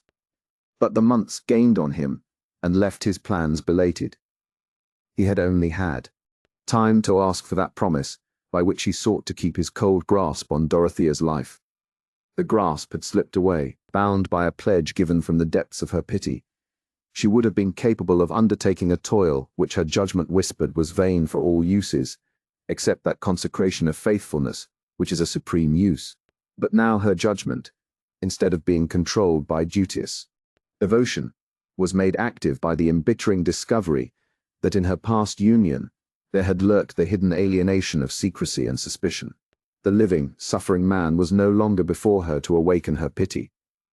There remained only the retrospect of painful subjection to a husband, whose thoughts had been lower than she had believed, whose exorbitant claims for himself had even blinded his scrupulous care for his own character, and made him defeat his own pride by shocking men of ordinary honor. As for the property which was the sign of that broken tie, she would have been glad to be free from it, and have nothing more than her original fortune which had been settled on her, if there had not been duties attached to ownership, which she ought not to flinch from, out this property. Many troublous questions insisted on rising. Had she not been right in thinking that the half of it ought to go to Will Ladislaw? But was it not impossible now for her to do that act of justice? Mr. Stis Casaubon had taken a cruelly effective means of hindering her. Even with indignation against him in her heart, any act that seemed a triumphant eluding of his purpose revolted her. After collecting papers of business, which she wished to examine, she locked up again the desks and drawers, all empty of personal words for her, empty of any sign that in her husband's lonely brooding his heart had gone out to her in excuse or explanation. And she went back to fresh it with the sense that around his last hard demand and his last injurious assertion of his power, this silence was unbroken. Dorothea tried now to turn her thoughts towards immediate duties, and one of these was of a kind which others were determined to remind her of. Lydgate's ear had caught eagerly her mention of the living, and as soon as he could, he reopened the subject, seeing here a possibility of making amends for the casting vote he had once given with an ill-satisfied conscience. "Instead of telling you anything about Mr. Tyke," he said, "I should like to speak of another man, Mr. Fairbrother, the vicar of St. Botolph's. His living is a poor one, and gives him a stinted provision for himself and his family. His mother, aunt, and sister all live with him, and depend upon him. I believe he has never married because of them. I never heard such good preaching as his, such plain, easy eloquence. He would have done to preach at St. Paul's Cross after old Latimer. His talk is just as good about all subjects. Original, simple, clear. I think him a remarkable fellow. He ought to have done more than he has done." "Why has he not done more?" said Dorothea, interested now in all who had slipped below their own intention. "That's a hard question," said Lydgate. "I find myself that it's uncommonly difficult to make the right thing work. There are so many strings pulling at once. Fairbrother often hints that he has got into the wrong profession. He wants a wider range than that of a poor clergyman, and I suppose he has no interest to help him on. He is very fond of natural history and various scientific matters, and he is hampered in reconciling these tastes with his position. He has no money to spare. Hardly enough to use, and that has led him into card-playing. Middlemarch is a great place for whist. He does play for money, and he wins a good deal. Of course that takes him into company a little beneath him, and makes him slack about some things. And yet, with all that, looking at him as a whole, I think he is one of the most blameless men I ever knew. He has neither venom nor doubleness in him, and those often go with a more correct outside. I wonder whether he suffers in his conscience because of that habit," said Dorothea. "I wonder whether he wishes he could leave it off. I have no doubt he would leave it off if he were transplanted into plenty. He would be glad of the time for other things." "My uncle says that Mr. Tyke is spoken of as an apostolic man," said Dorothea, meditatively. She was wishing it were possible to restore the times of primitive zeal, and yet thinking of Mr. Fairbrother with a strong desire to rescue him from his chance-gotten money. "I don't pretend to say that Fairbrother is apostolic," said Lydgate. "His position is not quite like that of the apostles. He is only a parson among parishioners, whose lives he has to try and make better. Practically, I find that what is called being apostolic now is an impatience of everything in which the parson doesn't cut the principal figure. I see something of that in Mr. Tyke at the hospital. A good deal of his doctrine is a sort of pinching hard to make people uncomfortably aware of him. Besides, an apostolic man at Lowick, he ought to think, as St. Francis did, that it is needful to preach to the birds." "True," said Dorothea. "It is hard to imagine what sort of notions our farmers and labourers get from their teaching. I have been looking into a volume of sermons by Mr. Tyke. Such sermons would be of no use at Lowick. I mean about imputed righteousness and the prophecies in the Apocalypse. I have always been thinking of the different ways in which Christianity is taught, and, whenever I find one way that makes it a wider blessing than any other, I cling to that as the truest. I mean that which takes in the most good of all kinds, and brings in the most people as sharers in it. It is surely better to pardon too much than to condemn too much." But I should like to see Mr. Fairbrother, and hear him preach. Do, said Lydgate. I trust to the effect of that. He is very much beloved, but he has his enemies too. There are always people who can't forgive an able man for differing from them. And that money-winning business is really a blot. You don't, of course, see many Middlemarch people. But Mr. Ladislaw, who is constantly seeing Mr. Brooke, is a great friend of Mr. Fairbrother's old ladies, and would be glad to sing the vicar's praises. One of the old, Miss Noble, the aunt, is a wonderfully quaint picture of self-forgetful goodness, and Ladislaw gallants her about sometimes. I met them one day in a back street. You know Ladislaw's look, a sort of Daphnis in coat and waistcoat, and this little old maid reaching up to his arm. They looked like a couple dropped out of a romantic comedy, but the best evidence about Fairbrother is to see him and hear him. Happily Dorothea was in her private sitting room when this conversation occurred, and there was no one present to make Lydgate's innocent introduction of Ladislaw painful to her. Was usual with him in matters of personal gossip, Lydgate had quite forgotten Rosamond's remark that she thought Will adored Mrs. Casaubon. At that moment he was only caring for what would recommend the Fairbrother family, and he had purposely given emphasis to the worst that could be said about the vicar, in order to forestall objections. In the weeks since Mr. Casaubon's death he had hardly seen Ladislaw, and he had heard no rumour to warn him that Mr. Brooke's confidential secretary was a dangerous subject with Mrs. Casaubon. When he was gone, his picture of Ladislaw lingered in her mind, and disputed the ground with that question of the Lowick living. What was Will Ladislaw thinking about her? Would he hear of that fact which made her cheeks burn as they never used to do? And how would he feel when he heard it?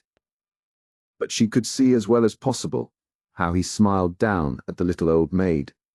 An Italian with white mice. On the contrary, he was a creature who entered into everyone's feelings, and could take the pressure of their thought instead of urging his own with iron resistance. Chapter 51. Party is nature too. And you shall see by force of logic how they both agree. The many in the one in many. All is not some, nor some the same as any. Genus holds species, both are great or small. One genus highest, one not high at all. Each species has its differentia. 2. This is not that, and he was never you, though this and that are ays, and you and he are like as 1 to 1, or 3 to 3. No gossip about Mr. Casaubon. Will had yet reached Ladislaw. The air seemed to be filled with the dissolution of Parliament and the coming election, as the old wakes and fairs were filled with the rival clatter of itinerant shows. And more private noises were taken little notice of. The famous Deirdre election was at hand, in which the depths of public feeling might be measured by the low floodmark of drink. Will Ladislaw was one of the busiest at this time, and though Dorothea's widowhood was continually in his thought, he was so far from wishing to be spoken to on the subject that when Lydgate sought him out to tell him what had passed about the Lowick living, he answered rather waspishly, "Why should you bring me into the matter? I never see Mrs. Casaubon, and am not likely to see her, since she is at Freshitt. I never go there. It is Tory ground, where I and the pioneer are no more welcome than a poacher and his gun." The fact was that Will had been made the more susceptible by observing that Mr. Brooke, instead of wishing him, as before, to come to the Grange oftener than was quite agreeable to himself, seemed now to contrive that he should go there as little as possible. This was a shuffling concession of Mr. Brooke's to Sir James Chetham's indignant remonstrance, and Will, awake to the slightest hint in this direction, concluded that he was to be kept away from the Grange on Dorothea's account. Her friends, then, regarded him with some suspicion. Their fears were quite superfluous. They were very much mistaken if they imagined that he would put himself forward as a needy adventurer, trying to win the favour of a rich woman. Until now Will had never fully seen the chasm between himself and Dorothea, until now that he was come to the brink of it, and saw her on the other side. He began, not without some inward rage, to think of going away from the neighbourhood. it would be impossible for him to show any further interest in Dorothea without subjecting himself to disagreeable imputations, perhaps even in her mind, which others might try to poison. "We are forever divided," said Will. "I might as well be at Rome. She would be no farther from me." But what we call our despair is often only the painful eagerness of unfed hope. There were plenty of reasons why he should not go, public reasons why he should not quit his post at this crisis, leaving Mr. Bunford Hope Brooke in the lurch when he needed coaching for the election, and when there was so much canvassing, direct and indirect, to be carried on. Will could not like to leave his own chessmen in the heat of a game, and any candidate on the right side, even if his brain and marrow had been as soft as was consistent with a gentlemanly bearing, might help to turn a majority. To coach Mr. to majority, Brooke, and keep him steadily to the idea that he must pledge himself to vote for the actual reform bill, instead of insisting on his independence and power of pulling up in time, was not an easy task. Mr. Fairbrother's prophecy of a fourth candidate, in the bag, had not yet been fulfilled. Neither the Parliamentary Candidate Society, nor any other power on the watch to secure a reforming majority, seeing a worthy nodus for interference, while there was a second reforming candidate like Mr. Brooke, who might be returned at his own expense, and the fight lay entirely between Pinkerton, the old Tory member, Bagster, the new Whig member returned at the last election, and Brooke, the future independent member, who was to fetter himself for this occasion only.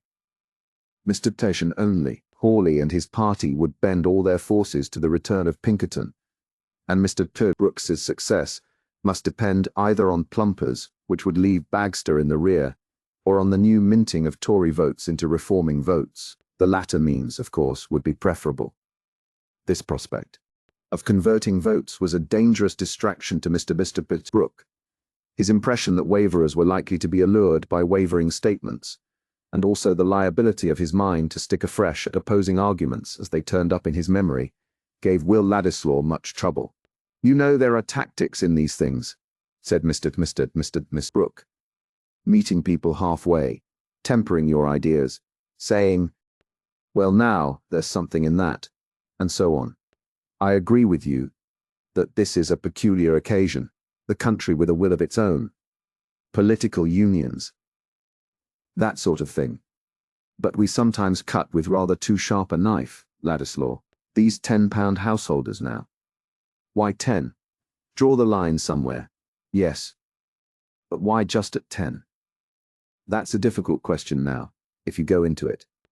"Of course it is," said Will impatiently. "But if you are to wait till we get a logical bill, you must put yourself forward as a revolutionist, and then Middlemarch would not elect you, I fancy. As for trimming, this is not a time for trimming." Brooke always ended by agreeing with Ladislaw, who still appeared to him a sort of Burke with a leaven of Shelley. But after an interval, the wisdom of his own methods reasserted itself, and he was again drawn into using them with much hopefulness. At this stage of affairs he was in excellent spirits, which even supported him under large advances of money, for his powers of convincing and persuading had not yet been tested by anything more difficult than a chairman's speech introducing other orators, or a dialogue with a Middlemarch voter, from which he came, or the sense that he was a tactician by nature, and that it was a pity he had not gone earlier into this kind of thing. He was a little conscious of defeat, however, with Mr. Sir Malmsey, a chief representative in Middlemarch of that great social power, the retail trader, and naturally one of the most doubtful voters in the borough, willing for his own part to supply an equal quantity of teas and sugars to reformer and anti-reformer, as well as to agree impartially with both, and feeling like the burgesses of old that this necessity of electing members was a great burthen to a town. For even if there were no danger in holding out hopes to all parties beforehand, there would be the painful necessity at last of disappointing respectable people whose names were on his books. He was accustomed to receive large orders from Mr. Brooke of Tipton. But then, there were many of Pinkerton's committee whose opinions had a great weight of grocery on their side. Mr. Malmsey thinking that Mr. Brooke, as not too clever in his intellects, was the more likely to forgive a grocer who gave a hostile vote under pressure, had become confidential in his back parlour. As to reform, sir, put it in a family light, he said, rattling the small silver in his pocket and smiling affably. Will it support Mrs. Malmsey and enable her to bring up 6 children when I am no more? I put the question fictiously, knowing what must be the answer. Very well, sir. I ask you what, as a husband and a father, I am to do when gentlemen come to me and say, "Do as you like, Malmsey, but if you vote against us, I shall get my groceries elsewhere. When I sugar my liquor, I like to feel that I am benefiting the country by maintaining tradesmen of the right colour." Those very words have been spoken to me, sir, in the very chair where you are now sitting. I don't mean by your honourable self, Mr. Brooke. No, no, no, that's narrow, you know. Until my butler complains to me of your goods, Mr. Malmsey, said Mr.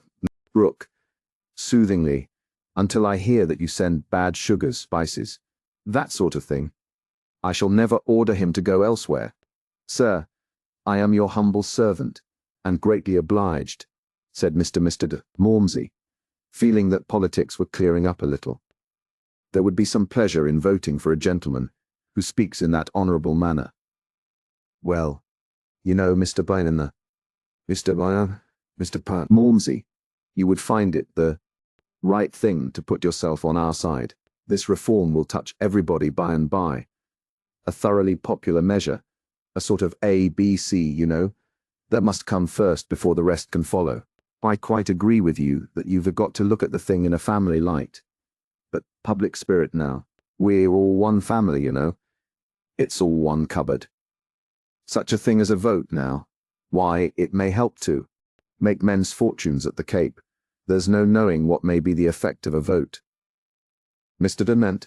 Brooke ended, with a sense of being a little out at sea, though finding it still enjoyable. But Mr. Malmsey answered in a tone of decisive check. I beg your pardon, sir, but I can't afford that. When I give a vote, I must know what I am doing. I must look to what will be the effects on my till and ledger. Speaking respectfully, prices, I'll admit, are what nobody can know the merits of. And the sudden falls after you've bought in currents, which are goods that will not keep. I've never, myself, seen into the ins and outs there, which is a rebuke to human pride. But as to one family, there's debtor and creditor, I hope. They were not going to reform that away, else I should vote for things staying as.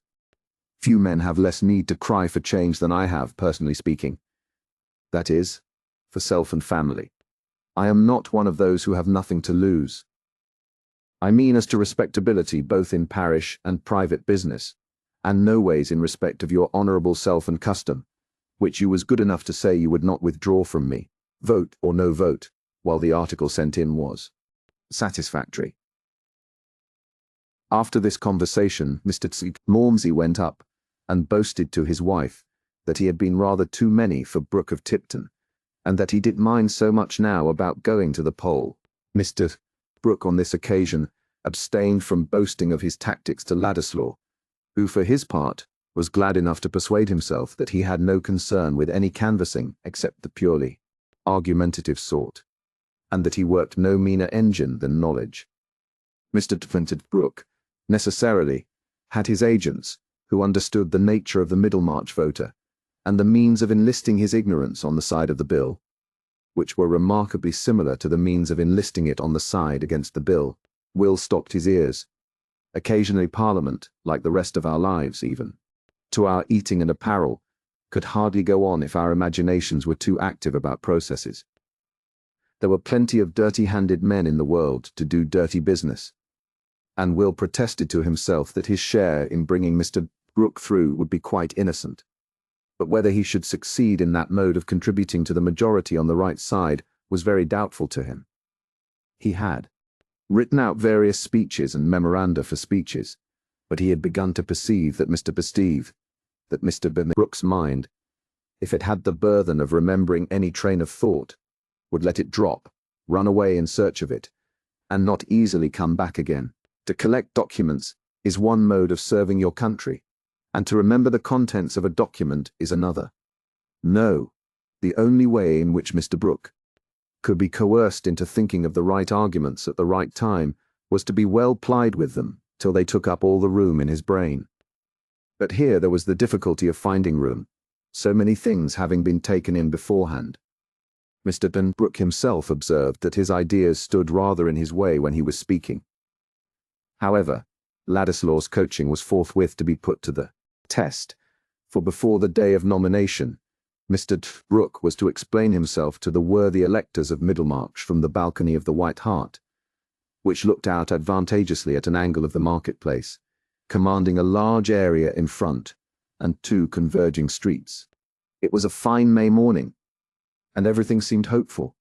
There was some prospect of an understanding between Bagster's committee and Brooks, to which Mr. Bulstrode, Mr. Standish as a Liberal lawyer, and such manufacturers as Mr. Betchers, as Mr. Climdale and Mr. Vincey, gave a solidity which almost counterbalanced Mr. Hawley and his associates who sat for Pinkerton at the Green Dragon. Mr. Vincey gave in Brooke, conscious of having weakened the blasts of the trumpet against him by his reforms as a landlord in the last half-year, and hearing himself cheered a little as he drove into the town, felt his heart tolerably light under his buff-coloured waistcoat. But with regard to critical occasions, it often happens that all moments seem comfortably remote until the last. "This looks well, eh?" said Mr. Brooks. "Well, eh?" said Mr. Brooke as the crowd gathered. "I shall have a good audience at any rate. I like this, now. This kind of public made up of one's own neighbours, you know." The weavers and tanners of Middlemarch, unlike Mr. Malmsey, had never thought of Mr. Brooke as a neighbour, and were not more attached to him than if he had been sent in a box from London. But they listened, without much disturbance, to the speakers who introduced the candidate. One of them, a political personage from Brassing, who came to tell Middlemarch its duty, spoke so fully that it was alarming to think what the candidate could find to say after him. Meanwhile, the crowd became denser, and as the political personage neared the end of his speech, Brooke felt a remarkable change in his sensations, while he still handled his eyeglass, trifled with documents before him, and exchanged remarks with his committee, as a man to whom the moment of summons was indifferent.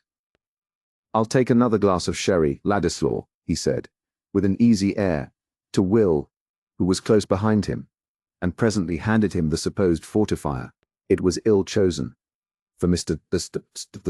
Brooke was an abstemious man, and to drink a second glass of sherry quickly at no great interval from the first was a surprise to his system, which tended to scatter his energies instead of collecting them. Pray pity him. So many English gentlemen make themselves miserable by speechifying on entirely private grounds, whereas Mr. Brooke wished to serve his country by standing for Parliament, which, indeed, may also be done on private grounds, but being once undertaken does absolutely demand some speechifying. It was not about the beginning of his speech that Mr. Brooke was at all anxious. This, he felt sure, would be all right.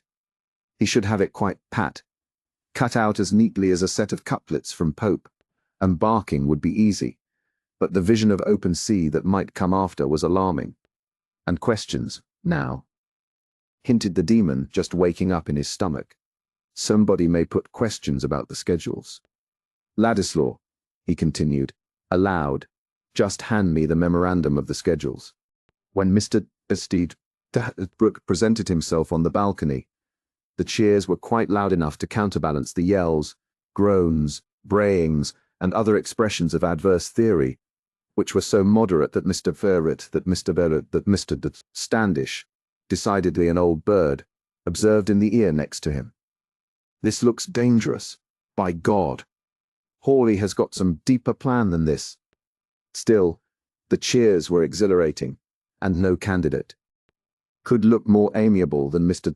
Brooke, with the memorandum in his breast pocket, his left hand on the rail of the balcony, and his right trifling with his eyeglass.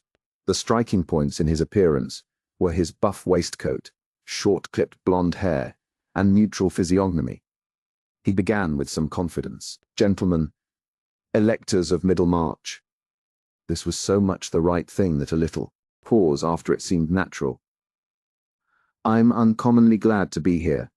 I was never so proud and happy in my life. Never so happy, you know.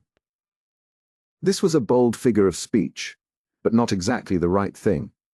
For unhappily, the pat opening had slipped away. Even couplets from Pope may be but fallings from us, vanishings, when fear clutches us, and a glass of sherry is hurrying like smoke among our ideas. Ladislaw, who stood at the window behind the speaker, thought, "It's all up now. The only chance is that, since the best thing one to always do, floundering may answer for once." Mr. Brooke, meanwhile, having lost other clues, fell back on himself and his qualifications. Always an appropriate, graceful subject for a candidate. I am a close neighbor of yours, my good friends. You've known me on the bench a good while. I've always gone a good deal into public questions, machinery, now, and machine breaking. You are many of you concerned with machinery, and I've been going into that lately. It won't do, you know, breaking machines. Everything must go on. Trade, manufactures, commerce, interchange of staples, that kind of thing. Since Adam Smith, that must go on. We must look all over the globe. Observation with extensive view must look everywhere, from China to Peru, as somebody says. Johnson, I think. The Rambler, you know. That is what I have done up to a certain point. Not as far as Peru. But I've not always stayed at home. I saw it wouldn't do. I've been in the Levant, where some of your Middlemarch goods go, and then, again, in the Baltic. The Baltic, now. Flying among his recollections in this way, Mr. Brooke might have got along easily to himself, and would have come back from the remotest seas without trouble. But a diabolical procedure had been set up by the enemy. At one and the same moment, there had risen above the shoulders of the crowd, nearly opposite Mr. Brooke, and within 10 yards of him, the effigy of himself. Buff-coloured waistcoat, eyeglass, and neutral physiognomy, painted on rag, and there had arisen, apparently in the air, like the note of the cuckoo, a parrot-like, punch-voiced echo of his words. Everybody looked up at the open windows in the houses at the opposite angles of the converging streets, but they were either blank or filled by laughing listeners. The most innocent echo has an impish mockery in it when it follows a gravely persistent speaker, and this echo was not at all innocent. If it did not follow with the precision of a natural echo, it had a wicked choice of the words it overtook. By the time it said, "The Baltic now," the laugh which had been running through the audience became a general shout, and but for the sobering effects of party, and that great public cause which the entanglement of things had, identified with Brooke of Tipton, the laugh might have caught his committee. Mr. Bulstrode asked, reprehensively, what the new police was doing. But a voice could not well be collared, and an attack on the effigy of the candidate would have been too equivocal, since Hawley probably meant it to be pelted. Mr. Brooke himself was not in a position to be quickly conscious of anything except a general slipping away of ideas within himself. He had even a little singing in the ears, and he was the only person who had not yet taken distinct account of the echo or discerned the image of himself. Few things hold the perceptions more thoroughly captive than anxiety about what we have got to say. Mr. Brooke heard the laughter, but he had expected some Tory efforts at disturbance, and he was at this moment additionally excited by the tickling, stinging sense that his lost exordium was coming back to fetch him from the Baltic. "That reminds me," he went on, thrusting a hand into his side pocket, with an easy air, "if I wanted a precedent, you know. But we never want a precedent for the right thing. But there is Chatham, now. I can say I should have supported Chatham, or Pitt. The younger Pitt. He was not a man of ideas, and we want ideas, you know." "Blast your ideas! We want the bill," said a loud, rough voice from the crowd below. Immediately, the invisible Punch, who had hitherto followed Mr. Brooke, repeated, "Blast your ideas! We want the bill." The laugh was louder than ever, and for the first time Mr. Brooke, being himself silent, heard distinctly the mocking echo. but it seemed to ridicule his interrupter, and in that light was encouraging. So he replied with amenity, "There is something in what you say, my good friend, and what do we meet for but to speak our minds? Freedom of opinion, freedom of the press, liberty. That kind of thing. The bill. Now. You shall have the bill." Here Mr. Brooke paused a moment to fix on his eyeglass and take the paper from his breast pocket, with a sense of being practical and coming to particulars. The invisible punch followed. "You shall have the bill, Mr. Brooke, per electioneering contest, and a seat outside Parliament, as delivered, £5,000, 7 shillings, and 4 pence. Mr. Brooke, amid the roars of laughter, turned red, let his eyeglass fall, and looking about him confusedly, saw the image of himself, which had come nearer. The next moment he saw it dolorously bespattered with eggs. His spirit rose a little, and his voice too, buffoonery, tricks, ridicule the test of truth. All that is very well. Here an unpleasant egg broke on Mr. Brooks's shoulder, as the echo said, "All that is very well." Then came a hail of eggs, chiefly aimed at the image, but occasionally hitting the original, as if by chance. There was a stream of new men pushing among the crowd. Whistles, yells, bellowings, and fifes made all the greater hubbub, because there was shouting and struggling to put them down. No voice would have had wing enough to rise above the uproar, and Mr. Brooke, disagreeably anointed, stood his ground no longer.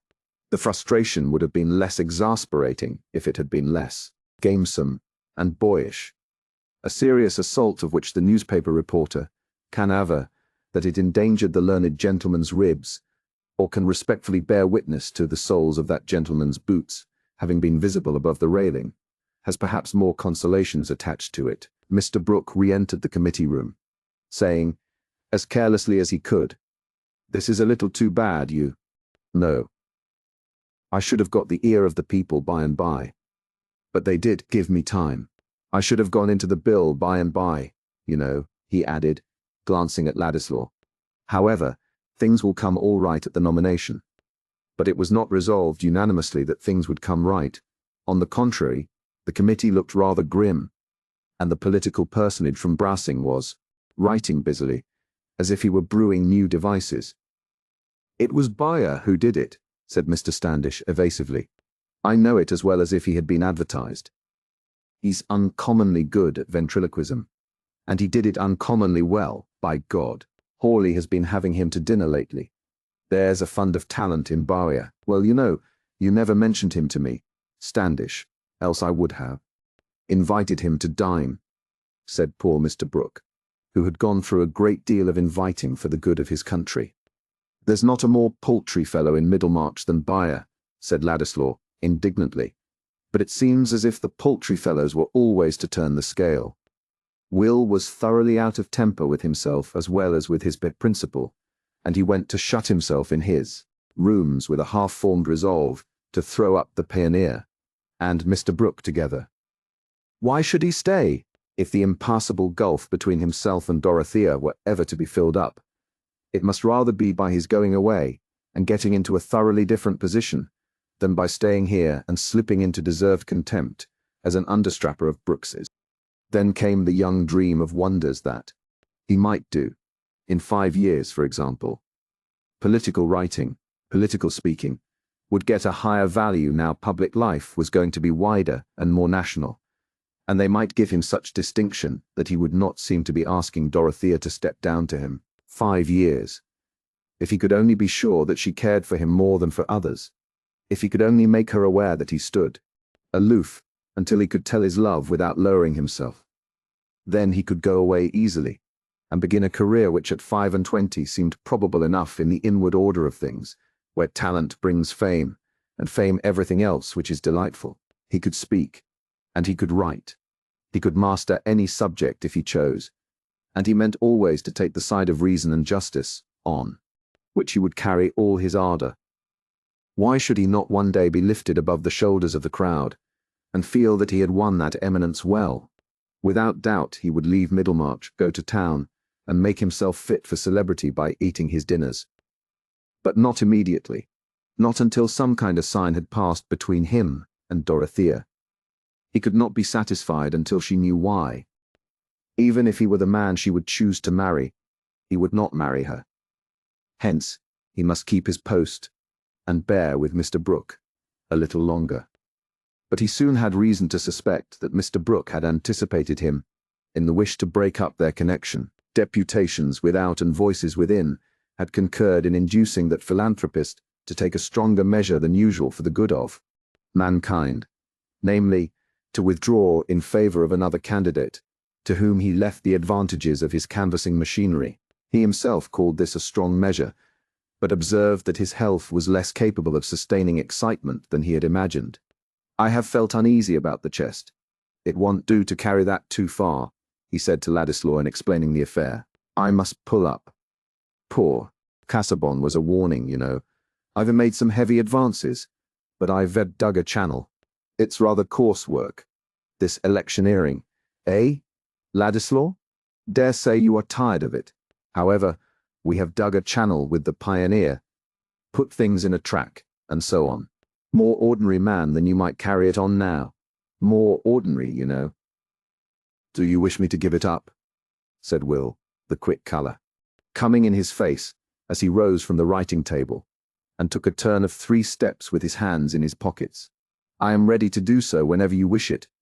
As to wishing, my dear Ladislaw, I have the highest opinion of your powers, you know. But about the Pioneer, I have been consulting a little with some of the men on our side, and they are inclined to take it into their hands, indemnify me to a certain extent, carry it on, in fact. And under the circumstances, you might like to give up, might find a better field.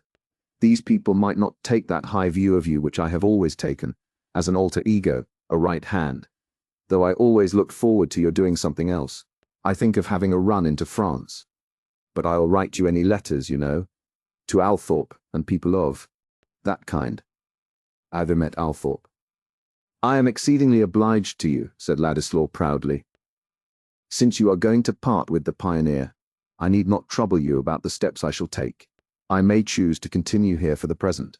After Mr. Brooke had left him, Will said to himself, "The rest of the family have been urging him to get rid of me, and he does care now about my going. I shall stay as long as I like. I shall go of my own movements, and not because they are afraid of me." Chapter 52. His heart, the lowliest duties on itself did lay. Wordsworth. On that June evening, when Mr. Fairbrother knew that he was to have the Lowick living, there was joy in the old-fashioned parlour, and even the portraits of the great lawyers seemed to look on with satisfaction. His mother left her tea and toast untouched, but sat with her usual pretty primness, only showing her emotion by that flush in the cheeks and brightness in the eyes which give an old woman a touching momentary identity with her far-off youthful self, and saying decisively, "The greatest comfort, Camden, is that you have deserved it. When a man gets a good birth, mother, half the deserving must come after," said the son, brimful of pleasure, and not trying to conceal it. The gladness in his face was of that active kind which seems to have energy enough not only to flash outwardly, but to light up busy vision within. One seemed to see thoughts, as well as delight, in his glances. "Now, aunt," he went on, rubbing his hands and looking at Miss Noble, who was making tender little, beaver-like noises, "there shall be sugar candy always on the table for you to steal and give to the children, and you shall have a great many new stockings to make presents of, and you shall darn your own more than ever." Miss Noble nodded at her nephew with a subdued, half-frightened laugh, conscious of having already dropped an additional lump of sugar into her basket on the strength of the new preferment. "As for you, Winnie," the vicar went on, "I shall make no difficulty about your marrying any Lowick bachelor. Mr. Solomon Featherstone, for example, as soon as I find you are in love with him." Miss Winifred, who had been looking at her brother all the while, and crying heartily, which was her way of rejoicing, smiled through her tears and said, "You must set me the example, Cam. You must marry now." with all my heart. But who is in love with me? I am a seedy old fellow, said the vicar, rising, pushing his chair away and looking down at himself. What do you say, mother? You are a handsome man, Camden, though not so fine a figure of a man as your father, said the old lady. I wish you would marry Miss Garth, brother, said Miss Winifred. She would make us so lively at Lowick. Very fine. You talk as if young women were tied up to be chosen, like poultry at market. As if I had only to ask and everybody would have me, said the vicar, not caring to specify. We don't want everybody, said Miss Winifred. But you would like Miss Garth, mother, shouldn't you? My son's choice shall be mine, said Mrs. Fairbrother, with majestic discretion. And a wife would be most welcome, Camden. You will want your whist at home when we go to Lowick, and Henrietta Noble never was a whist player. Mrs. Fairbrother always called her tiny old sister by that magnificent name. Why so, Camden? In my time whist was thought an undeniable amusement for a good churchman, said Mrs. Fairbrother, innocent of the meaning that whist had for her son, and speaking rather sharply, as at some dangerous countenancing of new doctrine. I shall be too busy for whist. I shall have 2 parishes, said the vicar, preferring not to discuss the virtues of that game. He had already said to Dorothea, I don't feel bound to give up St. Botolph's. It is protest enough against the pluralism they want to reform if I give somebody else most of the money. The stronger thing is not to give up power, but to use it well. I have thought of that, said Dorothea. So far as self is concerned, I think it would be easier to give up power and money than to keep them. It seems very unfitting that I should have this patronage, yet I felt that I ought not to let it be used by someone else instead of me. It is I who am bound to act so that. You will not regret your power, said Mr. Fairbrother. His was one of the natures in which conscience gets the more active when the yoke of life ceases to gall them. He made no display of humility on the subject, but in his heart he felt rather ashamed that his conduct had shown laches which others who did not get benefices were free from. I used often to wish I had been something else than a clergyman, he said to Lydgate, but perhaps it will be better to try and make as good a clergyman out of myself as I can. That is the well-beneficed point of view, you perceive, from which difficulties are much simplified, he ended, smiling. The vicar did feel then as if his share of duties would be easy. But duty has a trick of behaving unexpectedly, something like a heavy friend whom we have amiably asked to visit us, and who breaks his leg within our gates. Hardly a week later, duty presented itself in his study under the disguise of Fred Vincey, now returned from Omnibus College with his bachelor's degree. I am ashamed to trouble you, Mr. Fairbrother, said Fred, whose fair open face was propitiating. But you are the only friend I can consult. I told you everything once before, and you were so good that I can't help coming to you again. Sit down, Fred. I'm ready to hear and do anything I can, said the vicar, who was busy packing some small objects for removal, and went on with his work. I wanted to tell you. Fred hesitated an instant, and then went on plungingly. I might go into the church now. And really, look where I may, I can't see anything else to do. I don't like it, but I know it's uncommonly hard on my father to say so, after he has spent a good deal of money in educating me for it. Fred paused again an instant, and then repeated, and I can see anything else to do. I did talk to your father about it, Fred, but I made little way with him. He said it was too late. But you have got over one bridge now. What are your other difficulties? Merely that I don't like it. I don't like divinity, and preaching, and feeling obliged to look serious. I like riding across country, and doing as other men do. I don't mean that I want to be a bad fellow in any way, but I've no taste for the sort of thing people expect of a clergyman. And yet what else am I to do? My father can't spare me any capital, else I might go into farming. And he has no room for me in his trade. And of course I can't begin to study for law or physic now, when my father wants me to earn something. It's all very well to say I'm wrong to go into the church, but those who say so might as well tell me to go into the backwoods. Fred's voice had taken a tone of grumbling remonstrance, and Mr. Fairbrother might have been inclined to smile if his mind had not been too busy in imagining more than Fred told him. "Have you any difficulties about doctrines, about the articles?" he said, trying hard to think of the question, simply for Fred's sake. "No. I suppose the articles are right. I am not prepared with any arguments to disprove them. And much better, cleverer fellows than I am go in for them entirely. I think it would be rather ridiculous in me to urge scruples of that sort, as if I were a judge," said Fred, quite simply. "I suppose, then, it has occurred to you that you might be a fair parish priest without being much of a divine. Of course, if I am obliged to be a clergyman, I shall try and do my duty, though I mayn't like it. Do you think anybody ought to blame me for going into the church under the circumstances? That depends on your conscience, Fred. How far you have counted the cost, and seen what your position will require of you. I can only tell you about myself, that I have always been too lax, and have been uneasy in consequence. But there is another hindrance," said Fred, colouring. "I did not tell you before, though perhaps I may have said things that made you guess it. There is somebody I am very fond of. I have loved her ever since we were children." "Miss Garth, I suppose?" said the vicar, examining some labels very closely. "Yes, I shouldn't mind anything if she would have me, and I know I could be a good fellow then." "And you think she returns the feeling?" "She never will say so, and a good while ago she made me promise not to speak to her about it again.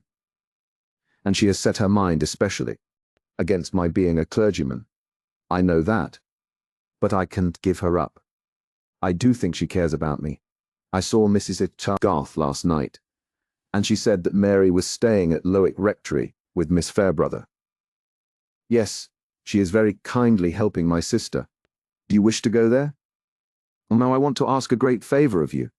I am ashamed to bother you in this way, but Mary might listen to what you said, if you mentioned the subject to her. I mean about my going into the church. That is rather a delicate task, my dear Fred. I shall have to presuppose your attachment to her, and to enter on the subject as you wish me to do, will be asking her to tell me whether she returns it." "That is what I want her to tell you," said Fred, bluntly. "I don't know what to do, unless I can get at her feeling." "You mean that you would be guided by that as to your going into the church?" "If Mary said she would never have me, I might as well go wrong in one way as another." "That is nonsense, Fred. Men outlive their love, but they don't outlive the consequences of their recklessness. Not my sort of love. I have never been without loving Mary. If I had to give her up, it would be like beginning to live on wooden legs." "Will she not be hurt at my intrusion?" "No, I feel sure she will not.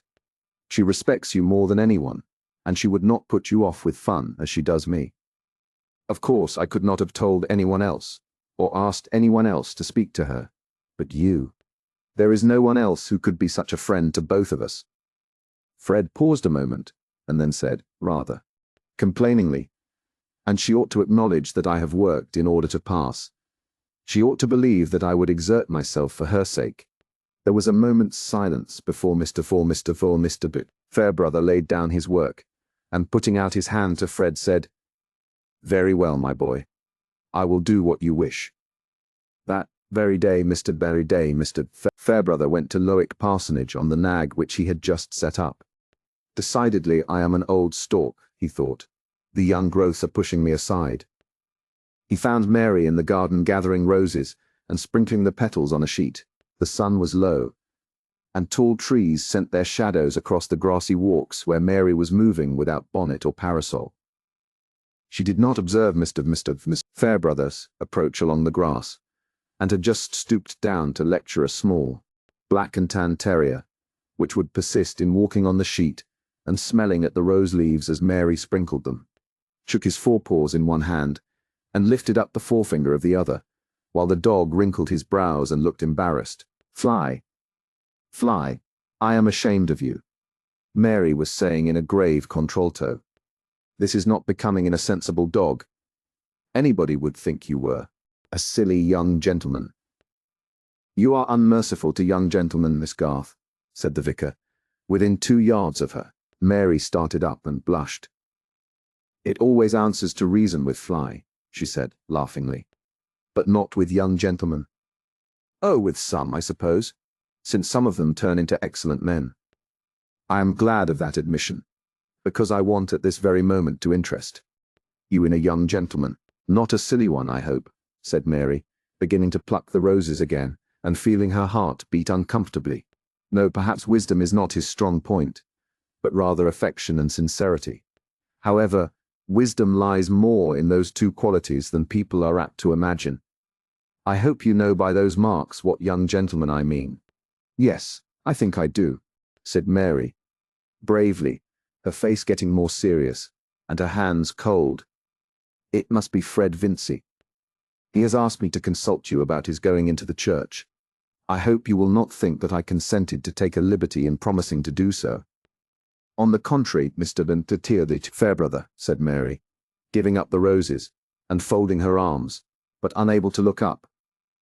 "Whenever you have anything to say to me, I feel honored. But before I enter on that question, let me just touch a point on which your father took me into confidence. By the way, it was that very evening on which I once before fulfilled a mission from Fred, just after he had gone to college. Mr. Garth told me what happened on the night of Featherstone's death, how you refused to burn the will, and he said that you had some heart-prickings on that subject, because you had been the innocent means of hindering Fred from getting his £10,000. I have kept that in mind, and I have heard something that may relieve you on that score, may show you that no sin-offering is demanded from you there." Demanded from you there. Fairbrother paused a moment and looked at Mary. He meant to give Fred his full advantage, but it would be well, he thought, to clear her mind of any superstitions, such as women sometimes follow when they do a man the wrong of marrying him as an act of atonement. Mary's cheeks had begun to burn a little, and she was mute. "I mean that your action made no real difference to Fred's lot. I find that the first will would not have been legally good after the burning of the last. It would not have stood if it had been disputed, and you may be sure it would have been disputed. So, on that score, you may feel your mind free." "Thank you, Mr. Fairbrother," said Mary, earnestly. "I am grateful to you for remembering my feelings. Well, now I may go on. Fred, you know, has taken his degree. He has worked his way so far, and now the question is, what is he to do?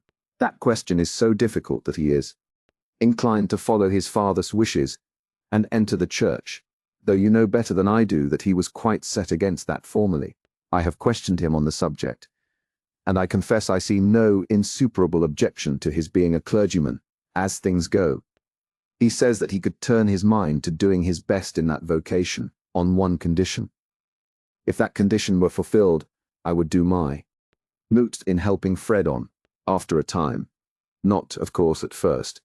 He might be with me as my curate, and he would have so much to do that his stipend would be nearly what I used to get as vicar. But I repeat that there is a condition without which all this good cannot come to pass. He has opened his heart to me, Miss Garth, and asked me to plead for him. The condition lies entirely in your feeling." Mary looked so much moved that he said after a moment, "Let us walk a little." And when they were walking, he added, "To speak quite plainly, Fred will not take any course which would lessen the chance that you would consent to be his wife. But with that prospect, he will try his best at anything you approve. I cannot possibly say that I will ever be his wife, Mr. Fairbrother, but I certainly never will be his wife if he becomes a clergyman. What you say is most generous and kind. I don't mean for a moment to correct your judgment. It is only that I have my girlish, mocking way of looking at things," said Mary, with a returning sparkle of playfulness in her answer, which only made its modesty more charming. "He wishes me to report exactly what you think," said Mr. Fairbrother. "I could not love a man who is ridiculous," said Mary, not choosing to go deeper. "Fred has sense and knowledge enough to make him respectable, if he likes, in some good worldly business, but I can never imagine him preaching and exhorting, and pronouncing blessings, and praying by the sick, without feeling as if I were looking at a caricature. His being a clergyman would be only for gentility's sake, and I think there is nothing more contemptible than such imbecile gentility. I used to think that of Mr. Krause, with his empty face, and neat umbrella, and mincing little speeches. What right have such men to represent Christianity? As if it were an institution for getting up idiots genteelly. As if, Mary checked herself, she had been carried along, as if she had been speaking to Fred instead of Mr. Fairbrother. Young women are severe. They don't feel the stress of action as men do, though perhaps I ought to make you an exception there. But you don't put Fred Vincey on so low a level as that? No, indeed, he has plenty of sense, but I think he would not show it as a clergyman. He would be a piece of professional affectation. Then the answer is quite decided. As a clergyman he could have no hope. Mary shook her head. But if he braved all the difficulties of getting his bread in some other way, will you give him the support of hope? May he count on winning you? I think Fred ought not to need telling again what I have already said to him, Mary answered, with a slight resentment in her manner. I mean that he ought not to put such questions until he has done something worthy, instead of saying that he could do it. Mr. Fairbrother was silent for a minute or more, and then, as they turned and paused under the shadow of a maple at the end of a grassy walk, said, I understand that you resist any attempt to fetter you, but either your feeling for Fred Vincey excludes your entertaining another attachment, or it does not. Either he may count on your remaining single until he shall have earned your hand, or he may in any case be disappointed. Pardon me, Mary. You know I used to catechize you under that name. But when the state of a woman's affections touches the happiness of another life, of more lives than one, I think it would be the nobler course for her to be perfectly direct and open. Mary in her turn was silent, wondering not at Mr. Fairbrother's manner, but at his tone, which had a grave, restrained emotion in it. When the strange idea flashed across her that his words had reference to himself, she was incredulous and ashamed of entertaining it. She had never thought that any man could love her except Fred, who had espoused her with the umbrella ring when she wore socks and little strapped shoes. Still less that she could be of any importance to Mr. Fairbrother, the cleverest man in her narrow circle. She had only time to feel that all this was hazy and perhaps illusory. But one thing was clear and determined: her answer. Since you think it my duty, Mr. Fairbrother, I will tell you that I have too strong a feeling for Fred to give him up for anyone else. I should never be quite happy if I thought he was unhappy for the loss of me. It has taken such deep root in me, my gratitude to him for always loving me best, and minding so much if I hurt myself, from the time when we were very little. I cannot imagine any new feeling coming to make that weaker. I should like better than anything to see him worthy of everyone's respect. But please tell him I will not promise to marry him till then. I should shame and grieve my father and mother. He is free to choose someone else. Then I have fulfilled my commission thoroughly, said Mr. Fairbrother, putting out his hand to Mary, and I shall ride back to Middlemarch forthwith. With this prospect before him, we shall get Fred into the right niche somehow. And I hope I shall live to join your hands. God bless you. Oh, please stay, and let me give you some tea, said Mary. Her eyes filled with tears, for something indefinable, something like the resolute suppression of a pain in Mr. Fairbrother's manner, made her feel suddenly miserable, as she had once felt when she saw her father's hands trembling in a moment of trouble. No, my dear, no, I must get back. In 3 minutes the vicar was on horseback again, having gone magnanimously through a duty much harder than the renunciation of whist, or even than the writing of penitential meditations. Chapter 53. It is but a shallow haste which concludeth insincerity from what outsiders call inconsistency, putting a dead mechanism of if, and therefore, for the living myriad of hidden suckers, whereby the belief and the conduct are wrought into mutual sustainment. Mr. Bulstrode when he was hoping to acquire a new interest in Loic, had naturally had an especial wish that the new clergyman should be one whom he thoroughly approved, and he believed it to be a chastisement and admonition directed to his own shortcomings, and those of the nation at large, that just about the time when he came in possession of the deeds which made him the proprietor of Stone Court, Mr. Pedpickett, Fairbrother, read himself into the quaint little church, and preached his first sermon to the congregation of farmers, labourers, and village artisans. It was not that Mr. Bulstrode intended to frequent Loic Church, or to reside at Stone Court for a good while to come. He had bought the excellent farm and fine homestead simply as a retreat which he might gradually enlarge as to the land and beautify as to the dwelling, until it should be conducive to the divine glory that he should enter on it as a residence, partially withdrawing from his present exertions in the administration of business, and throwing more conspicuously on the side of gospel truth the weight of local landed proprietorship, which Providence might increase by unforeseen occasions of purchase. Strong leading in. This direction seemed to have been given in the surprising facility of getting Stone Court, when everyone had expected that Mr. Rig Featherstone would have clung to it as the Garden of Eden. That was what poor old Peter himself had expected, having often in imagination looked up through the sods above him, and, unobstructed by perspective, seen his frog-faced legatee enjoying the fine old place to the perpetual surprise and disappointment of other survivors. But how little we know what would make paradise for our neighbours. We judge from our own desires, and our neighbours themselves are not always open enough even to throw out a hint of theirs.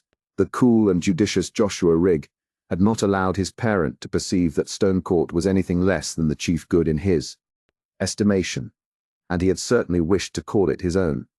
But as Warren Hastings looked at gold and thought of buying Dalesford, so Joshua Rigg looked at Stone Court and thought of buying gold. He had a very distinct and intense vision of his chief good, the vigorous greed which he had inherited having taken a special form by dint of circumstance. And his chief good was to be a money changer. From his earliest employment as an errand boy in a seaport, he had looked through the windows of the money changers, as other boys look through the windows of the pastry cooks. The fascination had wrought itself gradually into a deep special passion. He meant, when he had property, to do many things, one of them being to marry a genteel young person, but these were all accidents and joys that imagination could dispense with. The one joy after which his soul thirsted was to have a money-changer's shop on a much-frequented quay, to have locks all round him of which he held the keys, and to look sublimely cool as he handled the breeding coins of all nations, while helpless cupidity looked at him enviously from the other side of an iron lattice. The strength of that passion had been a power enabling him to master all the knowledge necessary to gratify it. And when others were thinking that he had settled at Stone Court for life, Joshua himself was thinking that the moment now was not far off, when he should settle on the North Quay, with the best appointments in safes and locks. Enough. We are concerned with looking at Joshua Rigg's sale of his land from Mr. Bulstrode's point of view, and he interpreted it as a cheering dispensation, conveying perhaps a sanction to a purpose which he had for some time entertained without external encouragement. He interpreted it thus, but not too confidently, offering up his thanksgiving in guarded phraseology. His doubts did not arise from the possible relations of the event to Joshua Rigg's destiny, which belonged to the unmapped regions not taken under the providential government, except perhaps in an imperfect colonial way, but they arose from reflecting that this dispensation too might be a chastisement for himself, as Mr. Fairbrother's induction to the living clearly was. This was not what Mr. Bulstrode said to any man for the sake of deceiving him. It was what he said to himself. It was as genuinely his mode of explaining events as any theory of yours may be, if you happen to disagree with him. For the egoism which enters into our theories does not affect their sincerity. Rather, the more our egoism is satisfied, the more robust is our belief. However, whether for sanction or for chastisement, Mr. Bulstrode, hardly 15 months after the death of Peter Featherstone, had become the proprietor of Stone Court, and what Peter would say, if he were worthy to know, had become an inexhaustible and consolatory subject of conversation to his disappointed relatives. The tables were now turned on that dear brother departed, and to contemplate the frustration of his cunning by the superior cunning of things in general was a cud of delight to Solomon. Mrs. Wall had a melancholy triumph in the proof that it did not answer to make false featherstones and cut off the genuine. And Sister Martha, receiving the news in the chalky flats, said, "Dear, dear, then the Almighty could have been none so pleased with the almshouses after all." Affectionate Mrs. Bulstrode was particularly glad of the advantage which her husband's health was likely to get from the purchase of Stone Court. Few days passed without his riding thither and looking over some part of the farm with the bailiff, and the evenings were delicious in that quiet spot, when the new hayricks lately set up were sending forth odours to mingle with the breath of the rich old garden. One evening, while the sun was still above the horizon and burning in golden lamps among the great walnut boughs, Bulstrode was pausing on horseback outside the front gate waiting for Caleb Garth, who had met him by appointment to give an opinion on a question of stable drainage, and was now advising the bailiff in the rickyard. Mr. Bulstrode was conscious of being in a good spiritual frame, and more than usually serene, under the influence of his innocent recreation. He was doctrinally convinced that there was a total absence of merit in himself. But that doctrinal conviction may be held without pain when the sense of demerit does not take a distinct shape in memory and revive the tingling of shame or the pang of remorse. Nay, it may be held with intense satisfaction when the depth of our sinning is but a measure for the depth of forgiveness, and a clenching proof that we are peculiar instruments of the divine intention. The memory has as many moods as the temper, and shifts its scenery like a diorama. At this moment, Mr. Ben Bulstrode felt as if the sunshine were all one with that of far-off evenings, when he was a very young man, and used to go out preaching beyond Highbury, and he would willingly have had that service of exhortation in prospect now. The texts were there still, and so was his own facility in expounding them. His brief reverie was interrupted by the return of Caleb Garth, who also was on horseback, and was just shaking his bridle before starting, when he exclaimed, "Bless my heart! What's this fellow in black coming along the lane? He's like one of those men one sees about after the races." Mr. Bert, after the races. Bulstrode turned his horse and looked along the lane, but made no reply. The comer was our slight acquaintance, Mr. Raffles, whose appearance presented no other change than such as was due to a suit of black and a crape hat band. He was within 3 yards of the horseman now, and they could see the flash of recognition in his face as he whirled his stick upward, looking all the while at Mr. Bulstrode, and at last exclaiming, "By Jove, Nick, it's you!" I could be mistaken, though the 25 years have played old bogey with us both. How are you, eh? You did expect to see me here. Come, shake us by the hand. To say that Mr. Bennestervey, Raffles' manner was rather excited would be only one mode of saying that it was evening. Caleb Garth could see that there was a moment of struggle and hesitation in Mr. Bulstrode, but it ended in his putting out his hand coldly to Raffles and saying, "I did not, indeed, expect to see you in this remote country place." "Well, it belongs to a stepson of mine," said Raffles, adjusting himself in a swaggering attitude. "I came to see him here before. I'm not so surprised at seeing you, old fellow, because I picked up a letter. What you may call a providential thing. It's uncommonly fortunate I met you, though, for I don't care about seeing my stepson. He's not affectionate, and his poor mother's is gone now. To tell the truth, I came out of love to you, Nick. I came to get your address for— Look here." Raffles drew a crumpled paper from his pocket. Almost any other man than Caleb Garth might have been tempted to linger on the spot for the sake of hearing all he could about a man whose acquaintance with Bulstrode seemed to imply passages in the bankers. Life so unlike anything that was known of him in Middlemarch that they must have the nature of a secret to pique curiosity. But Caleb was peculiar. Certain human tendencies which are commonly strong were almost absent from his mind, and one of these was curiosity about personal affairs. Especially if there was anything discreditable to be found out concerning another man, Caleb preferred not to know it. And if he had to tell anybody under him that his evil doings were discovered, he was more embarrassed than the culprit. He now spurred his horse, and saying, "I wish you good evening, Mr. Bulstrode. I must be getting home," set off at a trot.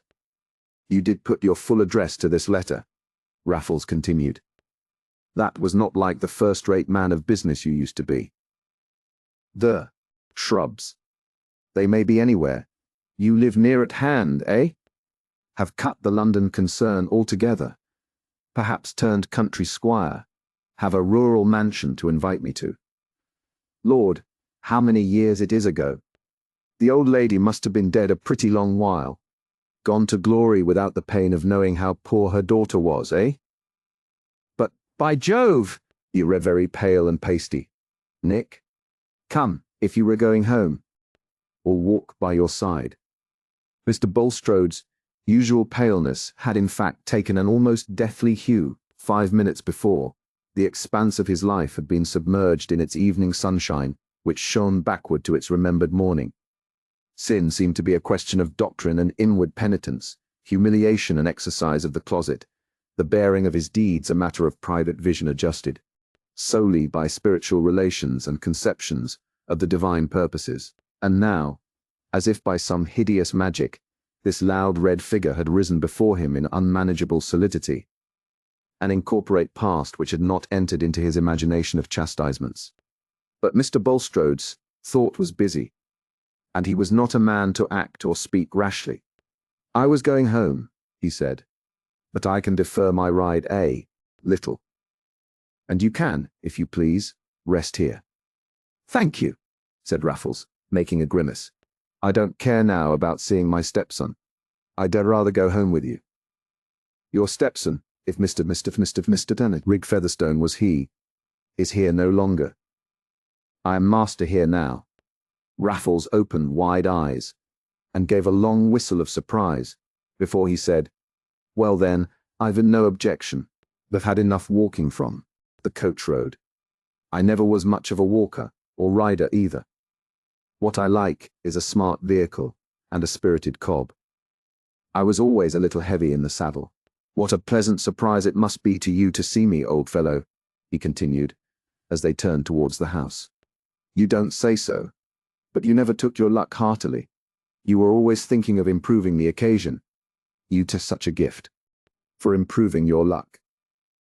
Mr. Burt Raffles seemed greatly to enjoy his own wit, and swung his leg in a swaggering manner which was rather too much for his companion's judicious patience.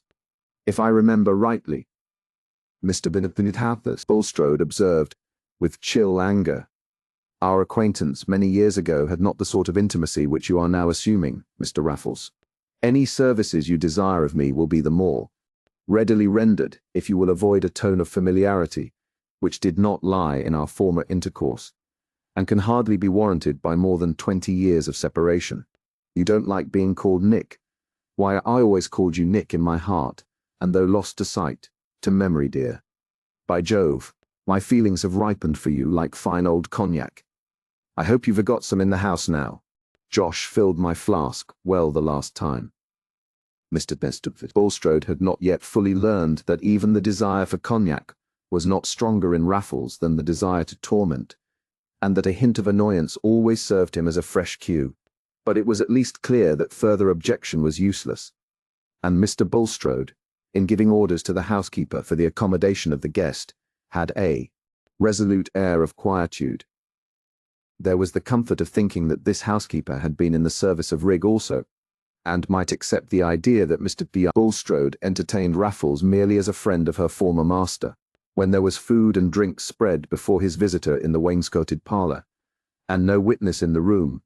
Mr. Room, Bulstrode said, "Your habits and mine are so different, Mr. Raffles, that we can hardly enjoy each other's society. The wisest plan for both of us will therefore be to part as soon as possible. So you say that you wish to meet me. You probably considered that you had some business to transact with me, but under the circumstances I will invite you to remain here for the night, and I will myself ride over here early tomorrow morning, before Breakfast, in fact. When I can receive any communication you have to make to me. With all my heart, said Raffles. This is a comfortable place, a little dull for a continuance. But I can put up with it for a night, with this good liquor, and the prospect of seeing you again in the morning. You're a much better host than my stepson was. But Josh owed me a bit of a grudge for marrying his mother. And between you and me, there was never anything but kindness. Mr. Bident Bulstrode, hoping that the peculiar mixture of joviality and sneering in Raffles' manner was a good deal the effect of drink, had determined to wait till he was quite sober before he spent more words upon him. But he rode home with a terribly lucid vision of the difficulty there would be in arranging any result that could be permanently counted on with this man. It was inevitable that he should wish to get rid of John Raffles, though his reappearance could not be regarded as lying outside the divine plan. The spirit of evil might have sent him to threaten Mr. Bulstrode's subversion as an instrument of good, but the threat must have been permitted, and was a chastisement of a new kind, was an hour of anguish for him, very different from the hours in which his struggle had been securely private, and which had ended with a sense that his secret misdeeds were pardoned and his services accepted. Those misdeeds, even when committed, had they not been half sanctified by the singleness of his desire to devote himself and all he possessed to the furtherance of the divine scheme? And was he after all to become a mere stone of stumbling and a rock of offence? For who would understand the work within him, who would not, when there was the pretext of casting disgrace upon him, confound his whole life and the truths he had espoused in one heap of obloquy? In his closest meditations, the lifelong habit of Mr. Bulstrode's mind clad his most egoistic terrors in doctrinal references to superhuman ends. But even while we are talking and meditating about the Earth's orbit and the solar system, what we feel and adjust our movements to is the stable Earth and the changing day. And now, within all the automatic succession of theoretic phrases, distinct and inmost as the shiver and the ache of oncoming fever when we are discussing abstract pain, was the forecast of disgrace in the presence of his neighbours, and of his own wife. For the pain, as well as the public estimate of disgrace, depends on the amount of previous profession. To men who only aim at escaping felony, nothing short of the prisoner's dock is disgrace. But Mr. Bulstrode had aimed at being an eminent Christian. It was not more than 7:30 in the morning when he again reached Stone Court. Fine old place, never looked more like a delightful home than at that moment. The great white lilies were in flower. The nasturtiums, their pretty leaves all silvered with dew, were running away over the low stone wall.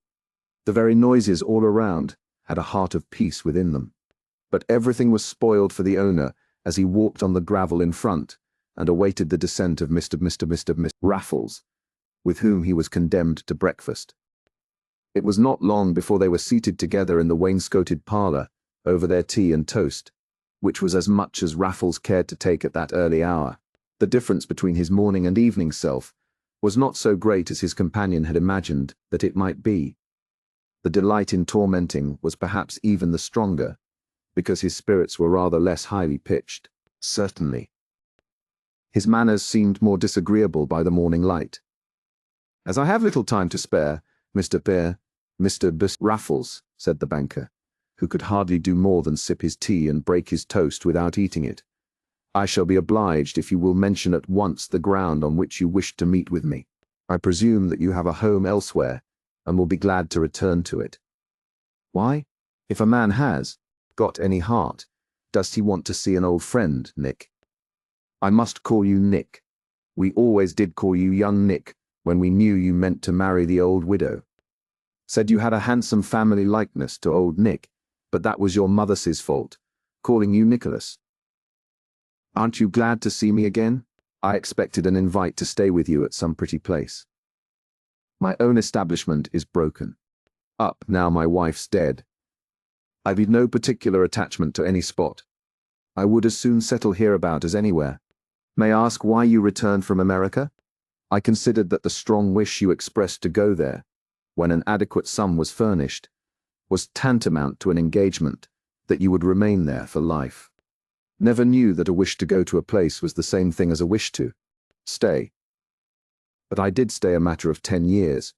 It did suit me to stay any longer. And I'm not going again, Nick. Here, Mr. Pern. Raffles winked slowly as he looked at Mr. Bulstrode. Do you wish to be settled in any business? What is your calling now? Thank you. My calling is to enjoy myself as much as I can. I don't care about working any more. If I did anything, it would be a little traveling in the tobacco line, or something of that sort, which takes a man into agreeable company. But not without an independence to fall back upon. That's what I want. I'm not so strong as I was, Nick, though I got more color than you. I want an independence. That could be supplied to you, if you would engage to keep at a distance, said Mr. Bulstrode, perhaps with a little too much eagerness in his undertone. That must be as it suits my convenience, said Raffles coolly. I see no reason why I shouldn't make a few acquaintances hereabout. I'm not ashamed of myself as company for anybody. I dropped my portmanteau at the turnpike when I got down. Change of linen, genuine.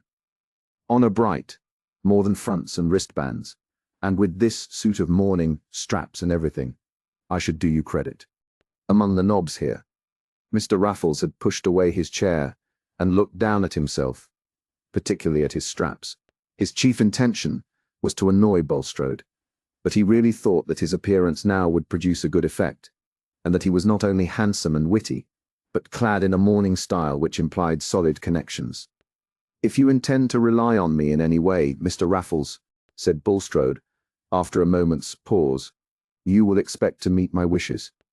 Ah, to be sure, said Raffles, with a mocking cordiality. Didn't I always do it? Lord, you made a pretty thing out of me, and I got but little. Often thought since, I might have done better by telling the old woman that I'd found her daughter and her grandchild. It would have suited my feelings better. I've got a soft place in my heart. But you've buried the old lady by this time, I suppose. It's all one to her now. And you've got your fortune out of that profitable business, which had such a blessing on it. You've taken to being a knob, buying land, being a country bashaw. Still in the dissenting line, eh? Still godly, or taken to the church as more genteel?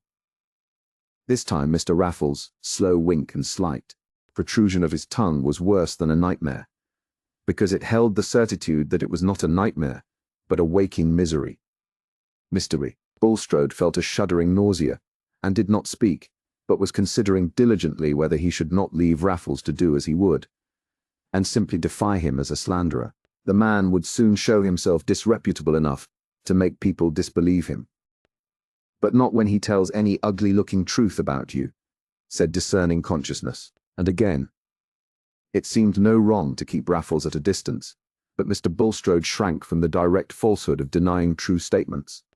It was one thing to look back on forgiven sins, nay, to explain questionable conformity to lax customs, and another to enter deliberately on the necessity of falsehood. But since Bulstrode did not speak, Raffles ran on, by way of using time to the utmost.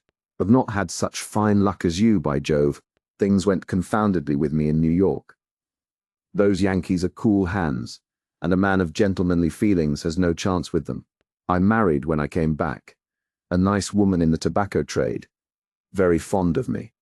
But the trade was restricted, as we say. She had been settled there a good many years by a friend, but there was a son too much in the case. Josh and I never hit it off. However, I made the most of the position, and I've always taken my glass in good company. It's been all on the square with me. I am as open as the day. You won't take it ill of me that I didn't look you up before. Got a complaint that makes me a little dilatory. I thought you were trading and praying away in London still, and did it find you there. But you see, I was sent to you, Nick, perhaps for a blessing to both of us. Mr. Both of us. Mr. Both of us. Raffles ended with a jocose snuffle. No man felt his intellect more superior to religious cant. And if the cunning which calculates on the meanest feelings in men could be called intellect, he had his share, for under the blurting, rallying tone, with which he spoke to Bulstrode. There was an evident selection of statements, as if they had been so many moves at chess. Meanwhile, Bulstrode had determined on his move, and he said, with gathered resolution, "You will do well to reflect, Mr. Bennet Raffles, that it is possible for a man to overreach himself in the effort to secure undue advantage. Although I am not in any way bound to you, I am willing to supply you with a regular annuity, in quarterly payments, so long as you fulfill a promise to remain at a distance from this neighborhood. It is in your power to choose. If you insist on remaining here, even for a short time, you will get nothing from me. I shall decline to know you." "Ha ha," said Raffles, with an affected explosion. "That reminds me of a droll dog of a thief who declined to know the constable." "Your illusions are lost on me, sir," said Bulstrode, with white heat. "The law has no hold on me either through your agency or any other." "You can't understand a joke, my good fellow. I only meant that I should never decline to know you. But let us be serious. Your quarterly payment won't quite suit me. I like my freedom." Here, Raffles rose and stalked once or twice up and down the room, swinging his leg and assuming an air of masterly meditation. At last he stopped opposite Bulstrode and said, "I'll tell you what, give us a couple of hundreds. Come, that's as modest, and I'll go away. Honour bright, pick up my portmanteau and go away. But I shall not give up my liberty for a dirty annuity. I shall come and go where I like. Perhaps it may suit me to stay away and correspond with a friend. Perhaps not. Have you the money with you?" "No." "I have 100, said Bulstrode, feeling the immediate riddance too great a relief to be rejected on the ground of future uncertainties. "I will forward you the other if you will mention an address." "No, I'll wait here till you bring it," said Raffles.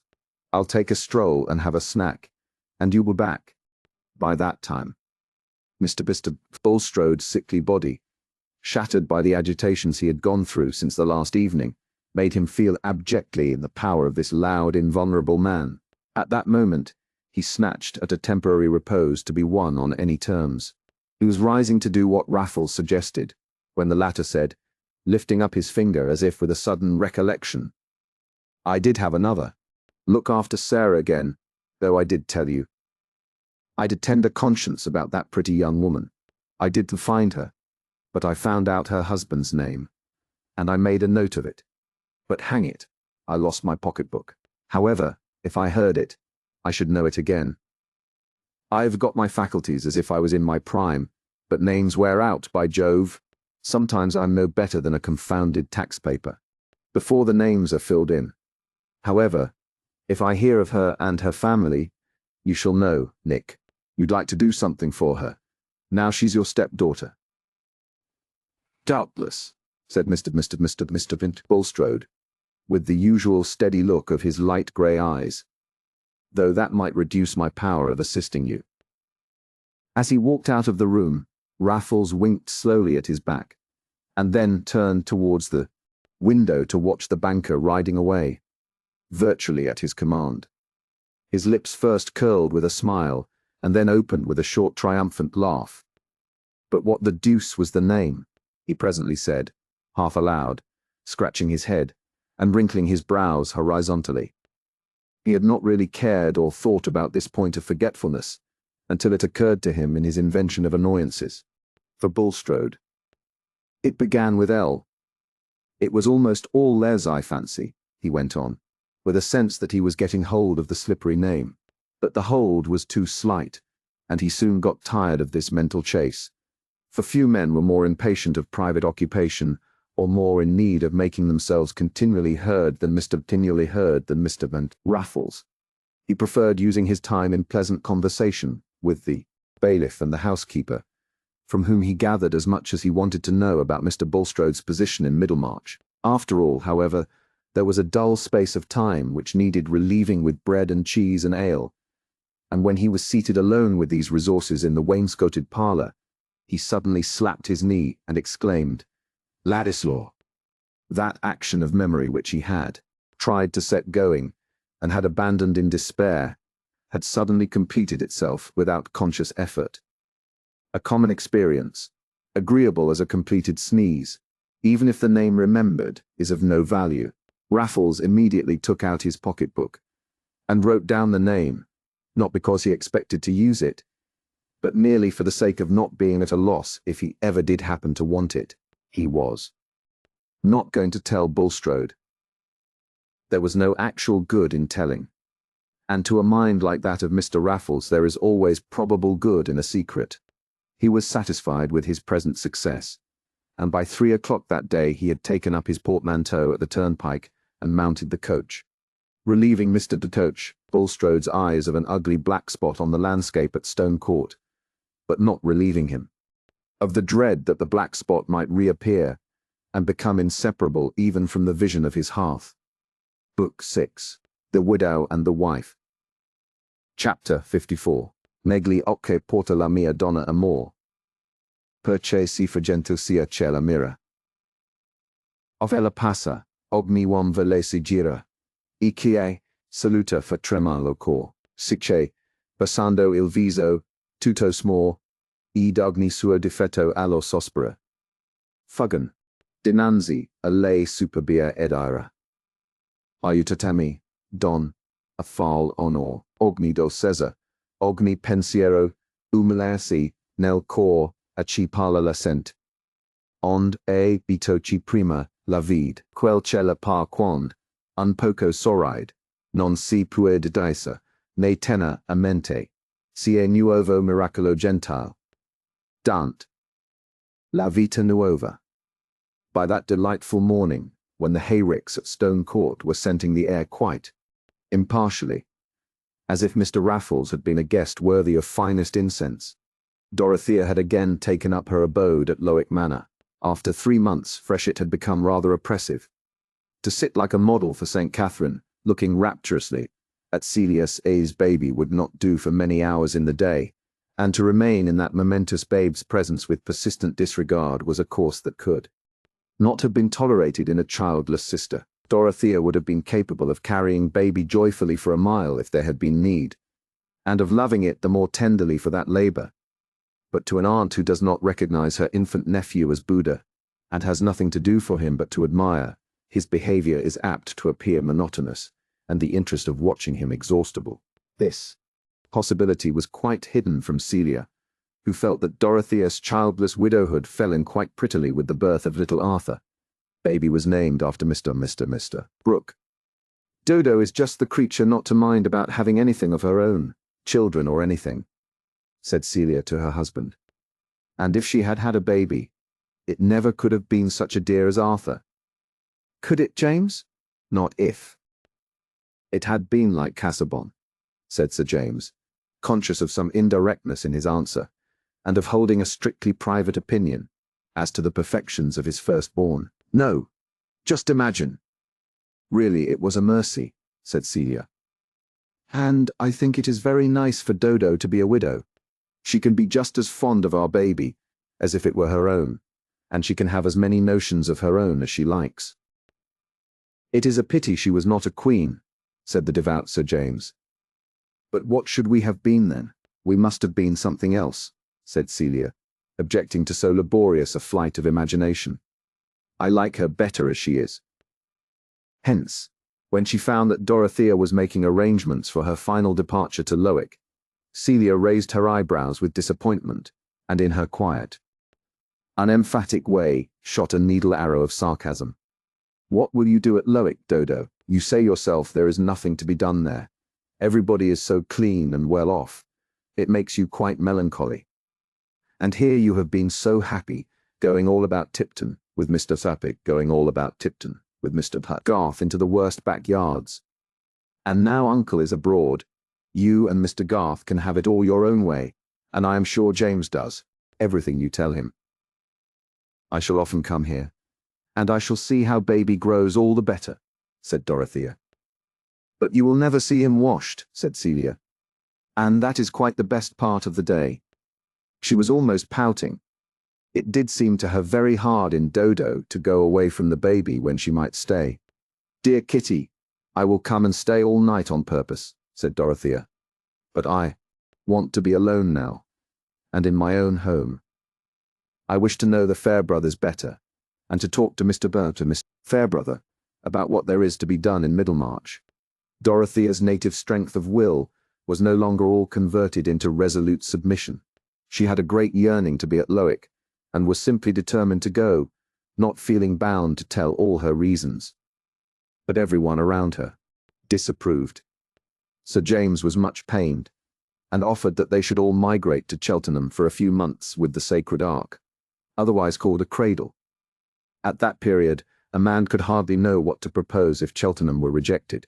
The Dowager Lady Chetham, just returned from a visit to her daughter in town, wished, at least, that Mrs. Vigo should be written to, and invited to accept the office of companion to Mrs. Casaubon. It was not credible that Dorothea, as a young widow, would think of living alone in the house at Lowick. Mrs. Vigo had been reader and secretary to royal personages, and in point of knowledge and sentiments even Dorothea could have nothing to object to her. Mrs. Cadwallader said, privately, "You will certainly go mad in that house alone, my dear. You will see visions. We have all got to exert ourselves a little to keep sane, and call things by the same names as other people call them by. To be sure, for younger sons and women who have no money, it is a sort of provision to go mad. They are taken care of then. But you must not run into that. I dare say you are a little bored here with our good dowager. But think what a bore you might become yourself, to your fellow creatures, if you were always playing tragedy queen, and taking things sublimely. Sitting alone in that library at Lowick, you may fancy yourself ruling the weather. You must get a few people round you who wouldn't believe you if you told them. That is a good lowering medicine." "I never called everything by the same name that all the people about me did," said Dorothea stoutly. "But I suppose you have found out your mistake, my dear," said Miss Cadwallader, "and that is a proof of sanity." Dorothea was aware of the sting, but it did not hurt her. "No," she said, "I still think that the greater part of the world is mistaken about many things. Surely one may be sane, and yet think so, since the greater part of the world has often had to come round from its opinion." Mrs. Cadwallader said no more on that point to Dorothea, but to her husband she remarked, "It will be well for her to marry again as soon as it is proper, if one could get her among the right people. Of course the Chethams would not wish it, but I see clearly a husband is the best thing to keep her in order. If we were not so poor, I would invite Lord Triton. He will be Marquis some day, and there is no denying that she would make a good Marchioness. She looks handsomer than ever in her mourning." "My dear Eleanor, do let the poor woman alone. Such contrivances are of no use," said the easy rector. "No use? How are matches made, except by bringing men and women together? And it is a shame that her uncle should have run away and shut up the Grange just now. There ought to be plenty of eligible matches invited to Freshitt and the Grange. Lord Triton is precisely the man, full of plans for making the people happy in a soft-headed sort of way. That would just suit Mrs. Casaubon." "Let Mrs. Casaubon choose for herself, Eleanor. That is the nonsense you wise men talk. How can she choose if she has no variety to choose from? Woman's choice usually means taking the only man she can get. Mark my words, Humphrey. If her friends don't exert themselves, there will be a worse business than the Casaubon business yet. For heaven's sake, don't touch on that topic, Eleanor. It is a very sore point with Sir James. He would be deeply offended if you entered on it to him unnecessarily." "I have never entered on it," said Mrs. Cadwallader, opening her hands. "Celia told me all about the will, at the beginning, without any asking of mine." Yes, but they want the thing hushed up, and I understand that the young fellow is going out of the neighbourhood." Cadwallader said nothing, but gave her husband 3 significant nods, with a very sarcastic expression in her dark eyes. Dorothea quietly persisted in spite of remonstrance and persuasion. So by the end of June the shutters were all opened at Lowick Manor, and the morning gazed calmly into the library, shining on the rows of notebooks as it shines on the weary waste planted with huge stones, the mute memorial of a forgotten faith. and the evening laden with roses entered silently into the blue-green boudoir where Dorothea chose oftenest to sit. At first she walked into every room, questioning the 18 months of her married life, and carrying on her thoughts as if they were a speech to be heard by her husband. Then she lingered in the library and could not be at rest till she had carefully ranged all the notebooks as she imagined that he would wish to see them, in orderly sequence. The pity which had been the restraining, compelling motive in her life with him still clung about his image, even while she remonstrated with him in indignant thought, and told him that he was unjust. One little act of hers may perhaps be smiled at as superstitious, the synoptical tabulation, for the use of Mrs. Casaubon. She carefully enclosed and sealed, writing within the envelope, "I could not use it. Do you not see now that I could not submit my soul to yours, by working hopelessly at what I have no belief? Dorothea?" Then she deposited the paper in her own desk. That silent colloquy was perhaps only the more earnest, because underneath, and through it, all there was always the deep longing which had really determined her to come to Lowick. The longing was to see Will Ladislaw. She did not know any good that could come of their meeting. She was helpless. Her hands had been tied from making up to him, for any unfairness in his lot, but her soul thirsted to see him. How could it be otherwise, if a princess in the days of enchantment had seen a four-footed creature from among those which live in herds come to her once and again, with a human gaze which rested upon her with choice and beseeching? What would she think of in her journeying? What would she look for when the herds passed her? Surely, for the gaze which had found her, and which she would know again.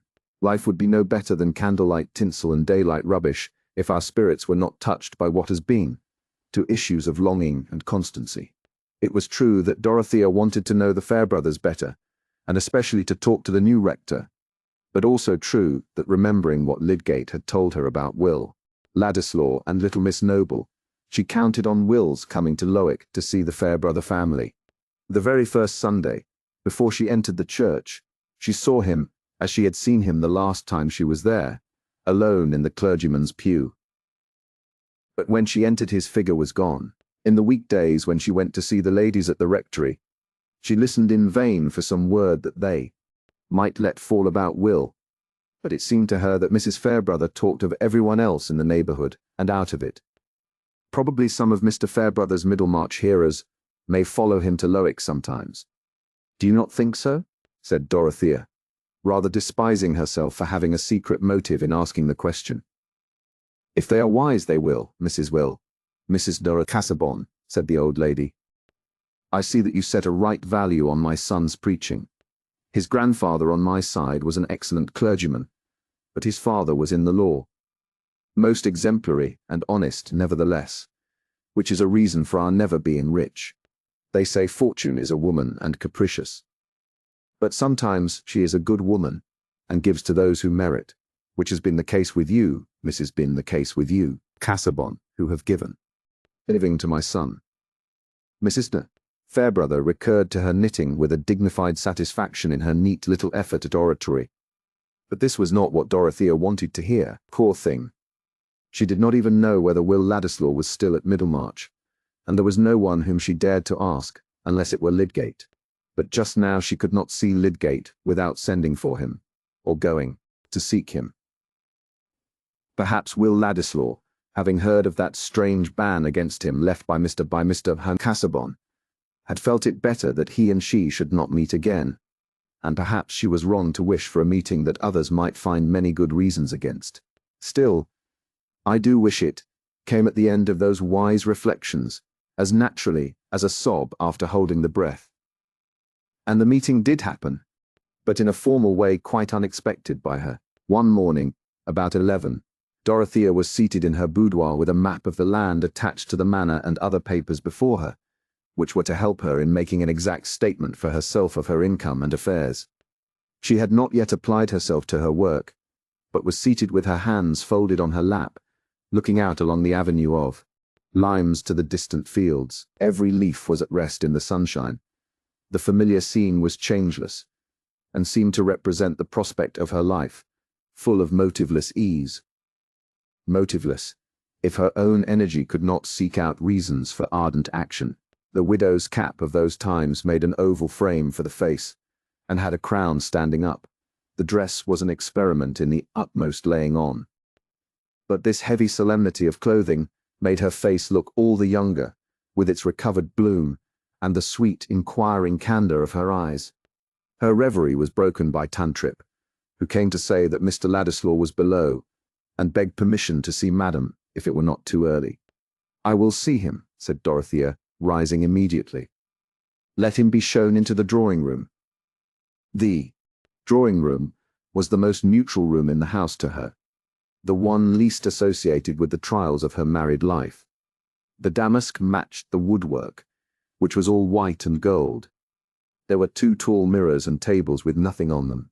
In brief, it was a room where you had no reason for sitting in one place rather than in another. It was below the boudoir, and had also a bow window, looking out on the avenue. But when Pratt showed Will Ladislaw into it, the window was open, and a winged visitor, buzzing in and out now and then without minding the furniture, made the room look less formal and uninhabited. "Glad to see you here again, sir," said Pratt, lingering to adjust a blind. "I am only come to say goodbye, Pratt," said Will, who wished even the butler to know that he was too proud to hang about Mrs. Casaubon now she was a rich widow. "Very sorry to hear it, sir," said Pratt, retiring. Of course, as a servant who was to be told nothing, he knew the fact of which Ladislaw was still ignorant, and had drawn his inferences. Indeed, had not differed from his betrothed Tantripp when she said, "Your master was as jealous as a fiend, and no reason. Madam would look higher than Mr. Ladislaw, else I don't know her. Mrs. This I don't know her. Cadwallader's maid says there's a lord coming, who is to marry her when the mourning's over." There were not many moments for Will to walk about with his hat in his hand before Dorothea entered.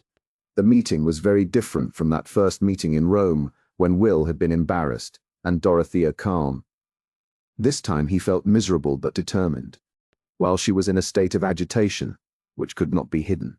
Just outside the door, she had felt that this longed-for meeting was after all too difficult, and when she saw Will advancing towards her, the deep blush which was rare in her came with painful suddenness. Neither of them knew how it was, but neither of them spoke. She gave her hand for a moment, and then they went to sit down near the window, she on one settee, and he on another opposite. Will was peculiarly uneasy. It seemed to him not like Dorothea that the mere fact of her being a widow should cause such a change in her manner of receiving him, and he knew of no other condition which could have affected their previous relation to each other, except that, as his imagination at once told him, her friends might have been poisoning her mind with their suspicions of him. "I hope I have not presumed too much in calling," said Will. "I could not bear to leave the neighborhood and begin a new life without seeing you to say goodbye." "Presumed? Surely not. I should have thought it unkind if you had not wished to see me," said Dorothea, her habit of speaking with perfect genuineness asserting itself through all her uncertainty and agitation. "Are you going away immediately?" "I intend to go to town and eat my dinners as a barrister, since, they say, that is the preparation for all public business. There will be a great deal of political work to be done by and by, and I mean to try and do some of it. Other men have managed to win an honorable position for themselves without family, and that will make it all the more honorable," said Dorothea, ardently. "Besides, you have so many talents. I have heard from my uncle how well you speak in public, so that everyone is sorry when you leave off, and how clearly you can explain things, and you care that justice should be done to everyone. I am so glad. When we were in Rome, I thought you only cared for poetry and art, and the things that adorn life for us who are well off. But now I know you think about the rest of the world."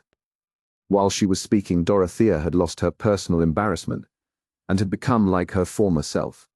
She looked at Will with a direct glance, full of delighted confidence. "You approve of my going away for years, then, and never coming here again till I have made myself of some mark in the world," said Will, trying hard to reconcile the utmost pride with the utmost effort to get an expression of strong feeling from Dorothea. She was not aware how long it was before she answered. She had turned her head and was looking out of the window on the rose bushes, which seemed to have in them the summers of all the years when Will would be away. This was not judicious behavior. But Dorothea never thought of studying her manners. She thought only of bowing to a sad necessity which divided her from Will. Those first words of his about his intentions had seemed to make everything clear to her.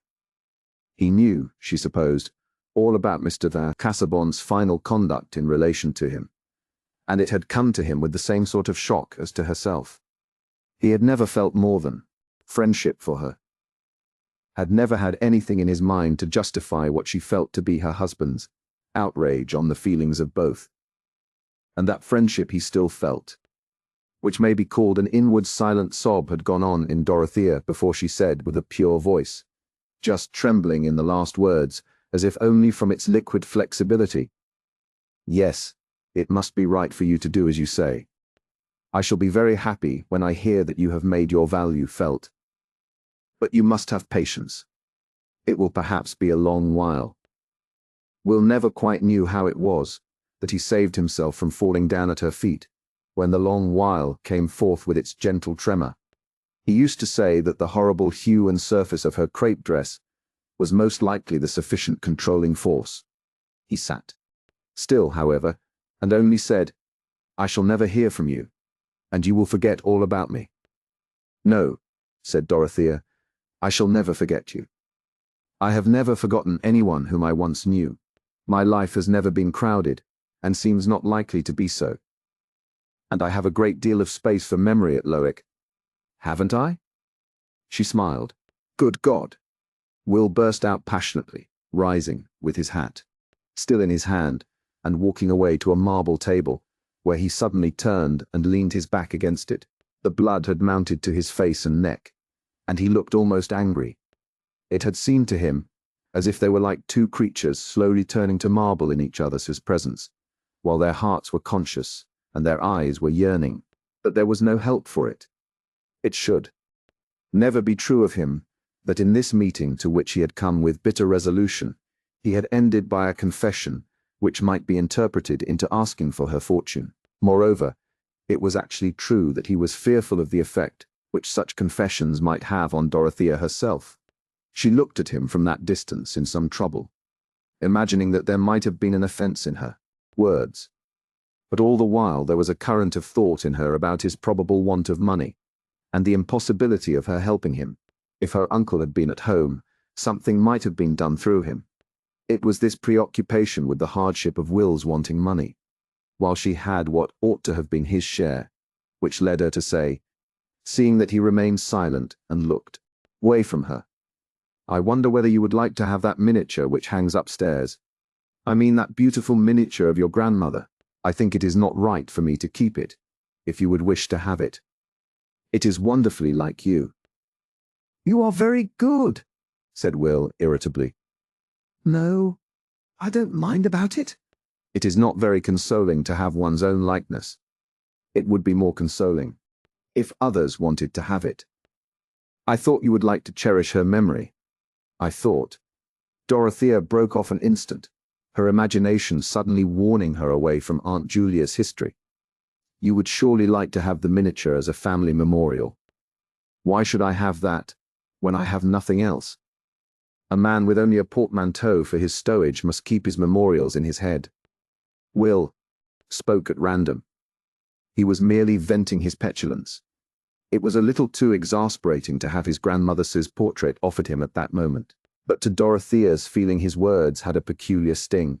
She rose and said with a touch of indignation, as well as hauteur, "You are much the happier of us too, Mr. Ladislaw, to have nothing." Will was startled. Whatever the words might be, the tone seemed like a dismissal, and quitting his leaning posture, he walked a little way towards her. Their eyes met, but with a strange questioning gravity. Something was keeping their minds aloof, and each was left to conjecture what was in the other. Will had really never thought of himself as having a claim of inheritance on the property which was held by Dorothea, and would have required a narrative to make him understand her present feeling. "I never felt it a misfortune to have nothing till now," he said, "but poverty may be as bad as leprosy, if it divides us from what we most care for." The words cut Dorothea to the heart and made her relent. She answered in a tone of sad fellowship, "Sorrow comes in so many ways. 2 years ago I had no notion of that. I mean of the unexpected way in which trouble comes and ties our hands and makes us silent when we long to speak. I used to despise women a little for not shaping their lives more and doing better things. I was very fond of doing as I liked, but I have almost given it up," she ended, smiling playfully. "I have not given up doing as I like, but I can very seldom do it," said Will. He was standing 2 yards from her with his mind full of contradictory desires and resolves, desiring some unmistakable proof that she loved him, and yet dreading the position into which such a proof might bring him. The thing one most longs for may be surrounded with conditions that would be intolerable. At this moment Pratt entered and said, "Sir James Chetham is in the library, madam. Ask Sir James to come in." "Here," said Dorothea, "immediately."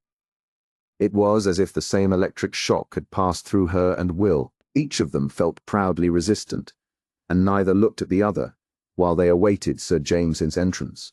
After shaking hands with Dorothea, he bowed as slightly as possible to Ladislaw, who repaid the slightness exactly, and then going towards Dorothea, said, "I must say goodbye, Mrs. Casaubon, and probably for a long while." Dorothea put out her hand and said her goodbye cordially. The sense that Sir James was depreciating Will and behaving rudely to him roused her resolution and dignity. There was no touch of confusion in her manner, and when Will had left the room, she looked with such calm self-possession at Sir James, saying, "How is Celia?" that he was obliged to behave as if nothing had annoyed him. And what would be the use of behaving otherwise?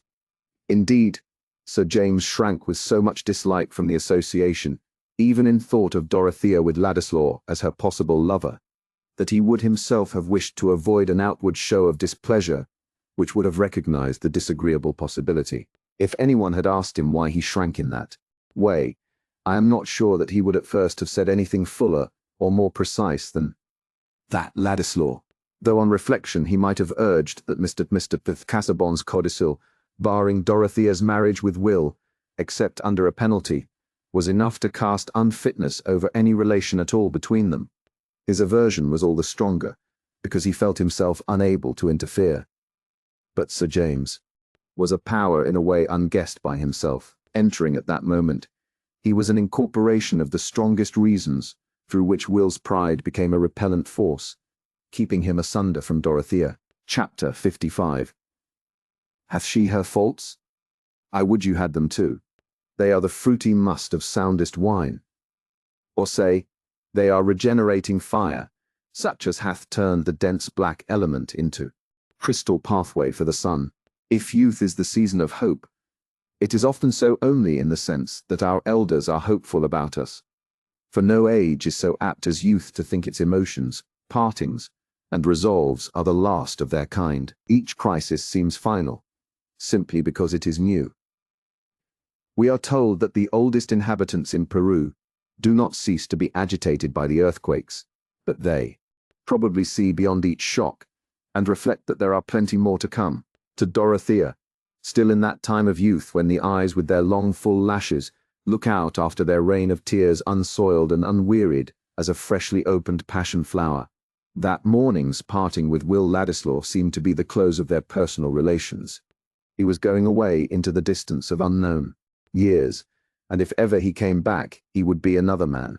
The actual state of his mind, his proud resolve to give the lie beforehand to any suspicion that he would play the needy adventurer seeking a rich woman, lay quite out of her imagination, and she had interpreted all his behavior easily enough by her supposition that Mr. Casaubon's codicil seemed to him, as it did to her, a gross and cruel interdict on any active friendship between them, their young delight in speaking to each other, and saying what no one else would care to hear, was forever ended, and become a treasure of the past. For this very reason she dwelt on it without inward check. That unique happiness too was dead, and in its shadowed silent chamber she might vent the passionate grief which she herself wondered at. 4. The first time she took down the miniature from the wall and kept it before her, liking to blend the woman who had been too hardly judged with the grandson whom her own heart and judgment defended. Can anyone who has rejoiced in woman's tenderness think it a reproach to her that she took the little oval picture in her palm and made a bed for it there, and leaned her cheek upon it, as if that would soothe the creatures who had suffered unjust condemnation? Did not know then that it was love who had come to her briefly, as in a dream before awaking, with the hues of morning on his wings. That it was love to whom she was sobbing her farewell, as his image was banished by the blameless rigor of irresistible day. She only felt that there was something irrevocably amiss and lost in her lot, and her thoughts about the future were the more readily shapen into resolve. Ardent souls, ready to construct their coming lives, are apt to commit themselves to the fulfillment of their own visions. One day, that she went to Freshitt to fulfill her promise of staying all night, and seeing baby washed, Mrs. Cadwallader came to dine, the rector being gone on a fishing excursion. It was a warm evening, and even in the delightful drawing-room, where the fine old turf sloped from the open window towards a lilied pool and well-planted mounds, the heat was enough to make Celia, in her white muslin and light curls, reflect with pity on what Dodo must feel in her black dress and close cap. But this was not until some episodes with baby were over, and had left her mind at leisure. She had seated herself and taken up a fan for some time before she said, in her quiet guttural, "Dear Dodo, do throw off that cap. I am sure your dress must make you feel ill." "I am so used to the cap. It has become a sort of shell," said Dorothea, smiling. "I feel rather bare and exposed when it is off. I must see you without it. It makes us all warm," said Celia, throwing down her fan and going to Dorothea. It was a pretty picture to see this little lady in white muslin, unfastening the widow's cap from her more majestic sister, and tossing it on to a chair. Just as the coils and braids of dark brown hair had been set free, Sir James entered the room. He looked at the released head and said, "Ah," in a tone of satisfaction. "It was I who did it, James," said Celia. "Dodo need not make such slavery of her mourning. She need not wear that cap any more among her friends." "My dear Celia," said Lady Chetham, "a widow must wear her mourning at least a year." "Not if she marries again before the end of it," said Mrs. Cadwallader, who had some pleasure in startling her good friend the Dowager. Sir James was annoyed, and leaned forward to play with Celia's Maltese dog. "That is very rare, I hope," said Lady Chetham, in a tone intended to guard against such events. "No friend of ours ever committed herself in that way, except Mrs. Beaver, and it was very painful to Lord Grinsell when she did so. Her first husband was objectionable, which made it the greater wonder, and severely she was punished for it. They said Captain Beaver dragged her about by the hair and held up loaded pistols at her."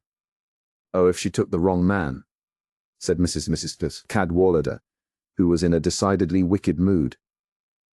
"Marriage is always bad then, first or second. Priority is a poor recommendation in a husband if he has got no other. I would rather have a good second husband than an indifferent first." "My dear, your clever tongue runs away with you," said Lady Chetham. "I am sure you would be the last woman to marry again prematurely if our dear rector were taken away." "Oh, I make no vows. It might be a necessary economy. It is lawful to marry again, I suppose, else we might as well be Hindus instead of Christians.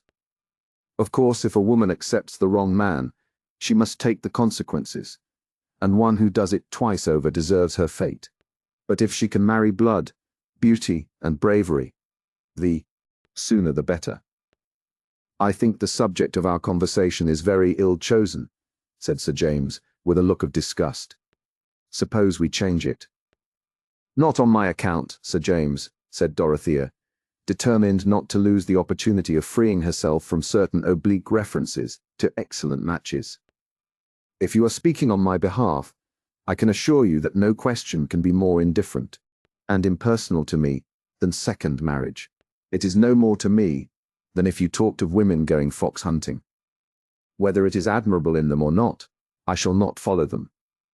Pray, let Mrs. Cadwallader amuse herself on that subject as much as on any other. My dear Mrs. Casaubon, said Lady Chetham, in her stateliest way, you do not, I hope, think there was any allusion to you in my mentioning Mrs. Beevor. It was only an instance that occurred to me. She was stepdaughter to Lord Grinsell. He married Mrs. Teveroy for his second wife. There could be no possible allusion to you. Oh no, said Celia. Nobody chose the subject. It all came out of Dodo's cap. Mrs. Cadwallader only said what was quite true. Woman could not be married in a widow's cap, James. Hush, my dear, said Mrs. Bennet Cadwallader. I will not offend again. I will not even refer to Dido or Zenobia. Only what are we to talk about? I, for my part, object to the discussion of human nature, because that is the nature of rectors' wives. Later in the evening, after Mrs. Min Cadwallader was gone, Celia said privately to Dorothea, Really, Dodo, taking your cap off made you like yourself again in more ways than one. You spoke up just as you used to do when anything was said to displease you, but I could hardly make out whether it was James that you thought wrong or Mrs. Cadwallader. Neither, said Dorothea. James spoke out of delicacy to me, but he was mistaken in supposing that I minded what Mrs. Cadwallader said. I should only mind if there were a law obliging me to take any piece of blood and beauty that she or anybody else recommended. But you know, Dodo, if you ever did marry, it would be all the better to have blood and beauty, said Celia, reflecting that Mr. Dent Casaubon had not been richly endowed with those gifts, and that it would be well to caution Dorothea in time. Don't be anxious, Kitty. I have quite other thoughts about my life. I shall never marry again, said Dorothea, touching her sister's chin, and looking at her with indulgent affection. Celia was nursing her baby, and Dorothea had come to say good night to her. Really, quite, said Celia. Not anybody at all, if he were very wonderful indeed. Dorothea shook her head slowly. Not anybody at all. I have delightful plans. I should like to take a great deal of land and drain it, and make a little colony where everybody should work, and all the work should be done well. I should know every one of the people, and be their friend. I am going to have great consultations with Mr. Bestgarth. He can tell me almost everything I want to know. Then you will be happy if you have a plan, Dodo, said Celia. Perhaps little Arthur will like plans when he grows up, and then he can help you. Sir James was informed that same night that Dorothea was really quite set against marrying anybody at all, and was going to take to all sorts of plans, just like what she used to have. Sir James made no remark. To his secret feeling there was something repulsive in a woman's second marriage, and no match would prevent him from feeling it a sort of desecration for Dorothea. He was aware that the world would regard such a sentiment as preposterous, especially in relation to a woman of 21. The practice of the world being to treat of a young widow's second marriage as certain and probably near, and to smile with meaning if the widow acts accordingly. But if Dorothea did choose to espouse her solitude, he felt that the resolution would well become her. Chapter 56. How happy is he born, and taught, that serveth not another's will, whose armour is his honest thought, and simple truth his only skill. This man is freed from servile bands, of hope to rise or fear to fall, lord of himself though not of lands, and having nothing yet hath all. Sir Henry Wotton. Dorothea's confidence in Caleb Garth's knowledge, which had begun on her hearing that he approved of her cottages, had grown fast during her stay at Freshett, Sir James having induced her to take rides over the two estates in company with himself and Caleb, who quite returned her admiration, and told his wife that Mrs. Casaubon had a head for business most uncommon in a woman. It must be remembered that by business Caleb never meant money transactions, but the skillful application of labor, most uncommon, repeated Caleb. She said a thing I often used to think myself when I was a lad. Mr. Garth, I should like to feel, if I lived to be old, that I had improved a great piece of land and built a great many good cottages, because the work is of a healthy kind while it is being done, and after it is done, men are the better for it. Those were the very words. She sees into things in that way. But, womanly, I hope, said Mrs. Garth, half suspecting that Mrs. Casaubon might not hold the true principle of subordination. You can think, said Caleb, shaking his head. You would like to hear her speak, Susan. She speaks in such plain words, and a voice like music. Bless me! It reminds me of bits in the Messiah. And straightway there appeared a multitude of the heavenly host, praising God and saying, it has a tone with it that satisfies your ear. Caleb was very fond of music, and when he could afford it, went to hear an oratorio that came within his reach, returning from it with a profound reverence for this mighty structure of tones, which made him sit meditatively, looking on the floor and throwing much unutterable language into his outstretched hands. With this good understanding between them, it was natural that Dorothea asked Mr. Garth to undertake any business connected with the 3 farms and the numerous tenements attached to Lowick Manor.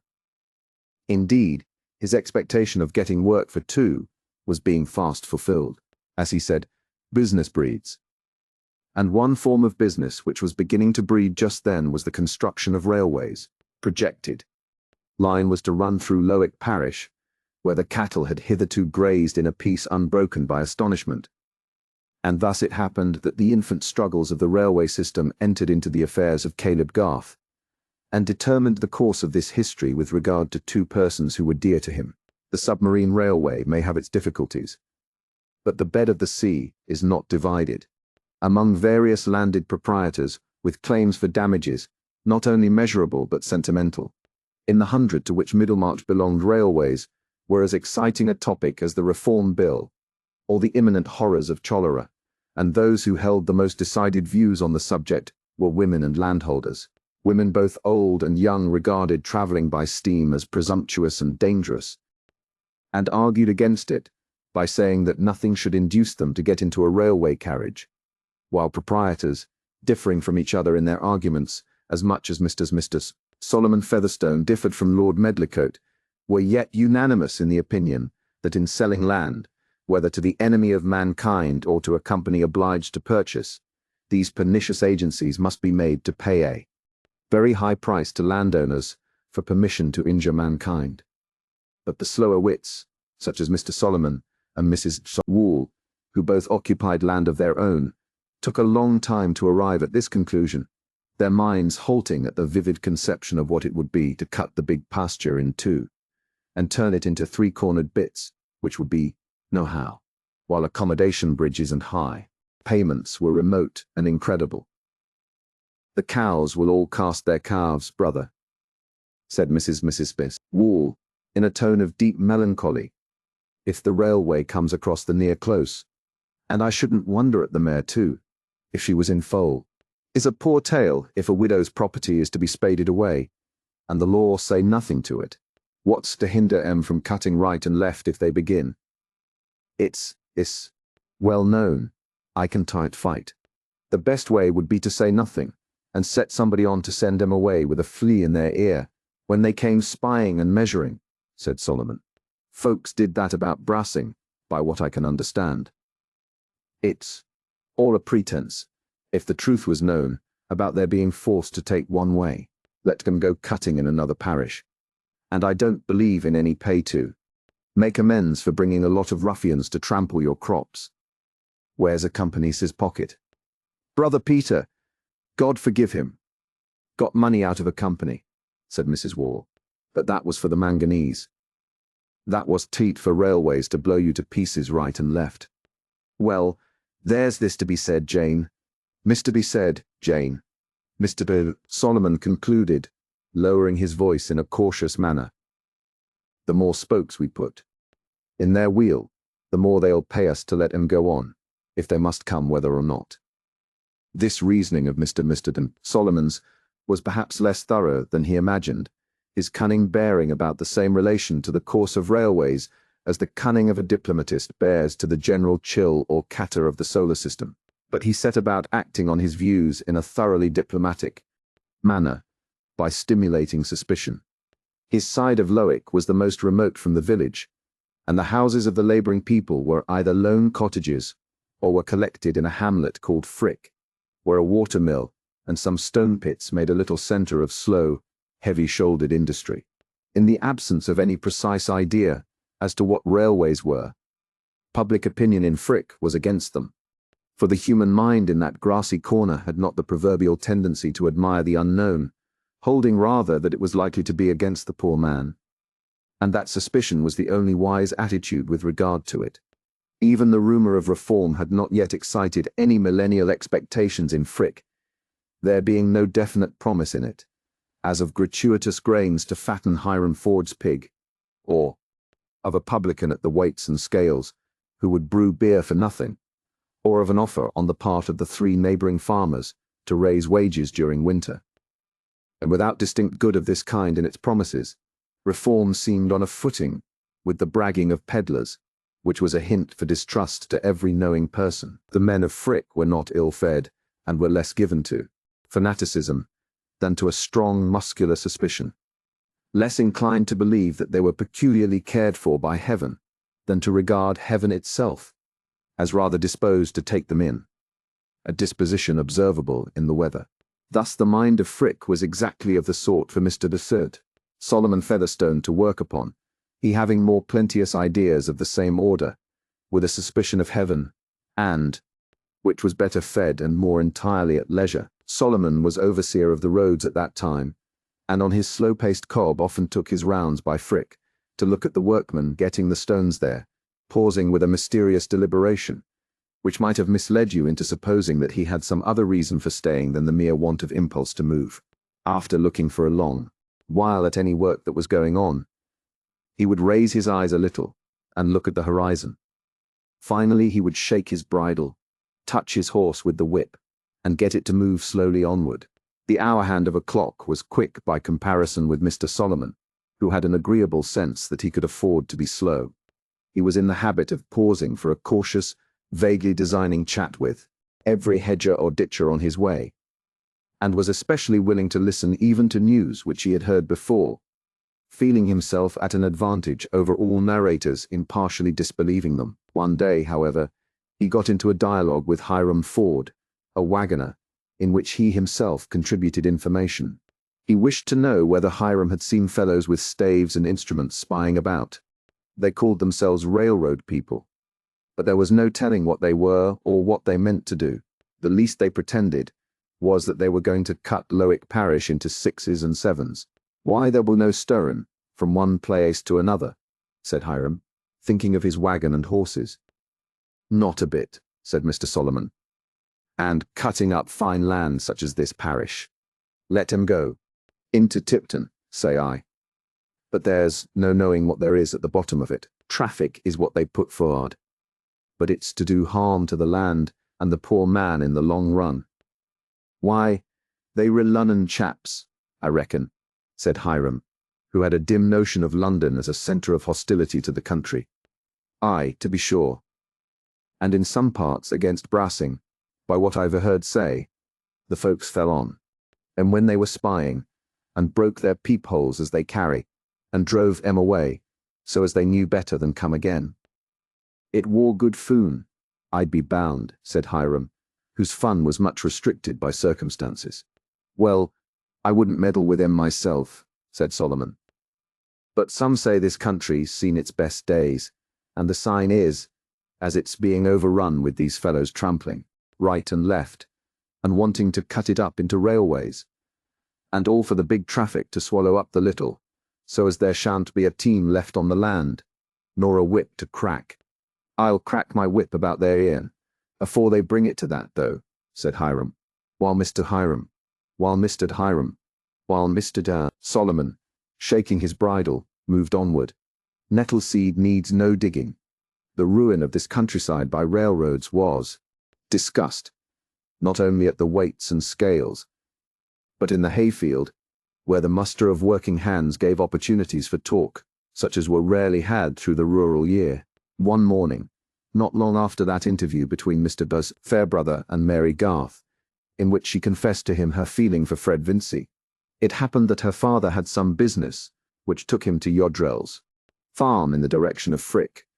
It was to measure and value an outlying piece of land belonging to Lowick Manor, which Caleb expected to dispose of advantageously for Dorothea. It must be confessed that his bias was towards getting the best possible terms from railroad companies. He put up his gig at Yodrell, and in walking with his assistant and measuring chain to the scene of his work, he encountered the party of the company's agents, who were adjusting their spirit level. After a little chat he left them, observing that by and by they would reach him again where he was going to measure. It was one of those grey mornings after light rains, which become delicious about 12 o'clock, when the clouds part a little, and the scent of the earth is sweet along the lanes and by the hedgerows. The scent would have been sweeter to Fred Vincey, who was coming along the lanes on horseback, if his mind had not been worried by unsuccessful efforts to imagine what he was to do, with his father on one side expecting him straightway to enter the church, with Mary on the other threatening to forsake him if he did enter it, and with the working-day world showing no eager need whatever of a young gentleman without capital and generally unskilled. It was the harder to Fred's disposition because his father, satisfied that he was no longer rebellious, was in good humour with him, and had sent him on this pleasant ride to see after some greyhounds. Even when he had fixed on what he should do, there would be the task of telling his father. But it must be admitted that the fixing, which had to come first, was the more difficult task. What secular avocation on earth was there for a young man, whose friends could not get him an appointment, which was at once gentlemanly, lucrative, and to be followed without special knowledge, riding along the lanes by Frick in this mood, and slackening his pace while he reflected whether he should venture to go round by Lowick Parsonage to call on Mary. He could see over the hedges from one field to another. Suddenly a noise roused his attention, and on the far side of a field on his left hand he could see 6 or 7 men in smock frocks with hay forks in their hands making an offensive approach towards the 4 railway agents who were facing them, while Caleb Garth and his assistant were hastening across the field to join the threatened group.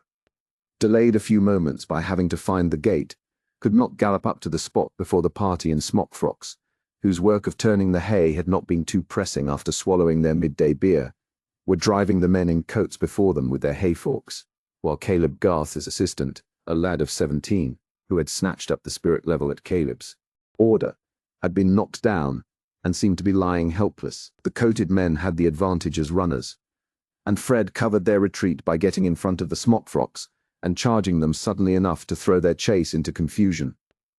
"What do you confounded fools mean?" shouted Fred, pursuing the divided group in a zigzag and cutting right and left with his whip. "I'll swear to every one of you before the magistrate. You've knocked the lad down and killed him, for what I know.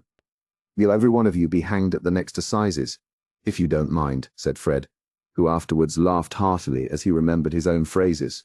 The labourers had been driven through the gateway into their hayfield, and Fred had checked his horse when Hiram Ford, observing himself at a safe challenging distance, turned back and shouted a defiance which he did not know to be Homeric.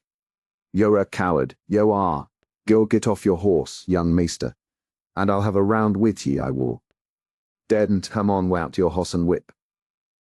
I did soon knock the breath out on ye, I would. Wait a minute, and I'll come back presently, and have a round with you all in turn, if you like," said, who felt confidence in his power of boxing with his dearly beloved brethren. But just now he wanted to hasten back to Caleb and the prostrate youth. The lad's ankle was strained, and he was in much pain from it, but he was no further hurt, and Fred placed him on the horse that he might ride to Yodrell's and be taken care of there. "Let them put the horse in the stable, and tell the surveyors they can come back for their traps," said Fred. "The ground is clear now." No, said Caleb. "Here's a breakage. They'll have to give up for today, and it will be as well. Here, take the things before you on the horse, Tom. They'll see you coming, and they'll turn back.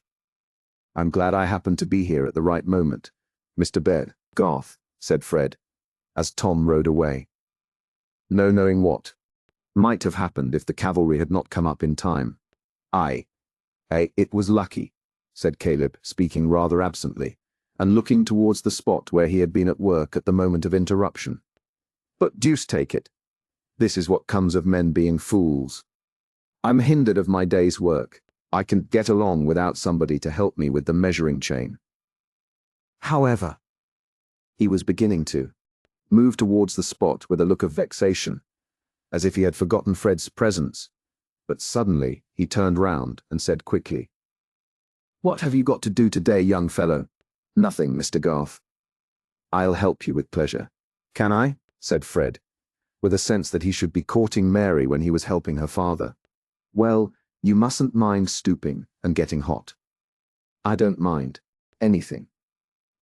Only I want to go first and have a round with that hulky fellow who turned to challenge me. It would be a good lesson for him. I shall not be 5 minutes." "Nonsense," said Caleb, with his most peremptory intonation. "I shall go and speak to the men myself. It's all ignorance. Somebody has been telling them lies. The poor fools don't know any better." "I shall go with you then," said Fred. No, stay where you are. I don't want your young blood. I can take care of myself." Caleb was a powerful man and knew little of any fear, except the fear of hurting others, and the fear of having to speechify. But he felt it his duty at this moment to try and give a little harangue. There was a striking mixture in him, which came from his having always been a hard-working man himself, of rigorous notions about workmen and practical indulgence towards them. To do a good day's work and to do it well, he held to be part of their welfare, as it was the chief part of his own happiness. But he had a strong sense of fellowship with them. When he advanced towards the labourers, they had not gone to work again, but were standing in that form of rural grouping which consists in each turning a shoulder towards the other, at a distance of 2 or 3 yards. They looked rather sulkily at Caleb, who walked quickly with one hand in his pocket and the other thrust between the buttons of his waistcoat, and had his everyday mild air when he paused among them. "Why, my lads, how's this?" he began, taking as usual to brief phrases, which seemed pregnant to himself, because he had many thoughts lying under them, like the abundant roots of a plant that just manages to peep above the water. "How came you to make such a mistake as this? Somebody has been telling you lies. You thought those men up there wanted to do mischief." "Oh," was the answer, dropped at intervals by each according to his degree of unreadiness. "Nonsense! No such thing. They were looking out to see which way the railroad is to take. Now, my lads, you can tend to the railroad. It will be made whether you like it or not, and if you go fighting against it, you'll get yourselves into trouble. The law gives those men leave to come here on the land. The owner has nothing to say against it, and if you meddle with them you will have to do with the constable and Justice Blakesley, and with the handcuffs and Middlemarch jail. And you might be in for it now, if anybody informed against you." Caleb paused here, and perhaps the greatest orator could not have chosen either his pause or his images better for the occasion. "But come, you didn't mean any harm. Somebody told you the railroad was a bad thing. That was a lie. It may do a bit of harm here and there, to this and to that, and so does the sun in heaven. But the railway's a good thing. Ah, good for the big folks to make money out on," said old Timothy Cooper, who had stayed behind turning his hay while the others had been gone on their spree. "I and seen lots o' things turn up sin. I war a young un. The war and the peace, and the canals, and the old King George, and the new King George, and the new King George, and the new un as has got a new. Me aim. And it's been all aloik to the poor mon. What's the canals been to him? They ain't brought him neither me at nor be aiken, nor wage to lay by, if he did te'd save it Wicklem in his own inside. Times ha, got wusser for him sin. I war a young un. An, so it'll be with the railroads. They'll on I leave the poor mon furder behind. But them are fools as meddle, and so I told the chaps here. This is, the big folks' world. This is. But you're for the big folks, Muster Garth. Yo are.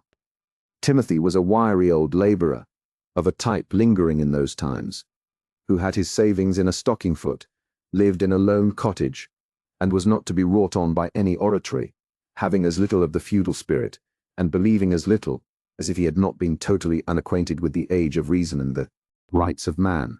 Caleb was in a difficulty known to any person attempting in dark times, and unassisted by miracle to reason with rustics, who are in possession of an undeniable truth, which they know through a hard process of feeling, and can let it fall like a giant's club on your neatly carved argument for a social benefit which they do not feel. Caleb had no cant at command, even if he could have chosen to use it, and he had been accustomed to meet all such difficulties in no other way than by doing his business faithfully.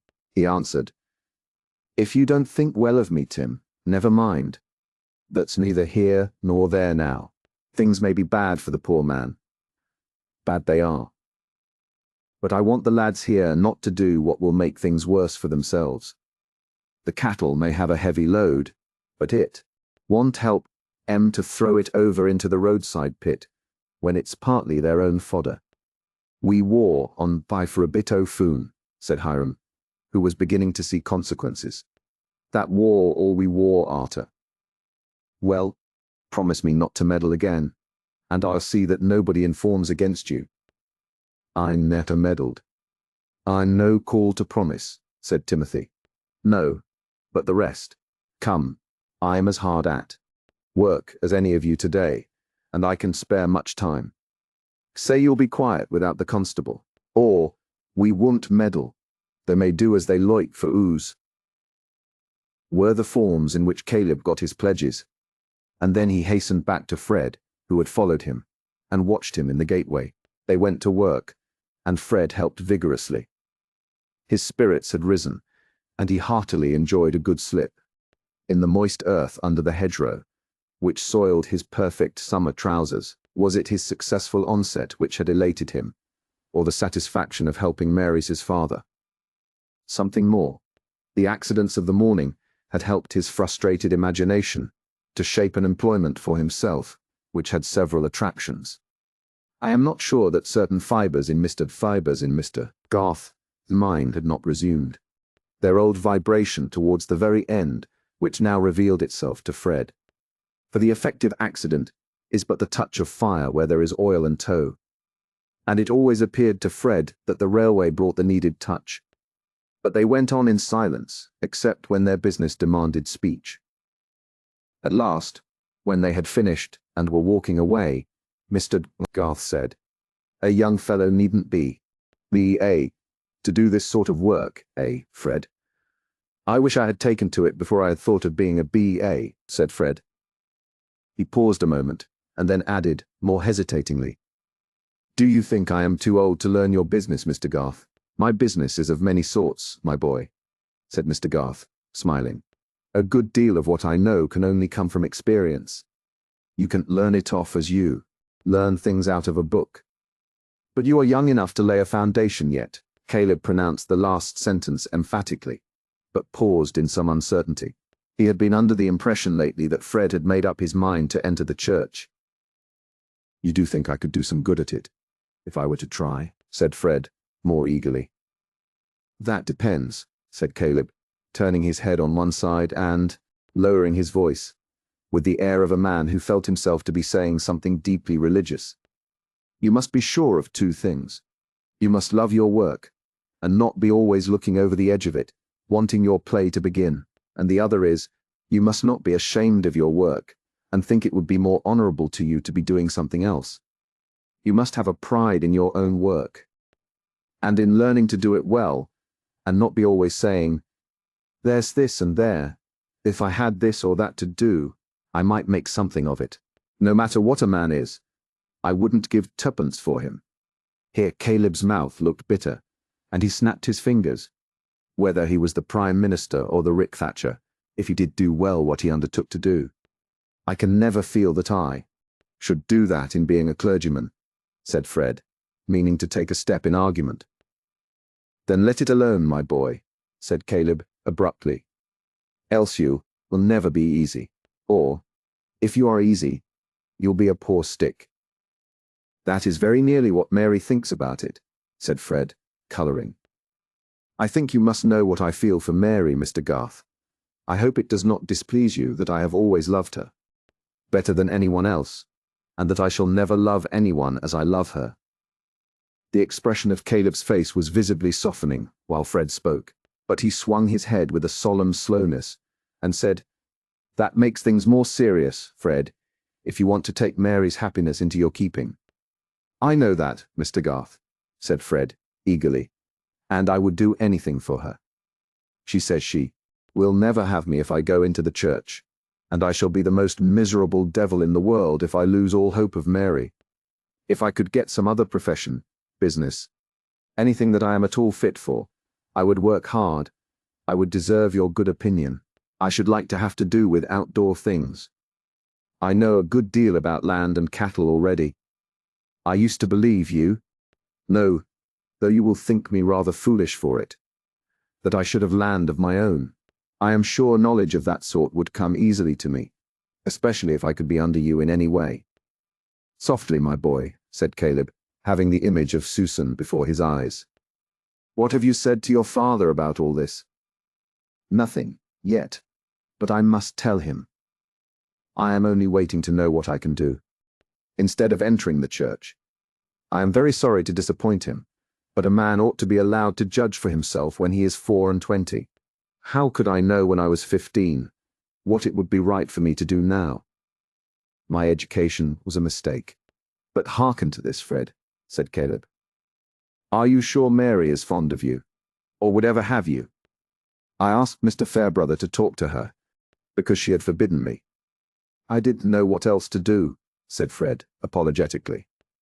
"And he says that I have every reason to hope, if I can put myself in an honourable position. I mean, out of the church. I dare say you think it unwarrantable in me, Mr. Garth, to be troubling you and obtruding my own wishes about Mary before I have done anything at all for myself. Of course, I have not the least claim. Indeed, I have already a debt to you, which will never be discharged, even when I have been able to pay it in the shape of money." "Yes, my boy, you have a claim," said Caleb, with much feeling in his voice. "The young ones have always a claim on the old to help them forward. I was young myself once, and had to do without much help, but help would have been welcome to me, if it had been only for the fellow feeling's sake. But I must consider. Come to me tomorrow at the office at 9 o'clock. At the office, mind." Mr. Garth would take no important step without consulting Susan, but it must be confessed that before he reached home, he had taken his resolution. With regard to a large number of matters about which other men are decided or obstinate, he was the most easily manageable man in the world.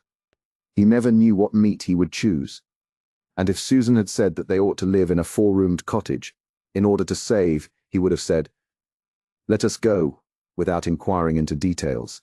But where Caleb's feeling and judgment strongly pronounced, he was a ruler, and in spite of his mildness and timidity in reproving, everyone about him knew that on the exceptional occasions when he chose, he was absolute. He never, indeed, chose to be absolute except on someone else's behalf. On 99 points, Mrs. Garth decided, but on the 100th she was often aware that she would have to perform the singularly difficult task of carrying out her own principle, and to make herself subordinate. "It has come round as I thought, Susan," said Caleb, when they were seated alone in the evening. He had already narrated the adventure which had brought about Fred's sharing in his work, but had kept back the further result. "The children are fond of each other. I mean Fred and Mary." Mrs. Garth laid her work on her knee, and fixed her penetrating eyes anxiously on her husband. "After we'd done our work, Fred poured it all out to me. He can bear to be a clergyman, and Mary says she won't have him if he is one. And the lad would like to be under me, and give his mind to business, and I've determined to take him, and make a man of him." "Caleb," said Mrs. Garth, in a deep contralto, expressive of resigned astonishment. "It's A fine thing to do, said Mr. Garth, settling himself firmly against the back of his chair and grasping the elbows. I shall have trouble with him, but I think I shall carry it through. The lad loves Mary, and a true love for a good woman is a great thing, Susan. It shapes many a rough fellow. Has Mary spoken to you on the subject? Said Mrs. Garth, secretly a little hurt that she had to be informed on it herself. Not a word. I asked her about Fred once.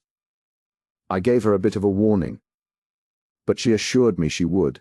Never marry an idle, self-indulgent man, nothing since. But it seems Fred set on Mr. Fairbrother to talk to her, because she had forbidden him to speak himself, and Mr. Speak himself, and Mr. Fairbrother has found out that she is fond of Fred, but says he must not be a clergyman. Fred's heart is fixed on Mary, that I can see. It gives me a good opinion of the lad, and we always liked him, Susan. It is a pity for Mary, said Mrs. Garth. Why? A pity? Because, Caleb, she might have had a man who is worth 20 Fred Vincies, said Caleb with surprise. I firmly believe that Mr. Fairbrother is attached to her and meant to make her an offer. But of course, now that Fred has used him as an envoy, there is an end to that better prospect. There was a severe precision in Mrs. Garth's utterance. She was vexed and disappointed, but she was bent on abstaining from useless words. Caleb was silent a few moments under a conflict of feelings. He looked at the floor and moved his head and hands in accompaniment to some inward argumentation. At last he said, "That would have made me very proud and happy, Susan, and I should have been glad for your sake. I've always felt that your belongings have never been on a level with you. But you took me, though I was a plain man. I took the best and cleverest man I had ever known," said Mrs. Garth, convinced that she would never have loved anyone who came short of that mark. Well, perhaps others thought you might have done better, but it would have been worse for me. And that is what touches me close about Fred. The lad is good at bottom, and clever enough to do, if he's put in the right way. And he loves and honors my daughter beyond anything, and she has given him a sort of promise, according to what he turns out. I say, that young man's soul is in my hand, and I'll do the best I can for him, so help me God. It's my duty, Susan. Mrs. Garth was not given to tears, but there was a large one rolling down her face before her. Husband had finished. It came from the pressure of various feelings, in which there was much affection and some vexation. Wiped it away quickly, saying, "Few men besides you would think it a duty to add to their anxieties in that way, Caleb. That signifies nothing, what other men would think, but a clear feeling inside me, and that I shall follow. And I hope your heart will go with me, Susan, in making everything as light as can be to Mary, poor child." Caleb, leaning back in his chair, looked with anxious appeal towards his wife. She rose and kissed him, saying, "God bless you, Caleb. Our children have a good father." But she went out and had a hearty cry to make up for the suppression of her words. She felt sure that her husband's conduct would be misunderstood, and about Fred she was rational and unhopeful. Which would turn out to have the more foresight in it, her rationality or Caleb's ardent generosity? When Fred went to the office the next morning, there was a test to be gone through which he was not prepared for. "Now, Fred," said Caleb, "you will have some desk work. I have always done a good deal of writing myself, but I can't do without help, and as I want you to understand the accounts and get the values into your head, I mean to do without another clerk. So you must buckle to. How are you at writing and arithmetic?" Fred felt an awkward movement of the heart. He had not thought of desk work, but he was in a resolute mood and not going to shrink. "I'm not afraid of arithmetic, Mr. Garth. It always came easily to me. I think you know my writing." "Let us see," said Caleb, taking up a pen, examining it carefully and handing it, well dipped, to Fred with a sheet of ruled paper. "Copy me a line or two of that valuation, with the figures at the end." At that time the opinion existed that it was beneath a gentleman to write legibly, or with a hand in the least suitable to a clerk. Fred wrote the lines demanded in a hand as gentlemanly as that of any viscount or bishop of the day. The vowels were all alike, and the consonants only distinguishable as turning up or down. The strokes had a blotted solidity, and the letters disdained to keep the line. In short, it was a manuscript of that venerable kind easy to interpret when you know beforehand what the writer means. As Caleb looked on, his visage showed a growing depression. But when Fred handed him the paper, he gave something like a snarl, and rapped the paper passionately with the back of his hand. Bad work like this dispelled all Caleb's mildness. "The deuce!" he exclaimed, snarlingly. "To think that this is a country where a man's education may cost hundreds and hundreds, and it turns you out this." Then in a more pathetic tone, pushing up his spectacles and looking at the unfortunate scribe, "The Lord have mercy on us, Fred. I can put up with this." "What can I do, Mr. Garth?" said Fred, whose spirits had sunk very low, not only at the estimate of his handwriting, but at the vision of himself as liable to be ranked with office clerks. "Do?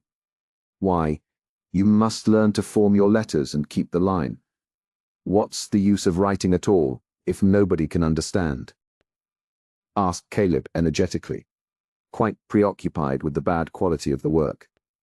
"Is there so little business in the world that you must be sending puzzles over the country? But that's the way people are brought up. I should lose no end of time with the letters some people send me, if Susan did not make them out for me. It's disgusting." Here Caleb tossed the paper from him. Any stranger, peeping into the office at that moment, might have wondered what was the drama between the indignant man of business and the fine-looking young fellow whose blonde complexion was getting rather patchy as he bit his lip with mortification. Fred was struggling with many thoughts. Mr. Garth had been so kind and encouraging at the beginning of their interview that gratitude and hopefulness had been at high pitch, and the downfall was proportionate. He had not thought of desk work. In fact, like the majority of young gentlemen, he wanted an occupation which should be free from disagreeables. I cannot tell what might have been the consequences if he had not distinctly promised himself that he would go to Lowick to see Mary, and tell her that he was engaged to work under her father. He did not like to disappoint himself there. "I am very sorry," were all the words that he could muster. But Mr. Garth was already relenting. "We must make the best of it, Fred," he began, with a return to his usual quiet tone. "Every man can learn to write. I taught myself. Go at it with a will, and sit up at night if the daytime is't enough. We'll be patient, my boy. Callum shall go on with the books, for a bit, while you are learning." "But now, I must be off," said Caleb, rising. "You must let your father know our agreement. You'll save me Callum's salary, you know, when you can write, and I can afford to give you £80 for the first year, and more after." When Fred made the necessary disclosure to his parents, the relative effect on the two was a surprise which entered very deeply into his memory. He went straight from Mr. Mr. Garth's office to the warehouse, rightly feeling that the most respectful way in which he could behave to his father was to make the painful communication as gravely and formally as possible. Moreover, the decision would be more certainly understood to be final if the interview took place in his father's gravest hours, which were always those spent in his private room at the warehouse. Fred entered on the subject directly, and declared briefly what he had done and was resolved to do, expressing at the end his regret that he should be the cause of disappointment to his father, and taking the blame on his own deficiencies. The regret was genuine, and inspired Fred with strong, simple words. Mr. Vincey listened in profound surprise without uttering even an exclamation, a silence which in his impatient temperament was a sign of unusual emotion. He had not been in good spirits about trade that morning, and the slight bitterness in his lips grew intense as he listened. When Fred had ended, there was a pause of nearly a minute, during which Mr. Vincey replaced a book in his desk and turned the key emphatically. Then he looked at his son steadily, and said, "So you've made up your mind at last, sir?" "Yes, father." "Very well, stick to it. I've no more to say. You've thrown away your education, and gone down a step in life, when I had given you the means of rising. That's all. I am very sorry that we differ, father. I think I can be quite as much of a gentleman at the work I have undertaken, as if I had been a curate. But I am grateful to you for wishing to do the best for me. Very well. I have no more to say. I wash my hands of you. I only hope, when you have a son of your own, he will make a better return for the pains you spend on him. This was very cutting to Fred. His father was using that unfair advantage possessed by us all when we are in a pathetic situation and see our own past as if it were simply part of the pathos. In reality, Mr. Vincey's wishes about his son had had a great deal of pride, inconsiderateness, and egoistic folly in them. But still the disappointed father held a strong lever, and Fred felt as if he were being banished with a malediction. I hope you will not object to my remaining at home, sir, he said, after rising to go. I shall have a sufficient salary to pay for my board, as, of course, I should wish to do. Board be hanged, said Mr. Vincey, recovering himself in his disgust at the notion that Fred's keep would be missed at his table. Of course your mother will want you to stay. But I shall keep no horse for you, you understand. And you will pay your own tailor. You will do with a suit or two less, I fancy, when you have to pay for him. Fred lingered. There was still something to be said. At last it came. I hope you will shake hands with me, father, and forgive me the vexation I have caused you. Mr. Vincey, from his chair, threw a quick glance upward at his son, who had advanced near to him, and then gave his hand, saying hurriedly, Yes, yes, let us say no more. Fred went through much more narrative and explanation with his mother, but she was inconsolable, having before her eyes what perhaps her husband had never thought of, the certainty that Fred would marry Mary Garth, that her life would henceforth be spoiled by a perpetual infusion of Garths and their ways, and that her darling boy, with his beautiful face and stylish air beyond anybody else's son in Middlemarch, would be sure to get like that family in plainness of appearance, and carelessness about his clothes. To her, it seemed that there was a Garth conspiracy to get possession of the desirable Fred, but she dared not enlarge on this opinion, because a slight hint of it had made him fly out at her as he had never done before. Her temper was too sweet for her to show any anger, but she felt that her happiness had received a bruise, and for several days merely to look at Fred made her cry a little as if he were the subject of some baleful prophecy. Perhaps she was the slower to recover her usual cheerfulness, because Fred had warned her that she must not reopen the sore question with his father, who had accepted his decision and forgiven him. If her husband had been vehement against Fred, she would have been urged into defense of her darling. It was the end of the fourth day, when Mr. Vincey said to her, Come, Lucy, my dear, don't be so downhearted. You always have spoiled the boy, and you must go on spoiling him. Nothing ever did cut me so before, Vincey, said the wife, her fair throat and chin beginning to tremble again. Only his illness. Pooh, pooh, pooh, never mind. We must expect to have trouble with our children. Don't make it worse by letting see you out of spirits. Well, I won't, said Mrs. Vincey, roused by this appeal and adjusting herself with a little shake, as of a bird which lays down its ruffled plumage. It won't do to begin making a fuss about one, said Mr. Vincey, wishing to combine a little grumbling with domestic cheerfulness. There's Rosamond as well as Fred. Yes, poor thing. I am sure I felt for her being disappointed of her baby, but she got over it nicely. A baby? Pooh! I can see Lydgate is making a mess of his practice, and getting into debt too, by what I hear. I shall have Rosamond coming to me with a pretty tale one of these days. But they'll get no money from me, I know. Let his family help him. I never did like that marriage. But it's no use talking. Ring the bell for lemons, and don't look dull any more, Lucy. I will drive you and Louisa to Riverston tomorrow. Chapter 57. They numbered scarce 8 summers when a name rose on their souls and stirred such motions there, as thrill the buds and shape their hidden frame, at penetration of the quickening air. His name who told of loyal Evan Dhu, of quaint Bradwardine, and Vichy and Vore, making the little world. Their childhood, new large with a land of mountain, lake, and score, and larger yet with wonder, love, belief toward Walter Scott, who living far away sent them this wealth of joy and noble grief. The book, and they must part, but day by day, in lines that thwart like portly spiders ran. They wrote the tale from Tully Veolan, the evening that Fred Vincey walked to Lowick parsonage. He had begun to see that this was a world in which even a spirited young man must sometimes walk for want of a horse to carry him. He set out at 5 o'clock, and called on Mrs. de Garth by the way, wishing to assure himself that she accepted their new relations willingly. He found the family group, dogs and cats included, under the great apple tree in the orchard. It was a festival with Mrs.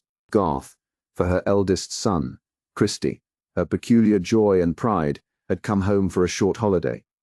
Christy, who held it the most desirable thing in the world to be a tutor, to study all literatures and be a regenerate parson, and who was an incorporate criticism on poor Fred, a sort of object lesson given to him by the educational mother. Christy himself, a square-browed, broad-shouldered, masculine edition of his mother, not much higher than Fred's shoulder, which made it the harder that he should be held superior, was always as simple as possible, and thought no more of Fred's disinclination to scholarship than of a giraffe's, wishing that he himself were more of the same height. He was lying on the ground now by his mother's chair, with his straw hat laid flat over his eyes, while Jim on the other side was reading aloud from that beloved writer who has made a chief part in the happiness of many young lives.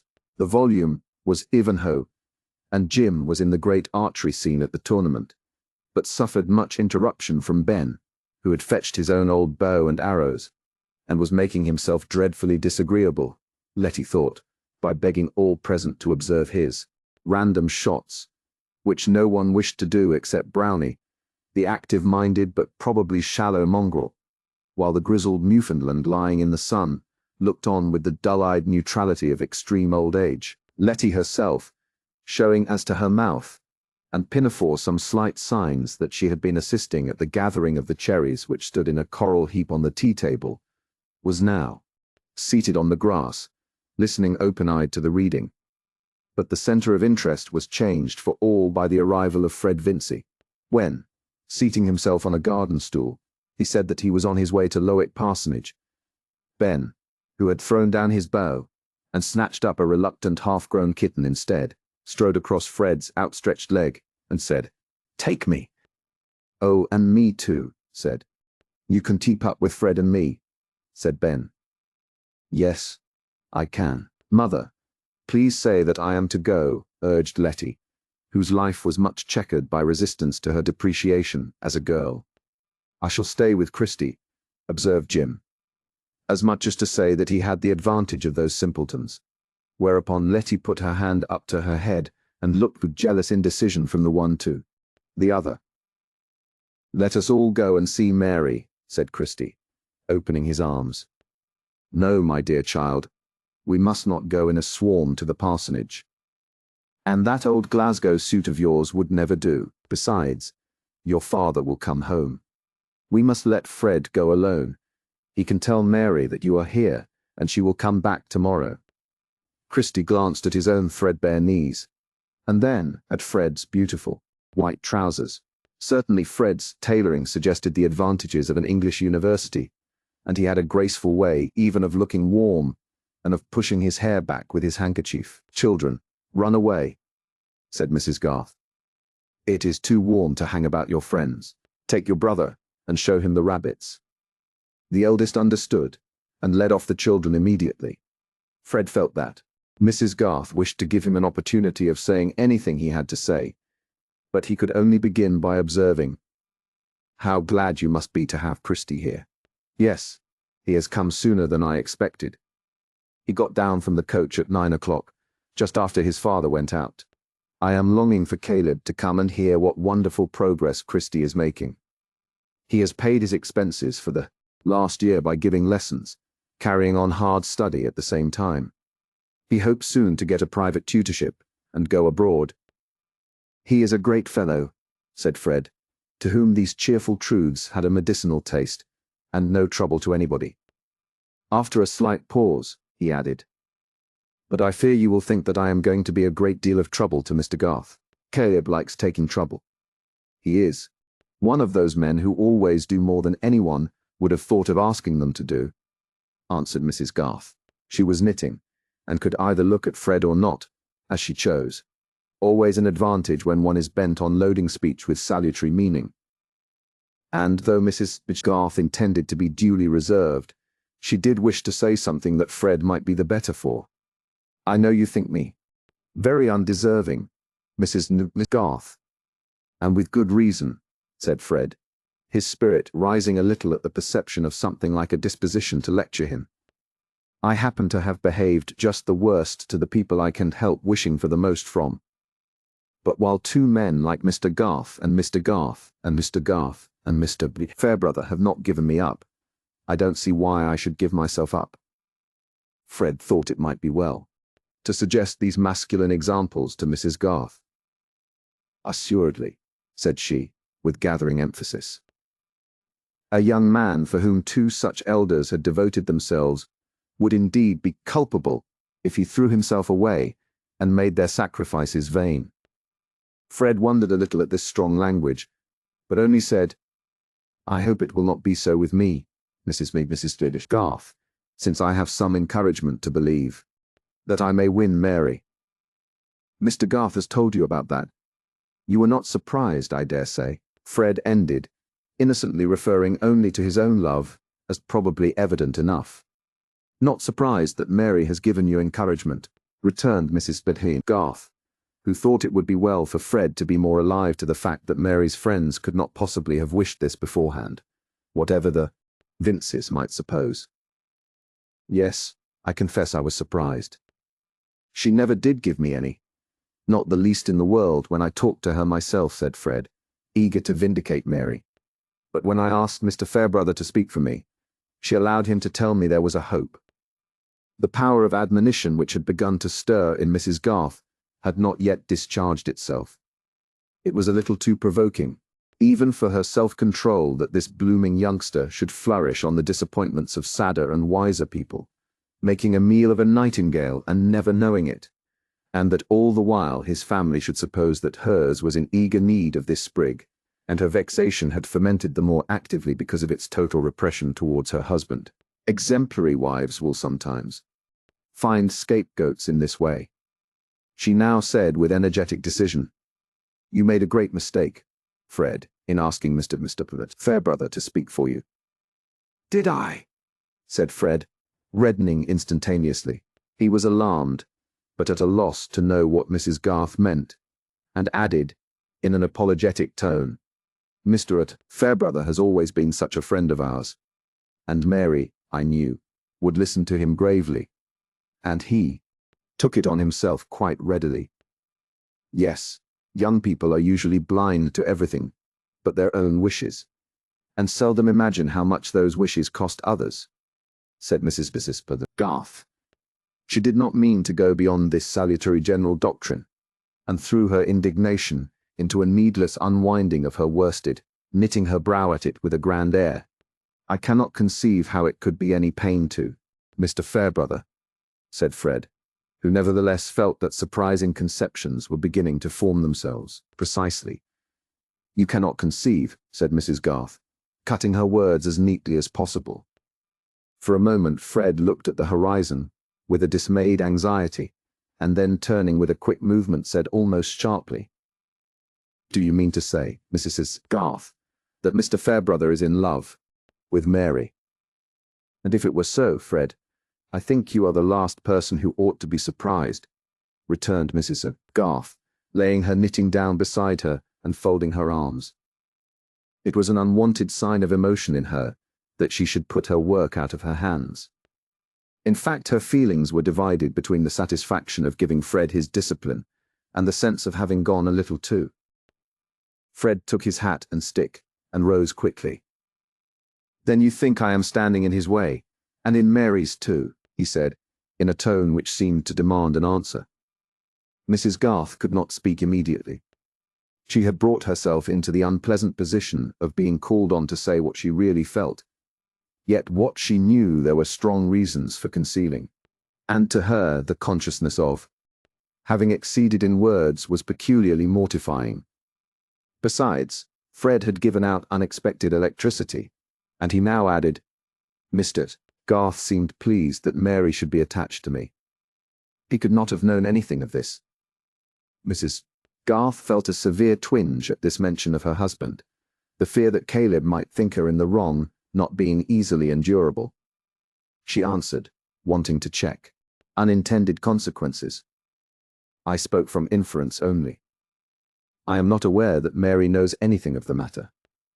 But she hesitated to beg that he would keep entire silence on a subject which she had herself unnecessarily mentioned, not being used to stoop in that way. And while she was hesitating, there was already a rush of unintended consequences under the apple tree where the tea things stood. Ben, bouncing across the grass with Brownie at his heels, and seeing the kitten dragging the knitting by a lengthening line of wool, shouted and clapped his hands. Brownie barked. The kitten, desperate, jumped on the tea table and upset the milk, then jumped down again and swept half the cherries with it.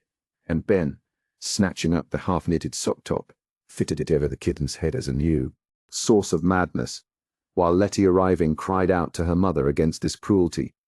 It was a history as full of sensation as, "This is the house that Jack built." Mrs. Garth was obliged to interfere. The other young ones came up, and the tete-a-tete with Fred was ended. He got away as soon as he could, and Mrs. Garth could only imply some retractation of her severity by saying, "God bless you," when she shook hands with him. She was unpleasantly conscious that she had been on the verge of speaking, as one of the foolish women speaketh, telling first and entreating silence after. But she had not entreated silence, and to prevent Caleb's blame she determined to blame herself, and confess all to him that very night. It was curious what an awful tribunal the mild Caleb's was to her whenever he set it up. But she meant to point out to him that the revelation might do Fred Vincey a great deal of good.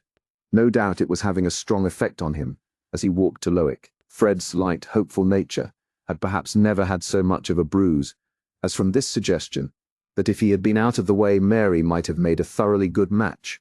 He was piqued that he had been what he called such a stupid lout as to ask that intervention from Mr. Fairbrother. But it was not in a lover's nature, it was not in Fred's, that the new anxiety raised about Mary's feeling should not surmount every other. Notwithstanding his trust in Mr. Fairbrother's generosity, notwithstanding what Mary had said to him, Fred could not help feeling that he had a rival. It was a new consciousness, and he objected to it extremely, not being in the least ready to give up Mary for her good, being ready rather to fight for her with any man whatsoever. But the fighting with Mr. Fairbrother must be of a metaphorical kind, which was much more difficult to Fred than the muscular. Certainly this experience was a discipline for Fred hardly less sharp than his disappointment about his uncle's will. The iron had not entered into his soul, but he had begun to imagine what the sharp edge would be. It did not once occur to Fred that Mrs. Garth might be mistaken about Mr. Fairbrother, but he suspected that she might be wrong about Mary. Mary had been staying at the parsonage lately, and her mother might know very little of what had been passing in her mind. He did not feel easier when he found her, looking cheerful with the three ladies in the drawing-room. They were in animated discussion on some subject which was dropped when he entered, and Mary was copying the labels from a heap of shallow cabinet drawers in a minute handwriting which she was skilled in. Mr. Fairbrother was somewhere in the village, and the three ladies knew nothing of Fred's peculiar relation to Mary. It was impossible for either of them to propose that they should walk round the garden, and Fred predicted to himself that he should have to go away without saying a word to her in private. He told her first of Christie's arrival, and then of his own engagement with her father, and he was comforted by seeing that this latter news touched her keenly. She said hurriedly, "I am so glad," and then bent over her writing, to hinder anyone from noticing her face. But here was a subject which Mrs. Fairbrother could not let pass. "You don't mean, my dear Miss Garth, that you are glad to hear of a young man giving up the church for which he was educated?"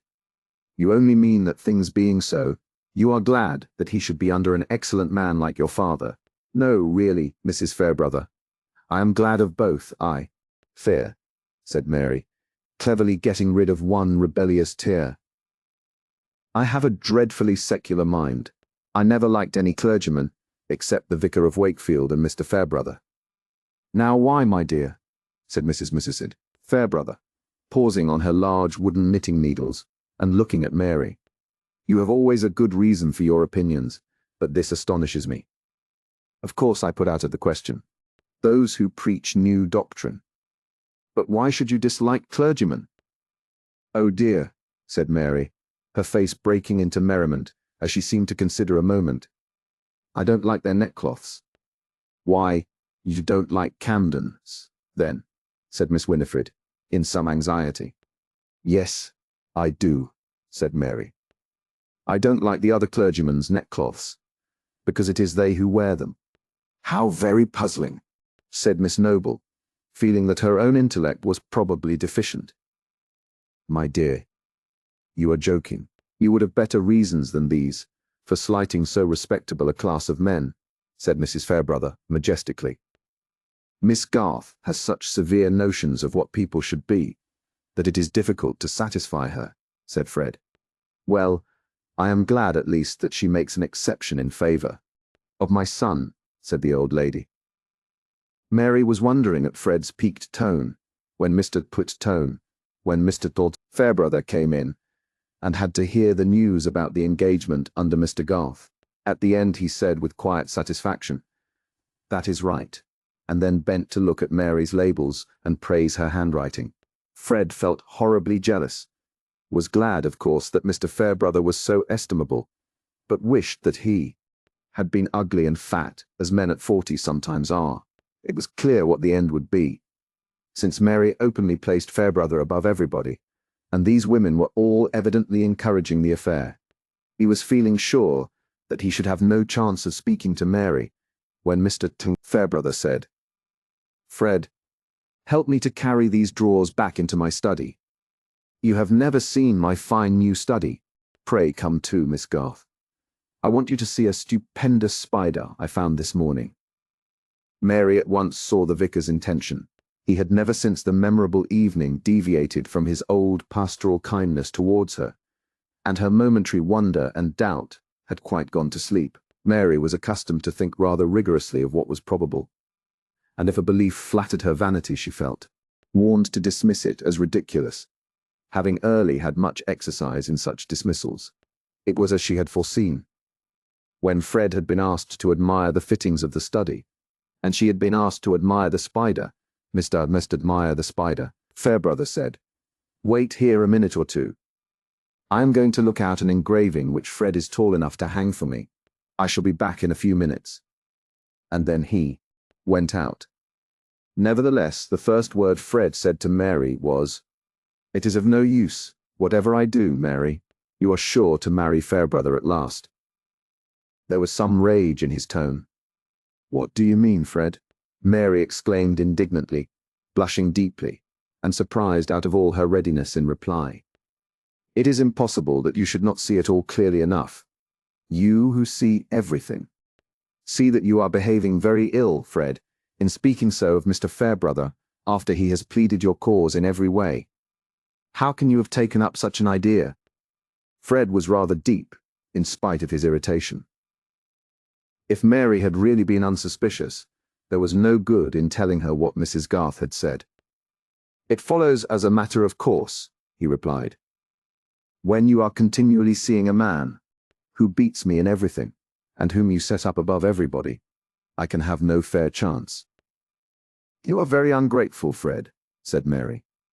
"I wish I had never told Mr. Fairbrother that I cared for you in the least. No, I am not ungrateful. I should be the happiest fellow in the world if it were not for this. I told your father everything, and he was very kind. He treated me as if I were his son. I could go at the work with a will, writing and everything, if it were not for this." "For this? For what?" said Mary, imagining now that something specific must have been said or done. This dreadful certainty that I shall be bowled out by Fairbrother. Mary was appeased by her inclination to laugh. "Fred," she said, peeping round to catch his eyes, which were sulkily turned away from her, "you are too delightfully ridiculous. If you were not such a charming simpleton, what a temptation this would be to play the wicked coquette, and let you suppose that somebody besides you has made love to me." "Do you really like me best, Mary?" said Fred, turning eyes full of affection on her, and trying to take her hand. "I don't like you at all at this moment," said Mary, retreating, and putting her hands behind her. "I only said that no mortal ever made love to me besides you. And that is no argument that a very wise man ever will," she ended merrily. "I wish you would tell me that you could not possibly ever think of him," said Fred. "Never dare to mention this any more to me, Fred," said Mary, getting serious again. "I don't know whether it is more stupid or ungenerous in you not to see that Mr. Fairbrother has left us together on purpose, that we might speak freely. I am disappointed that you should be so blind to his delicate feeling." There was no time to say any more before Mr.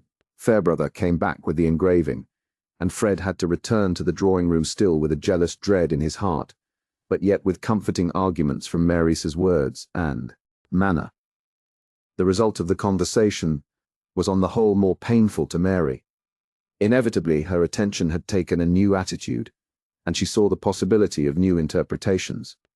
She was in a position in which she seemed to herself to be slighting Mr. Fairbrother, and this, in relation to a man who is much honored, is always dangerous to the firmness of a grateful woman. To have a reason for going home the next day was a relief, for Mary earnestly desired to be always clear that she loved Fred best. When a tender affection has been storing itself in us through many of our years, the idea that we could accept any exchange for it seems to be a cheapening of our lives, and we can set a watch over our affections and our constancy as we can over other treasures. Fred has lost all his other expectations. He must keep this, Mary said to herself, with a smile curling her lips. It was impossible to help fleeting visions of another kind, new dignities, and an acknowledged value of which she had often felt the absence. But these things with Fred outside them, Fred forsaken, and looking sad for the want of her, could never tempt her deliberate thought. Chapter 58. For there can live no hatred in thine eye, therefore, in that I cannot know thy change. In many's looks the false heart's history is writ in moods and frowns and wrinkles strange. But heaven in thy creation did decree that in thy face sweet love should ever dwell. What to thy thoughts or thy heart's workings be, thy looks should nothing thence but sweetness tell. Shakespeare. Sonnets. At the time when Mr. Vincey uttered that presentiment about Rosamond, she herself had never had the idea that she should be driven to make the sort of appeal which he foresaw. She had not yet had any anxiety about ways and means, although her domestic life had been expensive as well as eventful. Her baby had been born prematurely, and all the embroidered robes and caps had to be laid by in darkness. This misfortune was attributed entirely to her having persisted in going out on horseback one day when her husband had desired her not to do so. But it must not be supposed that she had shown temper on the occasion, or rudely told him that she would do as she liked. What led her particularly to desire horse exercise was a visit from Captain Lydgate, the baronet's third son, who, I am sorry to say, was detested by our Tertius of that name as a vapid fop, parting his hair from brow to nape in a despicable fashion, not followed by Tertius himself, and showing an ignorant security that he knew the proper thing to say on every topic. Lydgate inwardly cursed his own folly, that he had drawn down this visit by consenting to go to his uncle's on the wedding tour, and he made himself rather disagreeable to Rosamond by saying so in private. For to Rosamond this visit was a source of unprecedented but gracefully concealed exultation. She was so intensely conscious of having a cousin who was a baronet's son staying in the house, that she imagined the knowledge of what was implied by his presence to be diffused through all other minds. And when she introduced Captain Lydgate to her guests, she had a placid sense that his rank penetrated them as if it had been an odour. The satisfaction was enough for the time to melt away some disappointment in the conditions of marriage, with a medical man even of good birth. It seemed now that her marriage was visibly, as well as ideally, floating her above the Middlemarch level, and the future looked bright with letters and visits to and from Callingham, and vague advancement, in consequence, for Tertius. Especially as, probably at the captain's suggestion, his married sister, Mrs. de Mengen, had come with her maid, and stayed 2 nights on her way from town. Hence it was clearly worthwhile for Rosamond to take pains with her music, and the careful selection of her lace. As to Captain Lydgate himself, his low brow, his aquiline nose bent on one side, and his rather heavy utterance, might have been disadvantageous in any young gentleman who had not a military bearing and moustache to give him what is doted on by some flower-like blonde heads as style. He had, moreover, that sort of high breeding which consists in being free from the petty solicitudes of middle-class gentility, and he was a great critic of feminine charms. Rosamond delighted in his admiration, now even more than she had done at Callingham, and he found it easy to spend several hours of the day in flirting with her.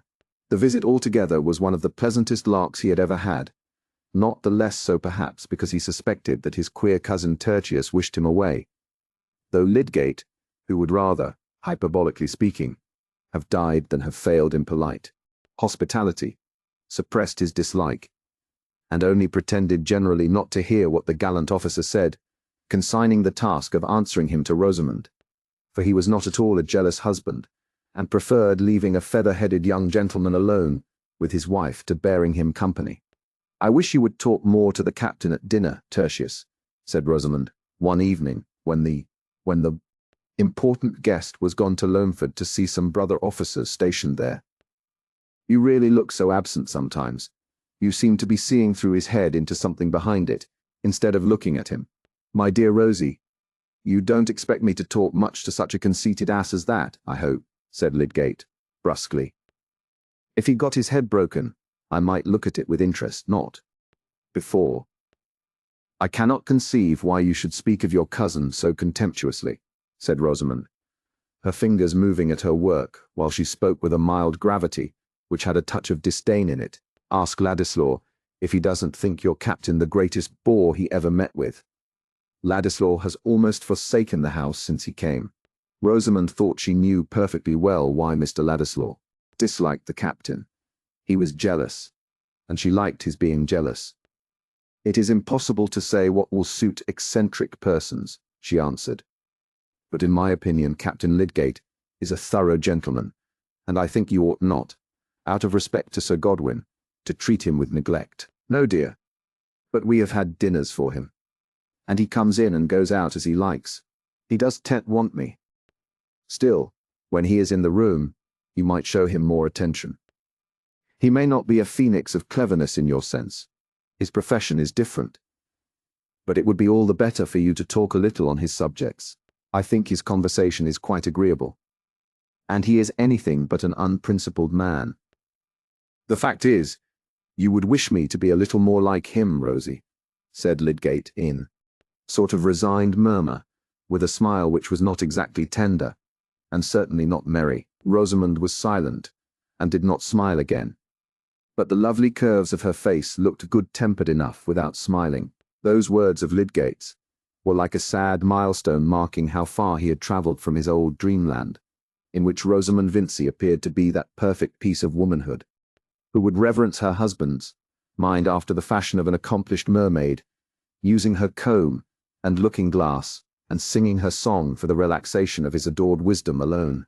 He had begun to distinguish between that imagined adoration and the attraction towards a man's talent, because it gives him prestige, and is like an order in his buttonhole, or an honourable before his name. It might have been supposed that Rosamond had travelled too, since she had found the pointless conversation of Mr. Sir Ned Pymdale perfectly wearisome.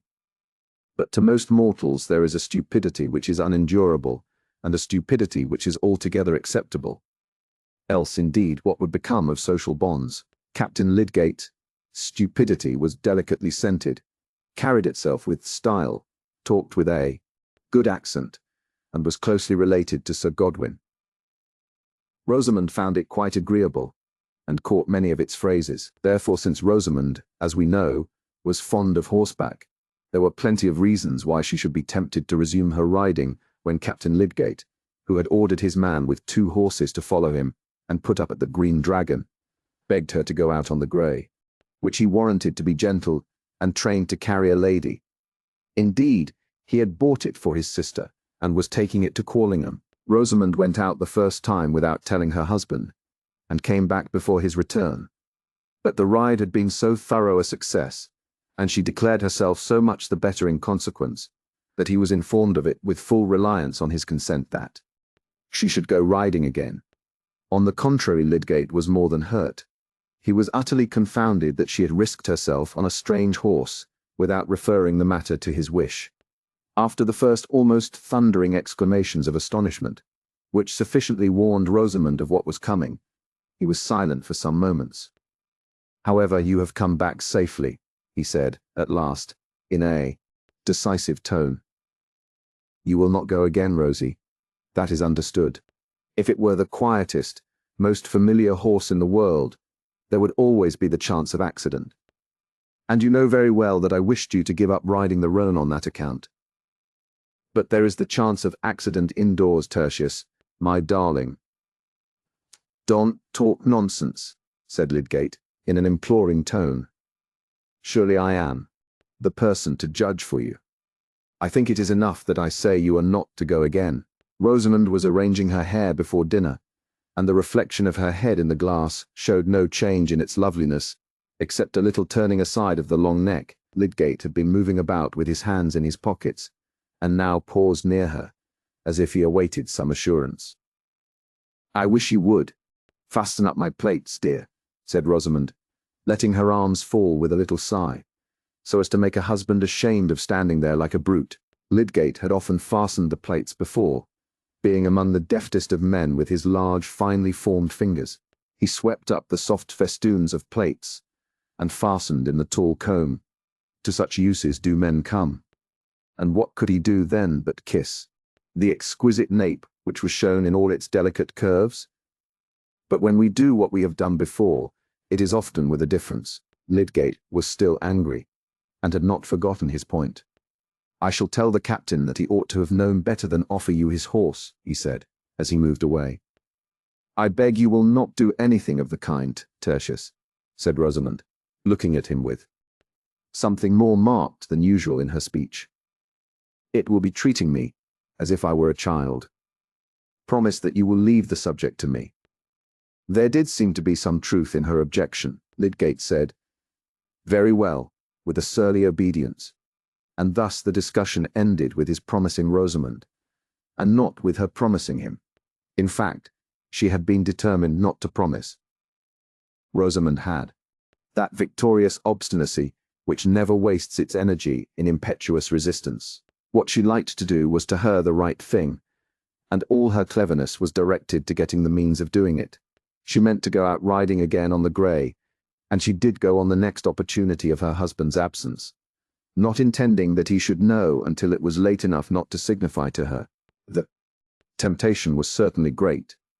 She was very fond of the exercise, and the gratification of riding on a fine horse, with Captain Lydgate, Sir Godwin's son, on another fine horse by her side, and of being met in this position by anyone but her husband, was something as good as her dreams before marriage.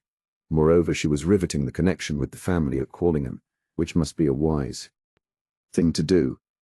But the gentle grey, unprepared for the crash of a tree that was being felled on the edge of Wholesale Wood, took fright, and caused a worse fright to Rosamond, leading finally to the loss of her baby. Lydgate could not show his anger towards her, but he was rather bearish to the captain, whose visit naturally soon came to an end. In all future conversations on the subject, Rosamond was mildly certain that the ride had made no difference, and that if she had stayed at home, the same symptoms would have come on, and would have ended in the same way, because she had felt something like them before. Lydgate could only say, "Poor, poor darling," but he secretly wondered over the terrible tenacity of this mild creature. There was gathering within him an amazed sense of his powerlessness over Rosamond, his superior knowledge and mental force, instead of being, as he had imagined, a shrine to consult on all occasions, was simply set aside on every practical question. He had regarded Rosamond's cleverness as precisely of the receptive kind which became a woman. He was now beginning to find out what that cleverness was. What was the shape into which it had run as into a closed network, aloof and independent. No one quicker than Rosamond to see causes and effects which lay within the track of her own tastes and interests. She had seen clearly Lydgate's preeminence in Middlemarch society, and could go on imaginatively tracing still more agreeable social effects when his talent should have advanced him. But for her, his professional and scientific ambition had no other relation to these desirable effects than if they had been the fortunate discovery of an ill-smelling oil, and that oil apart, with which she had nothing to do. Of course, she believed in her own opinion more than she did in his. Lydgate was astounded to find in numberless trifling matters, as well as in this last serious case of the riding, that affection did not make her compliant. He had no that the affection was there, and had no presentiment that he had done anything to repel it. For his own part, he said to himself that he loved her as tenderly as ever, and could make up his mind to her negations. But, well, Lydgate was much worried, and conscious of new elements in his life as noxious to him as an inlet of mud to a creature that has been used to breathe and bathe and dart after its illuminated prey in the clearest of waters. Rosamond was soon looking lovelier than ever at her work-table, enjoying drives in her father's phaeton, and thinking it likely that she might be invited to Callingham. She knew that she was a much more exquisite ornament to the drawing-room there than any daughter of the family, and in reflecting that the gentlemen were aware of that, did not, perhaps, sufficiently consider whether the ladies would be eager to see themselves surpassed. Lydgate, relieved from anxiety about her, relapsed into what she inwardly called his moodiness, a name which to her covered his thoughtful preoccupation with other subjects than herself, as well as that uneasy look of the brow and distaste for all ordinary things as if they were mixed with bitter herbs, which really made a sort of weather-glass to his vexation and foreboding. These latter states of mind had one cause amongst others, which he had generously but mistakenly avoided mentioning to Rosamond, lest it should affect her health and spirits. Between him and her, indeed, there was that total missing of each other's mental track, which is too evidently possible even between persons who are continually thinking of each other. To Lydgate it seemed that he had been spending month after month in sacrificing more than half of his best intent and best power to his tenderness for Rosamond, bearing her little claims and interruptions without impatience, and, above all, bearing without betrayal of bitterness to look through less and less of interfering illusion at the blank unreflecting surface her mind presented to his ardour for the more impersonal ends of his profession and his scientific study, an ardour which he had fancied that the ideal wife must somehow worship as sublime, though not in the least knowing why. But his endurance was mingled with a self-discontent, which, if we know how to be candid, we shall confess to make more than half our bitterness under grievances, wife or husband included. It always remains true that if we had been greater, circumstance would have been less strong against us. Lydgate was aware that his concessions to Rosamond were often little more than the lapse of slackening resolution, the creeping paralysis apt to seize an enthusiasm which is out of adjustment to a constant portion of our lives. And on Lydgate's enthusiasm there was, constantly pressing not a simple weight of sorrow, but the biting presence of a petty degrading care, such as cast the blight of irony over all higher effort. This was the care which he had hitherto abstained from mentioning to Rosamond, and he believed, with some wonder, that it had never entered her mind, though certainly no difficulty could be less mysterious. It was an inference with a conspicuous handle to it, and had been easily drawn by indifferent observers, that Lydgate was in debt, and he could not succeed in keeping out of his mind for long together that he was every day getting deeper into that swamp, which tempts men towards it with such a pretty covering of flowers and verdure.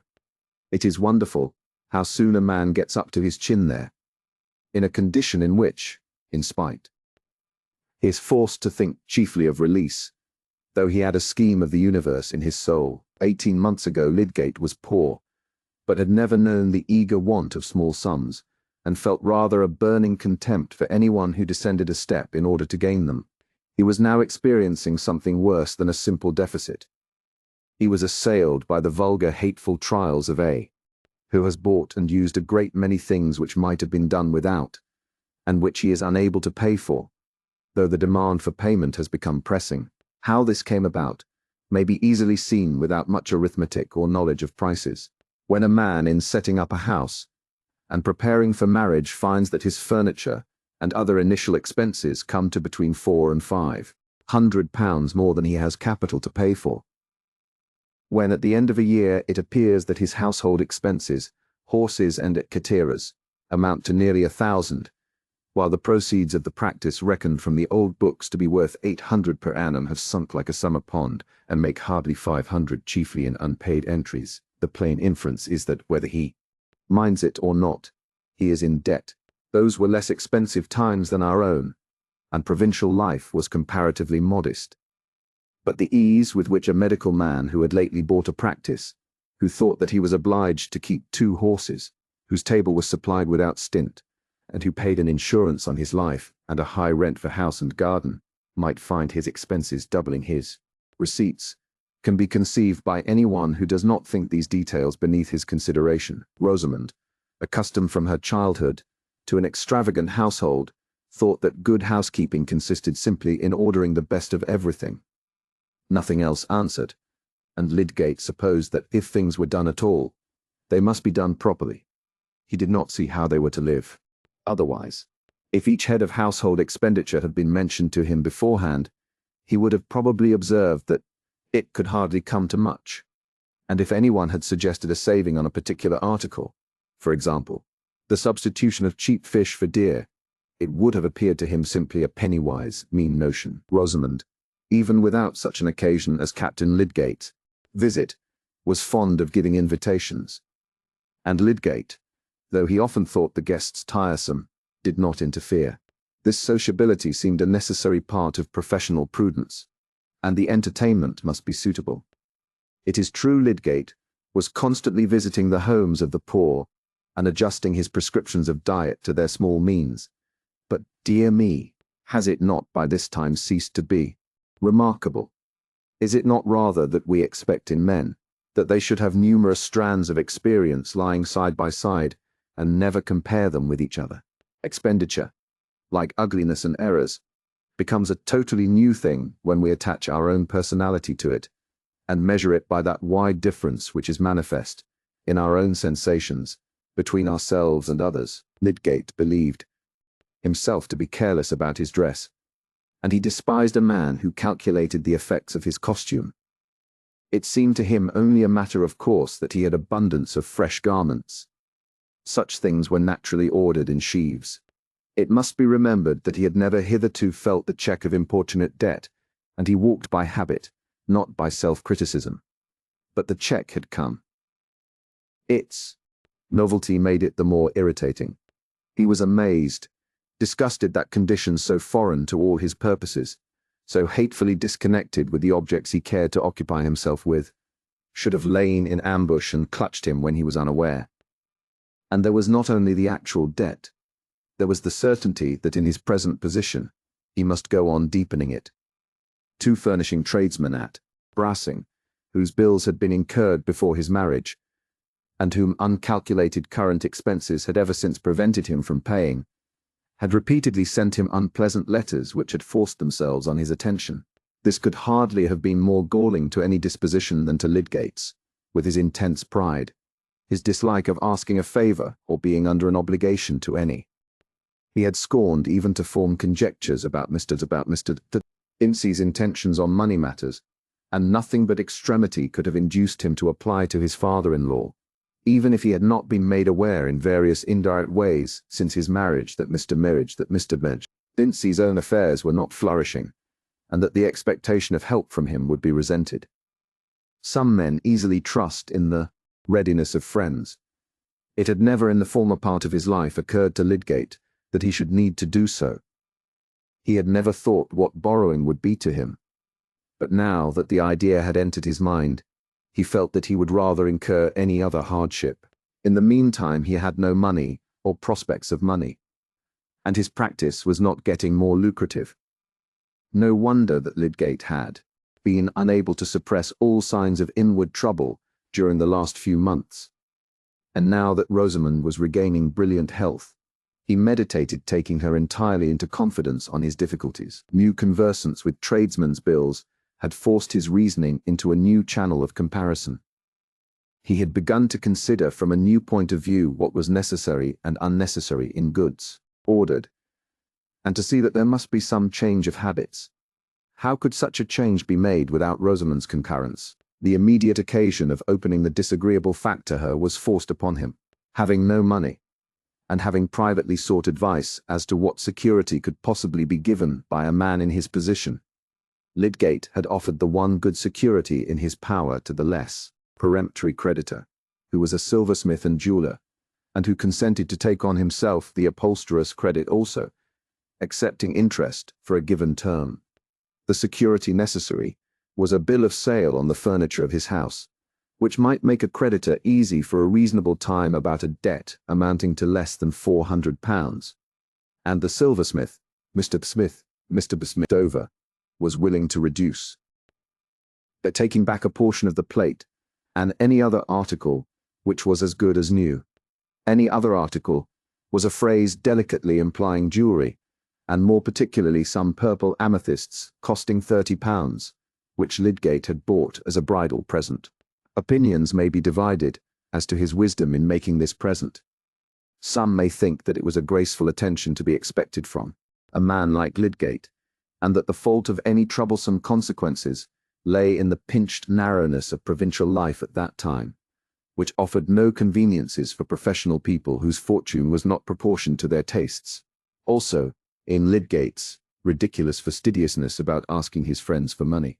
However, it had seemed a question of no moment to him on that fine morning, when he went to give a final order for plate, in the presence of other jewels enormously expensive, and as an addition to orders of which the amount had not been exactly calculated. £30 for ornaments so exquisitely suited to Rosamond's neck and arms could hardly appear excessive when there was no ready cash for it to exceed. But at this crisis Lydgate's imagination could not help welling on the possibility of letting the amethysts take their place again among Mr. Dover's stock, though he shrank from the idea of proposing this to Rosamond. Having been roused to discern consequences which he had never been in the habit of tracing, he was preparing to act on this discernment with some of the rigour, by no means all, that he would have applied in pursuing experiment. He was nerving himself to this rigour as he rode from Brassing, and meditated on the representations he must make to Rosamond. It was evening when he got home. He was intensely miserable, this strong man of 29 and of many gifts.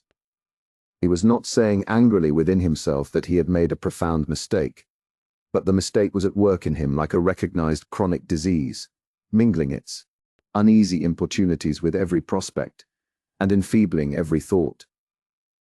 As he went along the passage to the drawing-room, he heard the piano and singing. Of course, Ladislaw was there.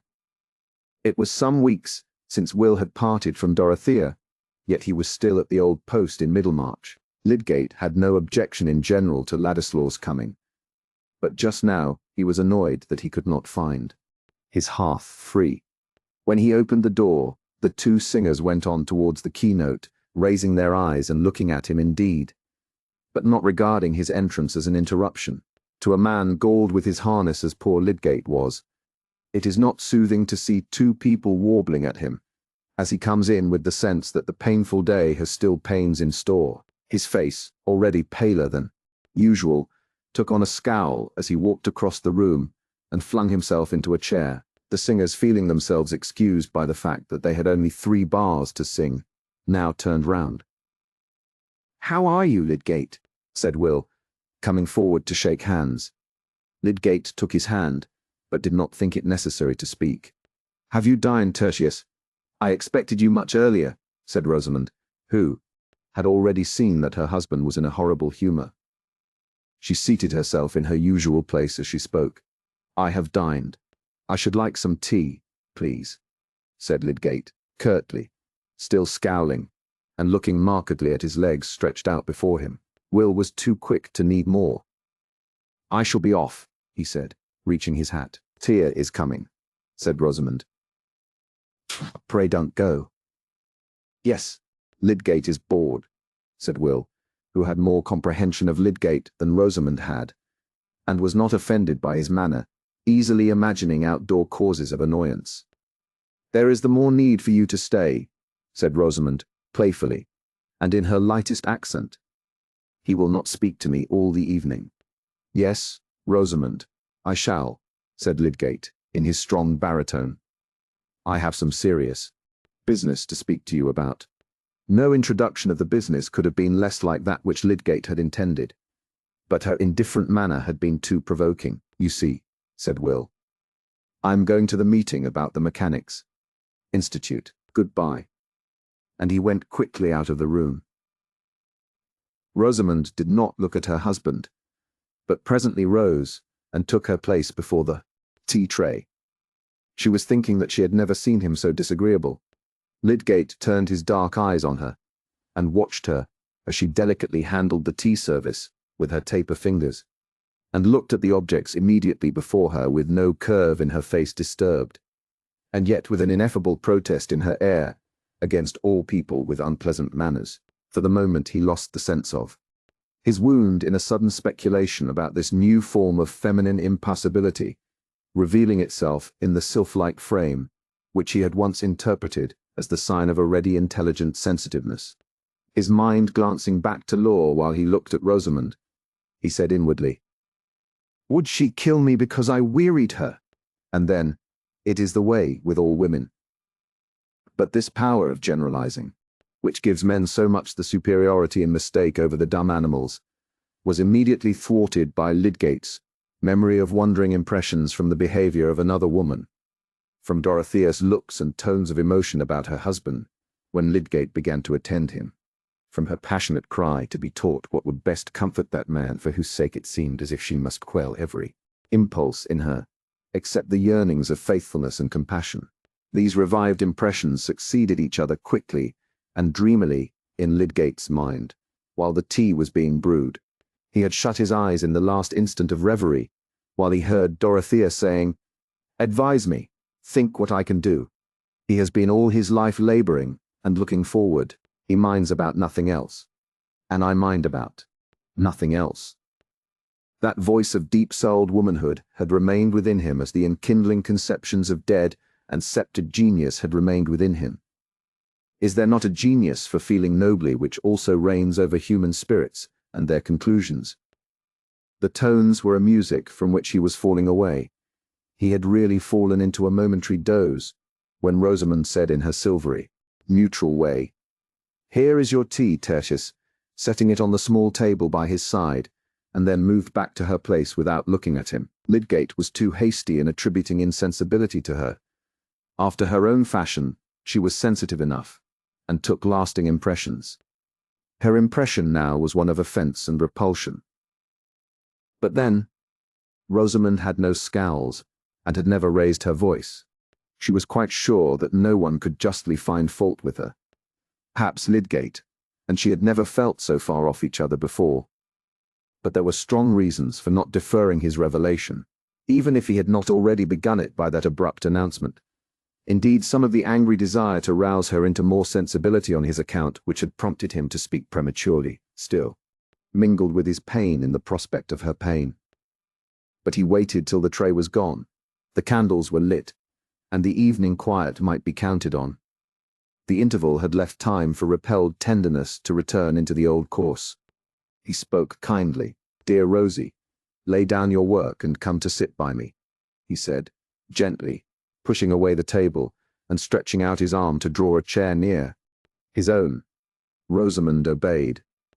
As she came towards him in her drapery of transparent, faintly tinted muslin, her slim yet round figure never looked more graceful. As she sat down by him and laid one hand on the elbow of his chair, at last looking at him and meeting his eyes, her delicate neck and cheek and purely cut lips never had more of that untarnished beauty which touches as in springtime and infancy and all sweet freshness. It touched Lydgate now, and mingled the early moments of his love for her with all the other memories which were stirred in this crisis of deep trouble. He laid his ample hand softly on hers, saying, "Dear, with the lingering utterance which affection gives to the word. Rosamond, too, was still under the power of that same past, and her husband was still in part the Lydgate whose approval had stirred delight. She put his hair lightly away from his forehead, then laid her other hand on his, and was conscious of forgiving him. "I am obliged to tell you what will hurt you, Rosie. But there are things which husband and wife must think of together. I dare say it has occurred to you already that I am short of money." Lydgate paused, but Rosamond turned her neck and looked at a vase on the mantelpiece. "I was not able to pay for all the things we had to get before we were married, and there have been expenses since which I have been obliged to meet. The consequence is, there is a large debt at Brassing, £380, which has been pressing on me a good while, and in fact we are getting deeper every day, for people don't pay me the faster, because others want the money. I took pains to keep it from you while you were not well, but now we must think together about it, and you must help me." "What can I do, Tertius?" said Rosamond, turning her eyes on him again. That little speech of 4 words, like so many others in all languages, is capable by varied vocal inflections of expressing all states of mind from helpless dimness to exhaustive argumentative perception, from the completest self-devoting fellowship to the most neutral aloofness. Rosamond's thin utterance threw into the words, "What can I do?" as much neutrality as they could hold. They fell like a mortal chill on Lydgate's roused tenderness.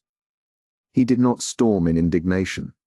He felt too sad a sinking of the heart, and when he spoke again, it was more in the tone of a man who forces himself to fulfill a task. "It is necessary for you to know, because I have to give security for a time, and a man must come to make an inventory of the furniture." Rosamond coloured deeply. "Have you not asked Papa for money?" she said, as soon as she could speak. "No." "Then I must ask him," she said, releasing her hands from Lydgate's, and rising to stand at 2 yards' distance from him. "No, Rosie," said Lydgate, decisively. "It is too late to do that. The inventory will be begun tomorrow. Remember, it is a mere security. It will make no difference. It is a temporary affair. I insist upon it that your father shall not know, unless I choose to tell him," added Lydgate, with a more peremptory emphasis. This certainly was unkind, but Rosamond had thrown him back, on evil expectation, as to what she would do in the way of quiet, steady disobedience. The unkindness seemed unpardonable to her. She was not given to weeping and disliked it, but now her chin and lips began to tremble, and the tears welled up. Perhaps it was not possible for Lydgate, under the double stress of outward material difficulty and of his own proud resistance to humiliating consequences, to imagine fully what this sudden trial was to a young creature who had known nothing but indulgence, and whose dreams had all been of new indulgence, more exactly to her taste. But he did wish to spare her as much as he could, and her tears cut him to the heart. He could not speak again immediately, but Rosamond did not go on sobbing. She tried to conquer her agitation, and wiped away her tears, continuing to look before her at the mantelpiece.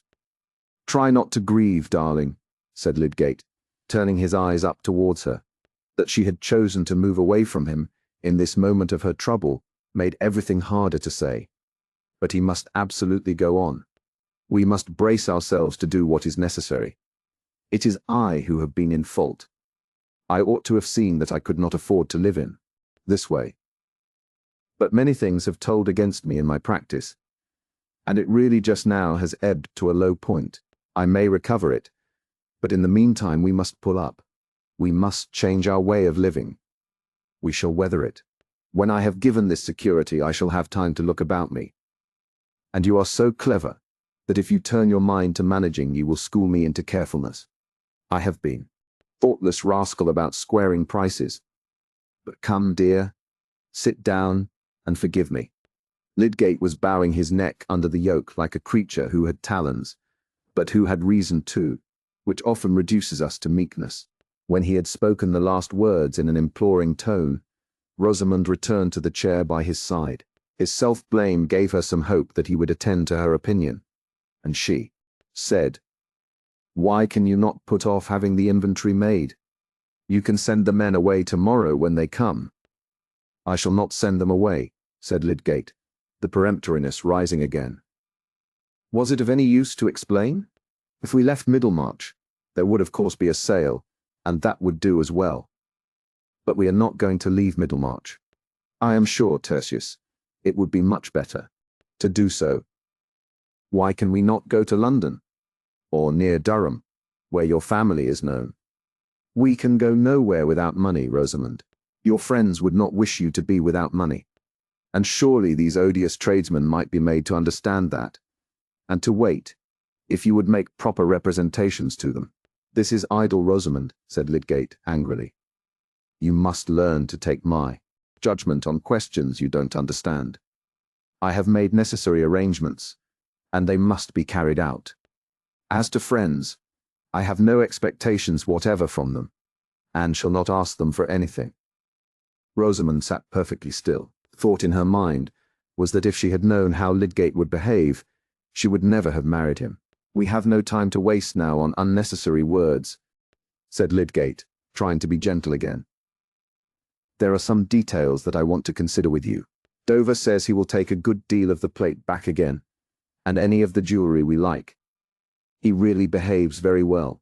Are we to go without spoons and forks then? Said Rosamond, whose very lips seemed to get thinner with the thinness of her utterance. She was determined to make no further resistance or suggestions. Oh, no, dear, said Lydgate. But look here, he continued, drawing a paper from his pocket and opening it. Here is Dover's account. I have marked a number of articles, which, if we returned them, would reduce the amount by £30 and more. I have not marked any of the jewellery. Lydgate had really felt this point of the jewellery very bitter to himself. But he had overcome the feeling by severe argument. He could not propose to Rosamond that she should return any particular present of his, but he had told himself that he was bound to put Dover's offer before her, and her inward prompting might make the affair easy. It is useless for me to look, Tertius, said Rosamond calmly. You will return what you please. She would not turn her eyes on the paper, and Lydgate, flushing up to the roots of his hair, drew it back and let it fall on his knee. Meanwhile Rosamond quietly went out of the room, leaving Lydgate helpless and wondering. Was she not coming back? It seemed that she had no more identified herself with him than if they had been creatures of different species and opposing interests. He tossed his head and thrust his hands deep into his pockets with a sort of vengeance. There was still science. There were still good objects to work for. He must give a tug still, all the stronger because other satisfactions were going. But the door opened, and Rosamond re-entered. She carried the leather box containing the amethysts, and a tiny ornamental basket which contained other boxes, and laying them on the chair where she had been sitting, she said, with perfect propriety in her air, "This is all the jewellery you ever gave me. You can return what you like of it, and of the plate also. You will not, of course, expect me to stay at home tomorrow. I shall go to Papa." To many women, the look Lydgate cast at her would have been more terrible than one of anger. It had in it a despairing acceptance of the distance she was placing between them. "And when shall you come back again?" he said, with a bitter edge on his accent. "Oh, in the evening. Of course I shall not mention the subject to Mamma." Rosamond was convinced that no woman could behave more irreproachably than she was behaving, and she went to sit down at her work-table. Lydgate sat meditating a minute or two, and the result was that he said, with some of the old emotion in his tone, "Now we have been united, Rosie, you should not leave me to myself in the first trouble that has come." "Certainly not," said Rosamond. "I shall do everything it becomes me to do. It is not right that the thing should be left to servants, or that I should have to speak to them about it, and I shall be obliged to go out. I don't know how early. I understand your shrinking from the humiliation of these money affairs. My dear Rosamond, as a question of pride, which I feel just as much as you can, it is surely better to manage the thing ourselves, and let the servants see as little of it as possible. And since you are my wife, There is no hindering your share in my disgraces, if there were disgraces. Rosamond did not answer immediately. But at last she said, "Very well, I will stay at home. I shall not touch these jewels, Rosie. Take them away again. But I will write out a list of plate that we may return, and that can be packed up and sent at once." "The servants will know that," said Rosamond, with the slightest touch of sarcasm. "Well, we must meet some disagreeables as necessities." "Where is the ink, I wonder?" said Lydgate, rising and throwing the account on the larger table where he meant to write. Rosamond went to reach the inkstand, and after setting it on the table was going to turn away, when Lydgate, who was standing close by, put his arm round her and drew her towards him, saying, "Come, darling, let us make the best of things. It will only be for a time, I hope, that we shall have to be stingy and particular. Kiss me."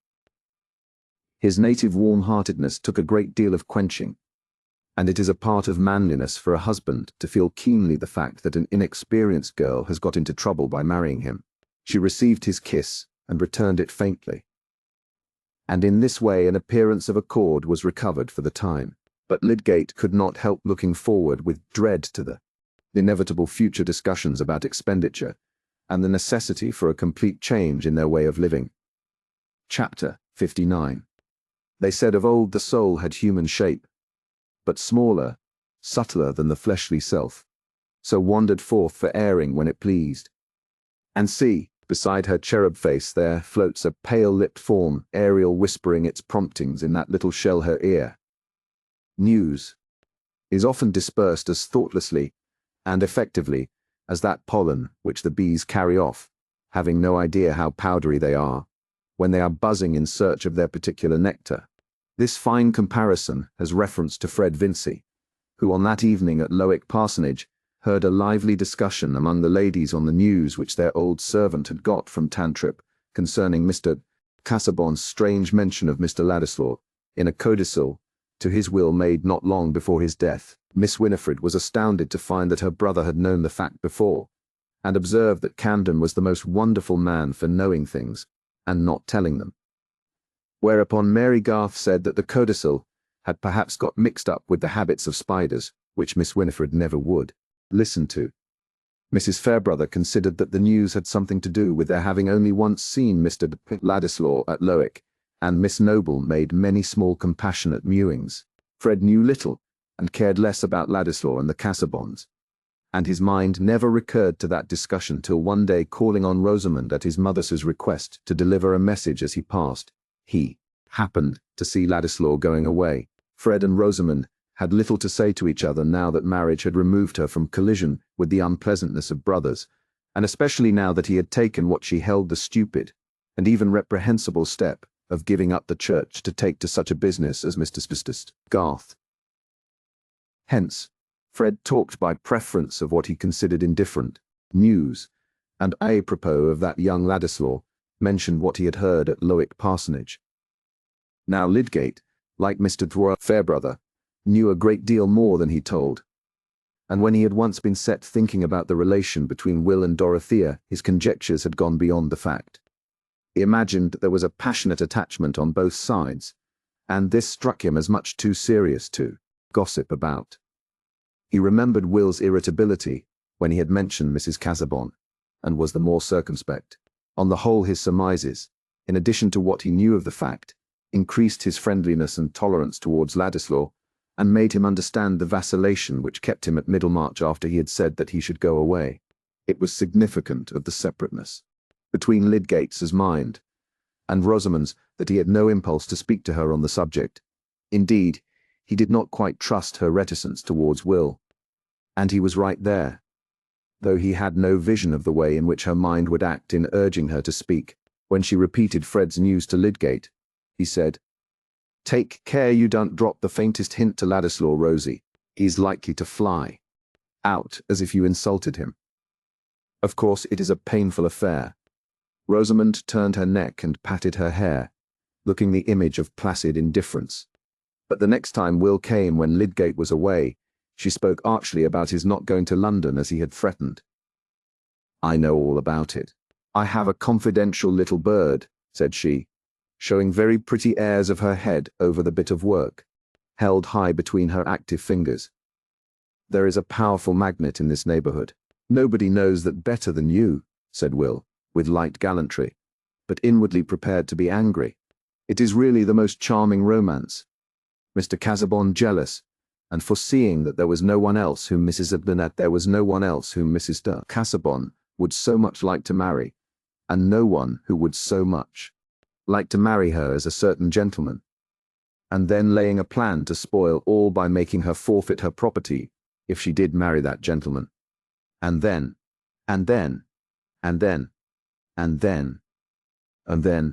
oh, I have no doubt the end will be thoroughly romantic." "Great God! What do you mean?" said Will, flushing over face and ears, his features seeming to change as if he had had a violent shake. "Don't joke. Tell me what you mean." "You don't really know," said Rosamond, no longer playful, and desiring nothing better than to tell in order that she might evoke effects. "No," he returned impatiently. "Don't know that Mr. Casaubon has left it in his will that if Mrs. Casaubon marries you, she is to forfeit all her property." "How do you know that it is true?" said Will eagerly. "My brother Fred heard it from the Fairbrothers." Will started up from his chair and reached his hat. "I dare say she likes you better than the property," said Rosamond, looking at him from a distance. "Pray don't say any more about it," said Will, in a hoarse undertone extremely unlike his usual light voice. "It is a foul insult to her and to me." Then he sat down absently, looking before him, but seeing nothing. "Now you are angry with me," said Rosamond. "It is too bad to bear me malice. You ought to be obliged to me for telling you." "So I am," said Will, abruptly, speaking with that kind of double soul which belongs to dreamers who answer questions. "I expect to hear of the marriage," said Rosamond playfully. "Never. You will never hear of the marriage."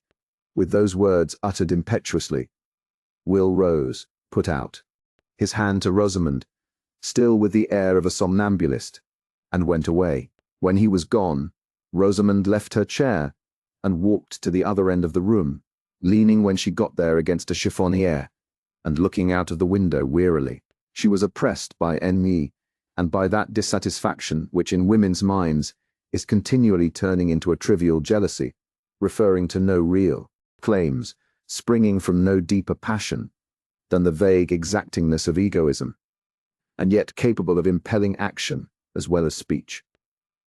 "There really is nothing to care for much," said poor Rosamond inwardly, thinking of the family at Quallingham, who did not write to her, and that perhaps Tertius, when he came home, would tease her about expenses. She had already secretly disobeyed him by asking her father to help them, and he had ended decisively by saying, "I am more likely to want help myself." Chapter 60. Good phrases are surely, and ever were, very commendable. Justice Shallow. Few days afterwards. It was already the end of August. There was an occasion which caused some excitement in Middlemarch. The public, if it chose, was to have the advantage of buying, under the distinguished auspices of Mr. Borthrop Trumbull, the furniture, books, and pictures which anybody might see by the handbills to be the best in every kind, belonging to Edwin Larcher, Esquire. This was not one of the sales indicating the depression of trade. On the contrary, it was due to Mr. Larcher's great success in the carrying business, which warranted his purchase of a mansion near Riverston, already furnished in high style by an illustrious spa physician, furnished indeed with such large framefuls of expensive flesh painting in the dining room, that Mrs. Larcher was nervous, until reassured by finding the subject to be scriptural. Hence the fine opportunity to purchasers, which was well pointed out in the handbills of Mr. Borthrop Trumbull, whose acquaintance with the history of art enabled him to state that the hall furniture, to be sold without reserve, comprised a piece of carving by a contemporary of Gibbon's. At Middlemarch in those times a large sale was regarded as a kind of festival. There was a table spread with the best cold eatables, as at a superior funeral, and facilities were offered for that generous drinking of cheerful glasses, which might lead to generous and cheerful bidding for undesirable articles. Mr.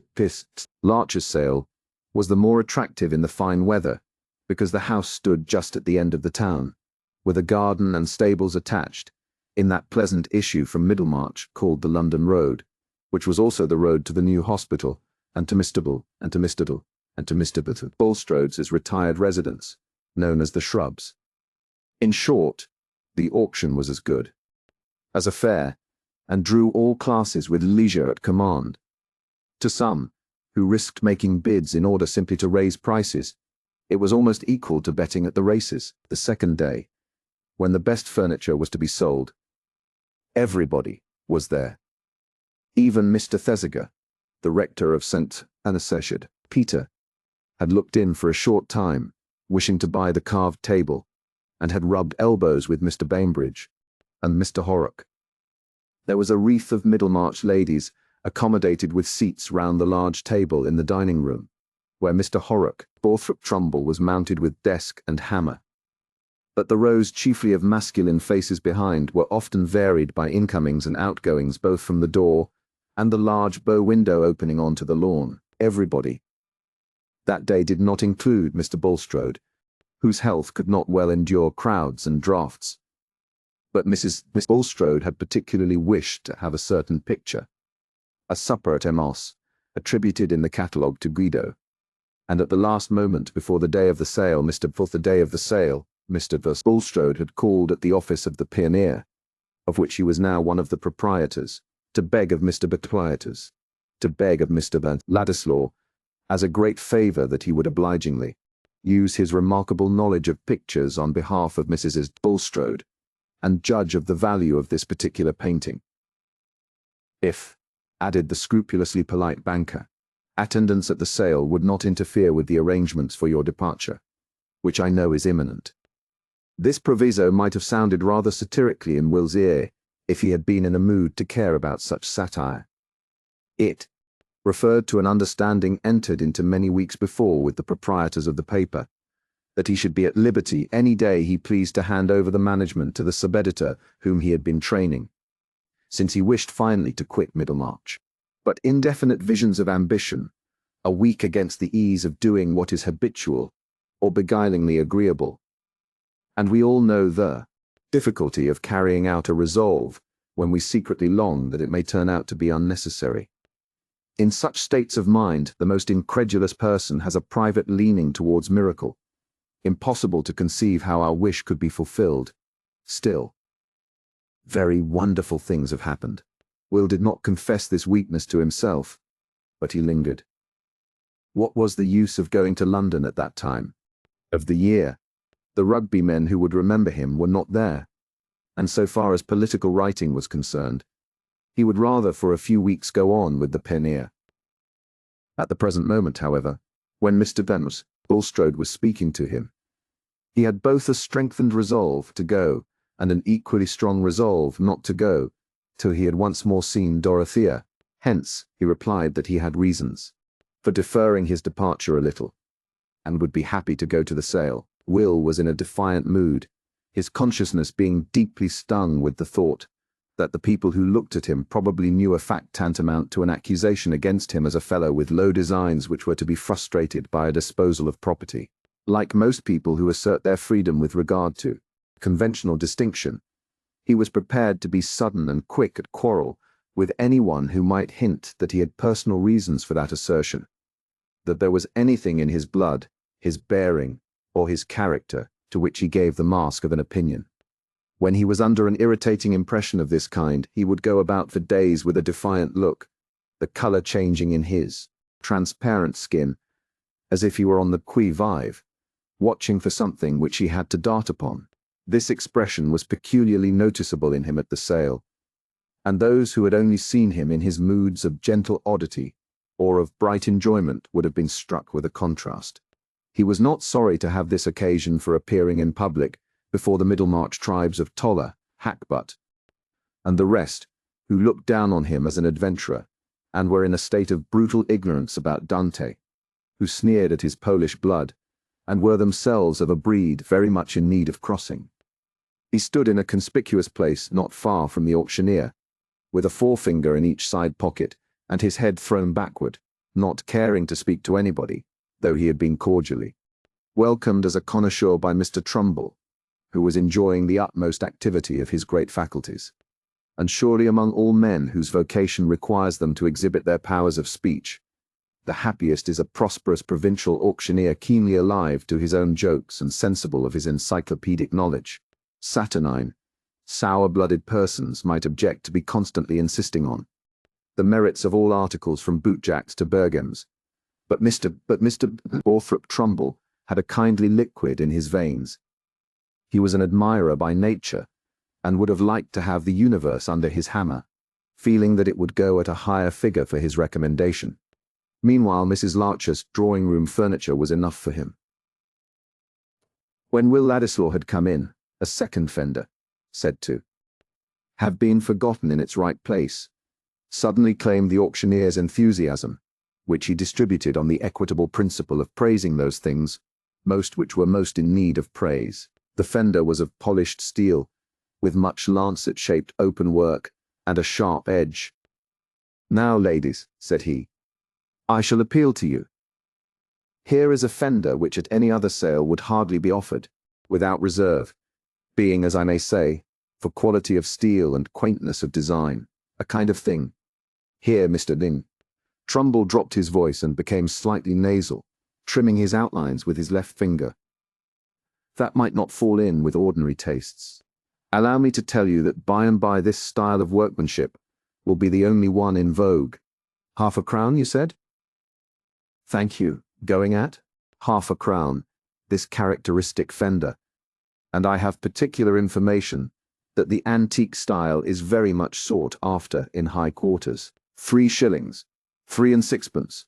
Hold it well up, Joseph. Look, ladies, at the chastity of the design. I have no doubt myself that it was turned out in the last century. 4 shillings, Mr. Maunsey, 4 shillings. It's not a thing I would put in my drawing-room," said Mrs. Maunsey audibly, for the warning of the rash husband. "I wonder at Mrs. Larcher. Every blessed child's head that fell against it would be cut in two. The edge is like a knife." "Quite true," rejoined Mr. Trumbull quickly, "and most uncommonly useful to have a fender at hand that will cut, if you have a leather shoe tie or a bit of string that wants cutting, and no knife at hand.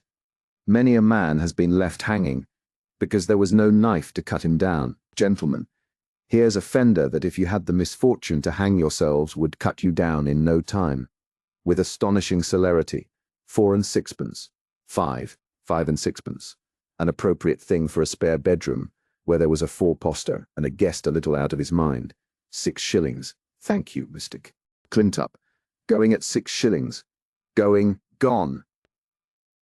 The auctioneer's glance, which had been searching round him with a preternatural susceptibility to all signs of bidding, here dropped on the paper before him, and his voice too dropped into a tone of indifferent dispatch as he said, "Mr. Clintup, be handy, Joseph." "It was worth 6 shillings to have a fender you could always tell that joke on," said Mr. Clintup, laughing low and apologetically to his next neighbour. He was a diffident though distinguished nurseryman, and feared that the audience might regard his bid as a foolish one. Meanwhile Joseph had brought a trayful of small articles. "Now, ladies," said Mr. Trumbull, taking up one of the articles, "this tray contains a very recherchy lot, a collection of trifles for the drawing-room table, and trifles make the sum of human things, nothing more important than trifles. Yes, Mr. Ladislaw, yes, by and by. But pass the tray round, Joseph. These bijou must be examined, ladies. This I have in my hand is an ingenious contrivance, a sort of practical rebus, I may call it. Here, you see, it looks like an elegant heart-shaped box, portable, for the pocket. There, again, it becomes like a splendid double flower, an ornament for the table. And now, Mr. Trumbull allowed the flower to fall alarmingly into strings of heart-shaped leaves, A book of riddles, no less than 500 printed in a beautiful red. Gentlemen, if I had less of a conscience, I should not wish you to bid high for this lot. I have a longing for it myself. What can promote innocent mirth, and I may say virtue, more than a good riddle? It hinders profane language, and attaches a man to the society of refined females. This ingenious article itself, without the elegant domino box, card basket, etc. carried in the pocket, it might make an individual welcome in any society. 4 shillings, sir? 4 shillings for this remarkable collection of riddles with the Keywords. Here is a sample. How must you spell honey to make it catch ladybirds? Answer, money. Ladybirds, honey money. This is an amusement to sharpen the intellect. It has a sting. It has what we call satire, and wit without indecency. 4 and 6pence. 5 shillings. The bidding ran on with warming rivalry. Mr. Wire was a bidder, and this was too exasperating. Buyer could toot, offered it, and only wanted to hinder every other man from making a figure. The current carried even Mr. Horrocks with it, but this committal of himself to an opinion fell from him with so little sacrifice of his neutral expression, that the bid might not have been detected as his but for the friendly oaths of Miss Bainbridge, who wanted to know what Horrocks would do with blasted stuff, only fit for haberdashers given over to that state of perdition, which the horse dealer so cordially recognized in the majority of earthly existences. The lot was finally knocked down at a guinea to Mr. Spilkins, a young slender of the neighborhood, who was reckless with his pocket money and felt his want of memory for riddles. Come, Trumbull, this is too bad. You've been putting some old maid's rubbish into the sale, murmured Mr. Toller, getting close to the auctioneer. I want to see how the prints go, and I must be off soon. Immediately, Mr. Toller. It was only an act of benevolence which your noble heart would approve. Joseph, quick with the prints. Lot 235. Now, gentlemen, you who are connoisseurs, you are going to have a treat. Is an engraving of the Duke of Wellington surrounded by his staff on the field of Waterloo. And notwithstanding recent events which have, as it were, enveloped our great hero in a cloud, I will be bold to say, for a man in my line must not be blown about by political winds, that a finer subject, of the modern order, belonging to our own time and epoch, the understanding of man could hardly conceive. Angels might, perhaps, but not men, sirs, not men. Who painted it? Said Mr. Powderell, much impressed. It is a proof before the letter, Mr. Proof before the letter, Mr. Powderell. The painter is not known, answered Trumbull, with a certain gaspingness in his last words, after which he pursed up his lips and stared round him. I'll bid £1, said Mr. Powderell, in a tone of resolved emotion, as of a man ready to put himself in the breach. Whether from awe or pity, nobody raised the price on him. Next came 2 Dutch prints, which Mr. Toller had been eager for, and after he had secured them, he went away. Other prints, and afterwards some paintings, were sold to leading Middlemarchers who had come with a special desire for them. And there was a more active movement of the audience in and out. Some, who had bought what they wanted, going away, others coming in either quite newly, or from a temporary visit to the refreshments which were spread under the marquee on the lawn. It was this marquee that Mr. Bainbridge was bent on buying, and he appeared to like looking inside it frequently, as a foretaste of its possession. On the last occasion of his return from it, he was observed to bring with him a new companion, a stranger to Mr. Trumbull and everyone else, whose appearance, however, led to the supposition that he might be a relative of the horse dealer's, also given to indulgence. His large whiskers, imposing swagger, and swing of the leg made him a striking figure, but his suit of black, rather shabby at the edges, caused the prejudicial inference that he was not able to afford himself as much indulgence as he liked.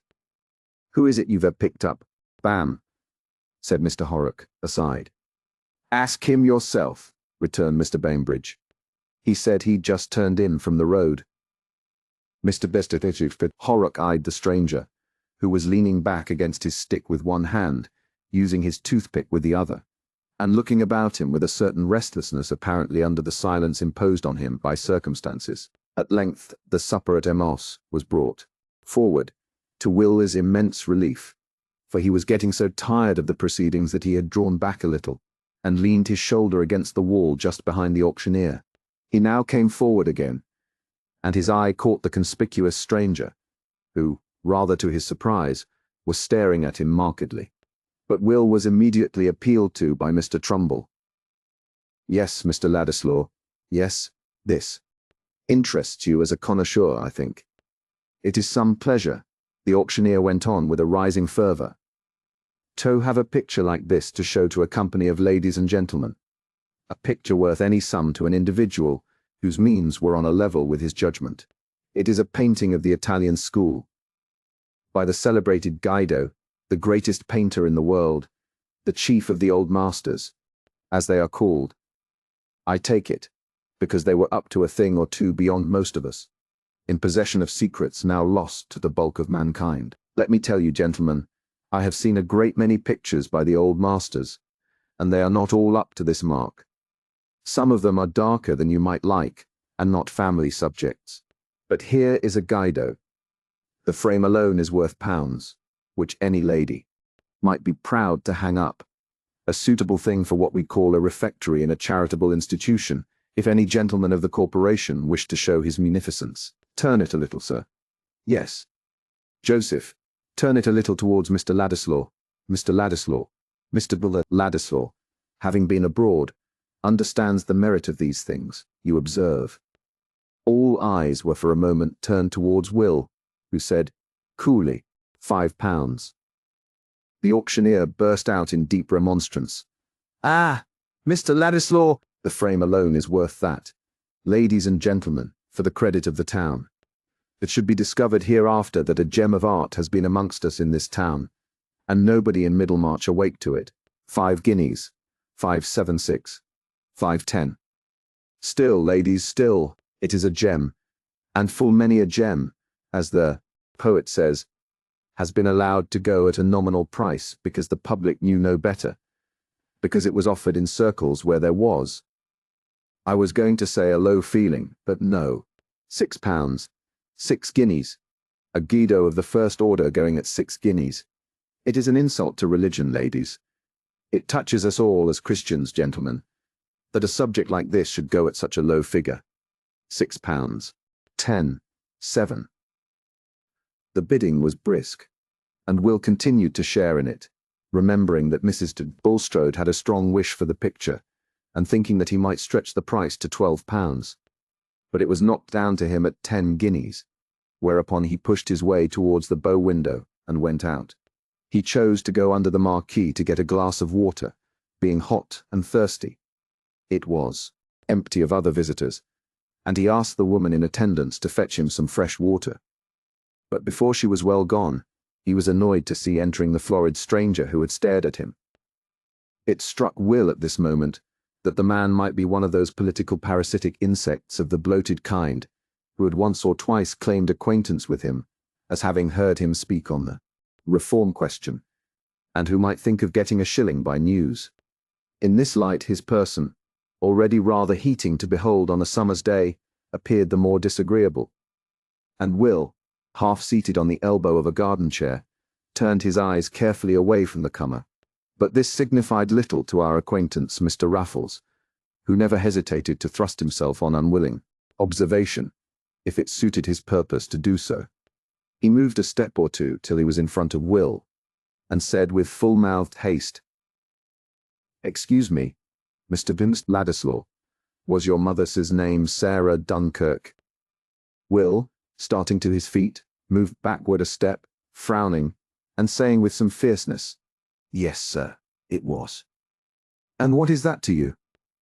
It was in Will's nature that the first spark it threw out was a direct answer of the question, and a challenge of the consequences. To have said, "What is that to you?" in the first instance, would have seemed like shuffling, as if he minded who knew anything about his origin. Raffles on his side had not the same eagerness for a collision, which was implied in Ladislaw's threatening air. The slim young fellow with his girl's complexion looked like a tiger cat ready to spring on him. Under such circumstances, Mr. Raffles' pleasure in annoying his company was kept in abeyance. "No offence, my good sir, no offence.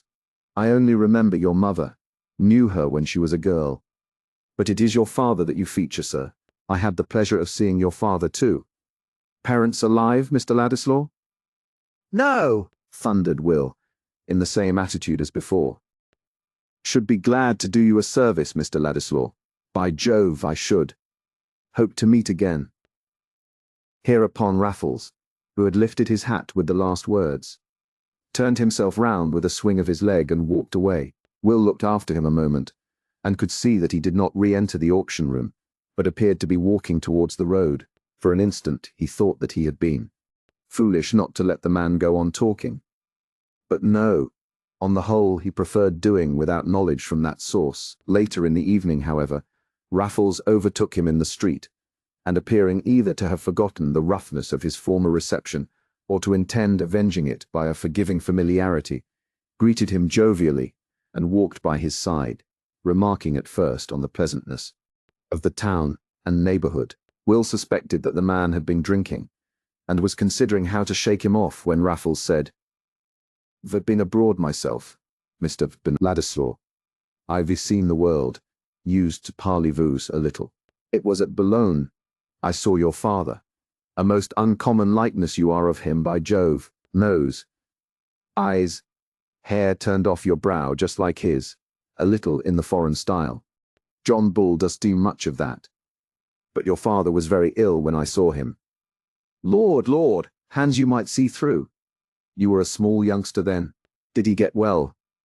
"No," said Will, curtly. "Ah, well, often wondered what became of your mother. She ran away from her friends when she was a young lass. A proud-spirited lass. And pretty, by Jove." "I knew the reason why she ran away," said Raffles, winking slowly as he looked sideways at Will.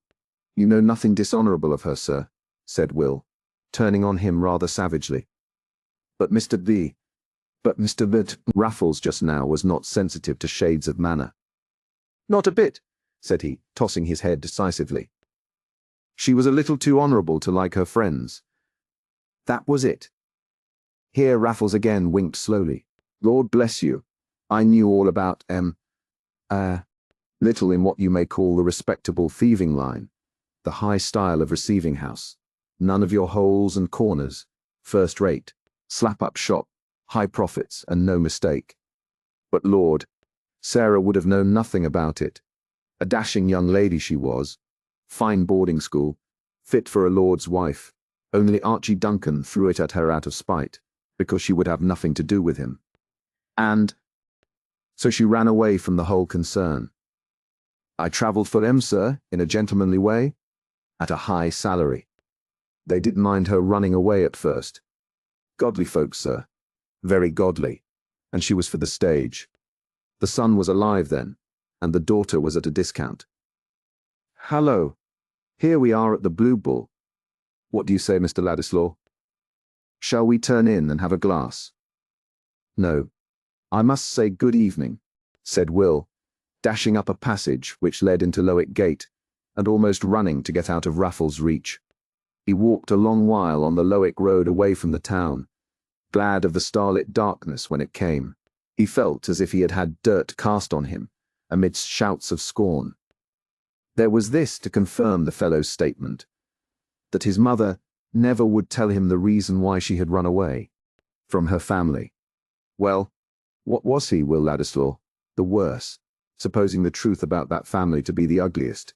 His mother had braved hardship in order to separate herself from it. But if Dorothea's friends had known this story, if the Chethams had known it, they would have had a fine colour to give their suspicions a welcome ground for thinking him unfit to come near her. However, let them suspect what they pleased, they would find themselves in the wrong. They would find out that the blood in his veins was as free from the taint of meanness as theirs. Chapter 61. Inconsistencies, answered Imlac, cannot both be right, but imputed to man they may both be true. Rasselas. The same night, when Mr. Bulstrode returned from a journey to Brassing on business, his good wife met in the entrance hall and drew him into his private sitting room. "Nicholas," she said, fixing her honest eyes upon him anxiously, "there has been such a disagreeable man here asking for you. It has made me quite uncomfortable." "What kind of man, my dear?" said Mr. Bulstrode, dreadfully certain of the answer. "A red-faced man with large whiskers, and most impudent in his manner," he declared. "He was an old friend of yours, and said you would be sorry not to see him. He wanted to wait for you here, but I told him he could see you at the bank tomorrow morning. Most impudent he was. Stared at me, and said his friend Mick had luck in wives. I don't believe he would have gone away if Blucher had not happened to break his chain and come running round on the gravel, for I was in the garden. So I said, 'You'd better go away. The dog is very fierce, and I can't hold him. Do you really know anything of such a man?' 'I believe I know who he is, my dear,' said Mr. Bulstrode, in his usual subdued voice. 'An unfortunate dissolute wretch, whom I helped too much in days gone by. However, I presume you will not be troubled by him again. He will probably come to the bank, to beg, doubtless.' No more was said on the subject until the next day, when Mr. Bulstrode had returned from the town, and was dressing for dinner. His wife, not sure that he was come home, looked into his dressing room and saw him with his coat and cravat off, leaning one arm on a chest of drawers, and staring absently at the ground. He started nervously, and looked up as she entered. "You look very ill, Nicholas. Is there anything the matter?" "I have a good deal of pain in my head," said Mr. Bulstrode, who was so frequently ailing that his wife was always ready to believe in this cause of depression. "Sit down and let me sponge it with vinegar." Physically, Mr. Bulstrode did not want the vinegar, but morally the affectionate attention soothed him. Though always polite, it was his habit to receive such services with marital coolness, as his wife's duty. But today, while she was bending over him, he said, "You are very good, Harriet," in a tone which had something new in it to her ear. She did not know exactly what the novelty was, but her woman's solicitude shaped itself into a darting thought that he might be going to have an illness. "Has anything worried you?" she said. "Did that man come to you at the bank?" "Yes, it was as I had supposed. He is a man who at one time might have done better, but he has sunk into a drunken, debauched creature." "Is he quite gone away?" said Mrs. Bulstrode, anxiously. But for certain reasons she refrained from adding, "It was very disagreeable to hear him calling himself a friend of yours." At that moment she would not have liked to say anything, which implied her habitual consciousness that her husband's earlier connections were not quite on a level with her own. Not that she knew much about them. That her husband had at first been employed in a bank, that he had afterwards entered into what he called city business, and gained a fortune before he was 33, that he had married a widow who was much older than himself, a dissenter, and in other ways probably of that disadvantageous quality usually perceptible in a first wife, if inquired into with the dispassionate judgment of a second, was almost as much as she had cared to learn beyond the glimpses which Mr. Bulstrode's narrative occasionally gave of his early bent towards religion, his inclination to be a preacher, and his association with missionary and philanthropic efforts. She believed in him as an excellent man whose piety carried a peculiar eminence in belonging to a layman, whose influence had turned her own mind towards seriousness, and whose share of perishable good had been the means of raising her own position. But she also liked to think that it was well in every sense for Mr. Bulstrode to have won the hand of Harriet Vincey, whose family was undeniable in a Middlemarch light, a better light surely than any thrown in London thoroughfares or dissenting chapel yards. The unreformed provincial mind distrusted London, and while true religion was everywhere saving, honest Mrs. Bulstrode was convinced that to be saved in the church was more respectable. She so much wished to ignore towards others that her husband had ever been a London dissenter, that she liked to keep it out of sight even in talking to him. He was quite aware of this. Indeed, in some respects, he was rather afraid of this ingenuous wife, whose imitative piety and native worldliness were equally sincere, who had nothing to be ashamed of, and whom he had married out of a thorough inclination still subsisting. But his fears were such as belong to a man who cares to maintain his recognized supremacy. The loss of high consideration from his wife, as from everyone else who did not clearly hate him out of enmity to the truth, would be as the beginning of death to him. When she said, "Is he quite gone away?" "Oh, I trust so," he answered, with an effort to throw as much sober unconcern into his tone as possible. But in truth, Mr. Bulstrode was very far from a state of quiet trust. In the interview at the bank, Raffles had made it evident that his eagerness to torment was almost as strong in him as any other greed. He had frankly said that he had turned out of the way to come to Middlemarch, just to look about him and see whether the neighborhood would suit him to live in. He had certainly had a few debts to pay more than he expected, but the £200 were not gone yet. A cool 25 would suffice him to go away with for the present.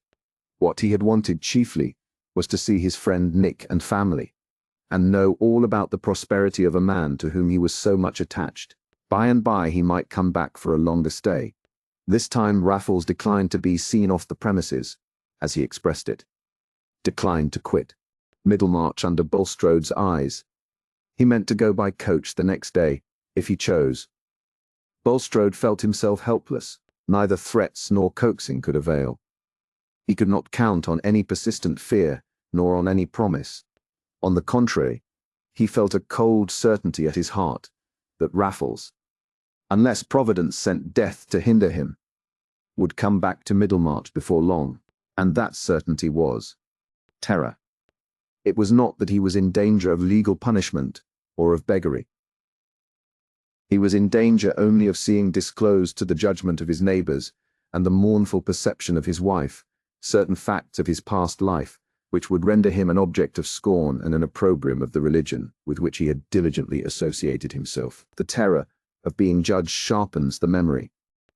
It sends an inevitable glare over that long unvisited past, which has been habitually recalled only in general phrases. Even without memory, the life is bound into one by a zone of dependence in growth and decay. But intense memory forces a man to own his blameworthy past. With memory set smarting like a reopened wound, a man's past is not simply a dead history, an outworn preparation of the present. It is not a repented error shaken loose from the life. It is a still quivering part of himself, bringing shudders and bitter flavors, and the tinglings of a merited shame. Into this second life Bulstrode's past had now risen, only the pleasures of it seeming to have lost their quality. Night and day, without interruption save of brief sleep, which only wove retrospect and fear into a fantastic present. He felt the scenes of his earlier life coming between him and everything else, as obstinately as when we look through the window from a lighted room. The objects we turn our backs on are still before us, instead of the grass and the trees. The successive events inward and outward were there in one view. Though each might be dwelt on in turn, the rest still kept their hold in the consciousness. Once more, he saw himself the young banker's clerk, with an agreeable person, as clever in figures as he was fluent in speech and fond of theological definition. An eminent though young member of a Calvinistic dissenting church at Highbury, having had striking experience in conviction of sin and sense of pardon. Again, he heard himself called for as Brother Bulstrode in prayer, meetings, speaking on religious platforms, preaching in private houses. Again, he felt himself thinking of the ministry as possibly his vocation, and inclined towards missionary labor.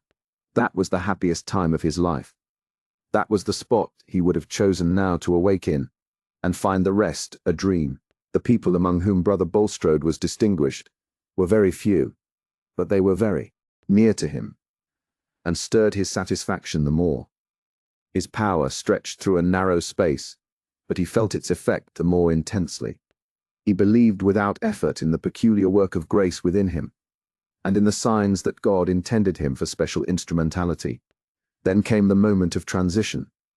It was with the sense of promotion he had when he, an orphan educated at a commercial charity school, was invited to a fine villa belonging to Mr. Dunkirk, the richest man in the congregation. Soon he became an intimate there, honored for his piety by the wife, marked out for his ability by the husband, whose wealth was due to a flourishing city and West End trade. That was the setting in of a new current for his ambition, directing his prospects of instrumentality towards the uniting of distinguished religious gifts with successful business. By and by came a decided external leading. A confidential subordinate partner died, and nobody seemed to the principal so well fitted to fill the severely felt vacancy as his young friend Bulstrode. If he would become confidential accountant, the offer was accepted. The business was a pawnbroker's, of the most magnificent sort, both in extent and profits.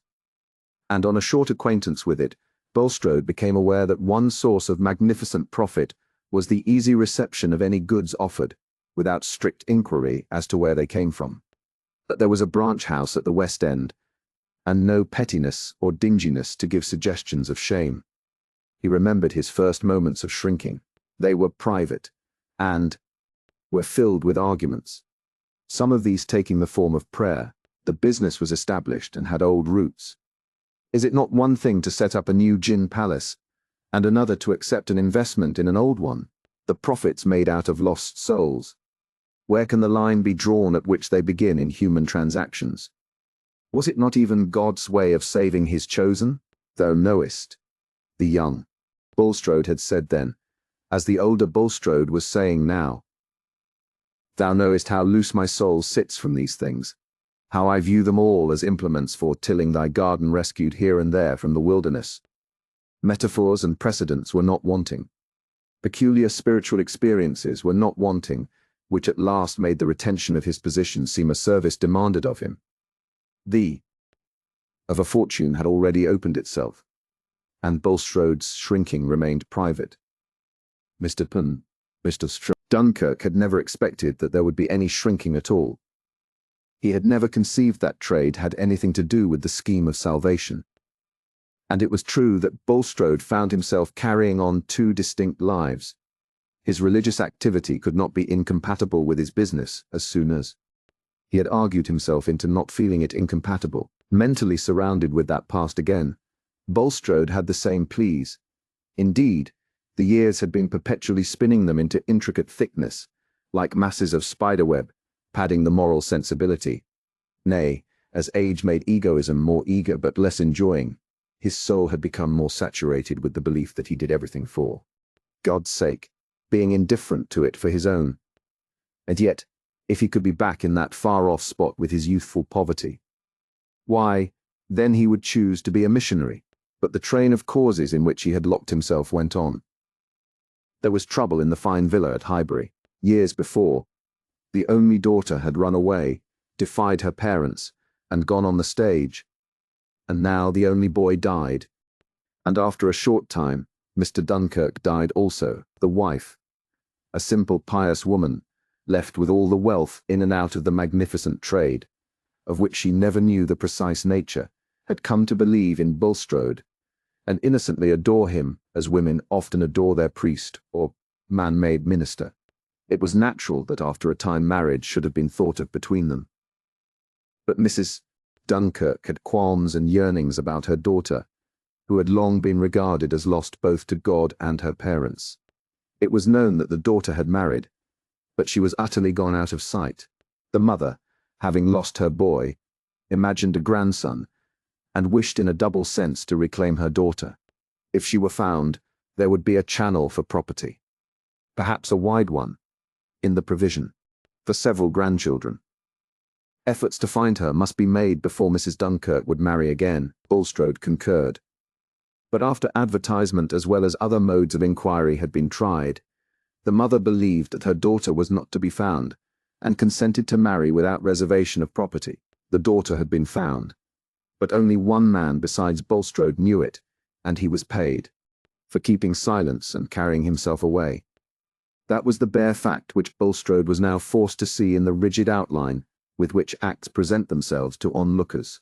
But for himself at that distant time, and even now in burning memory, the fact was broken into little sequences, each justified as it came by reasonings which seemed to prove it righteous. Bulstrode's course up to that time had, he thought, been sanctioned by remarkable providences, appearing to point the way for him to be the agent in making the best use of a large property, and withdrawing it from perversion. Death and other striking dispositions, such as feminine trustfulness, had come. And Bulstrode would have adopted Cromwell's words, "Do you call these bare events? The Lord pity you." The events were comparatively small, but the essential condition was there, namely, that they were in favor of his own ends.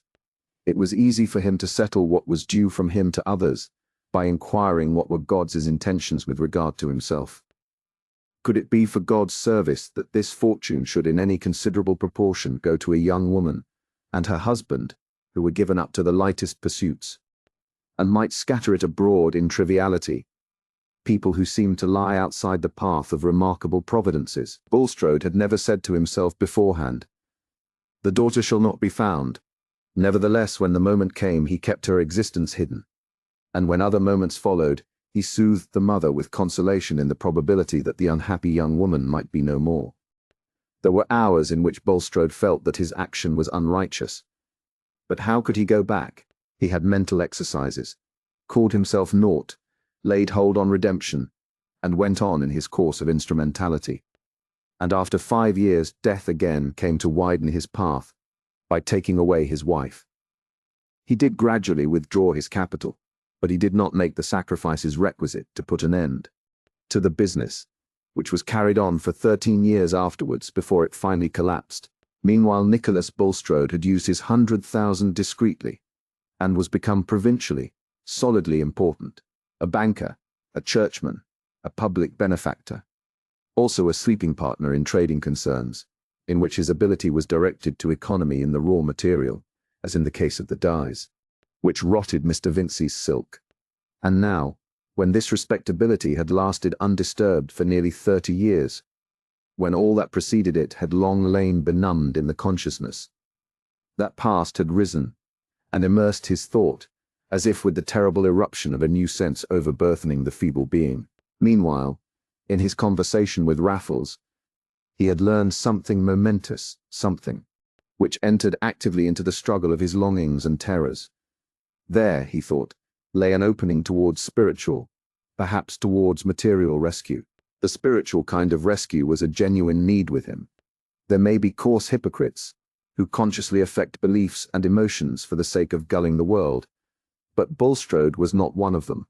He was simply a man whose desires had been stronger than his theoretic beliefs, and who had gradually explained the gratification of his desires into satisfactory agreement with those beliefs. If this be hypocrisy, it is a process which shows itself occasionally in us all, to whatever confession we belong, and whether we believe in the future perfection of our race, or in the nearest date fixed for the end of the world, whether we regard the earth as a putrefying nidus for a saved remnant, including ourselves, or have a passionate belief in the solidarity of mankind. The service he could do to the cause of religion had been through life the ground he alleged to himself for his choice of action.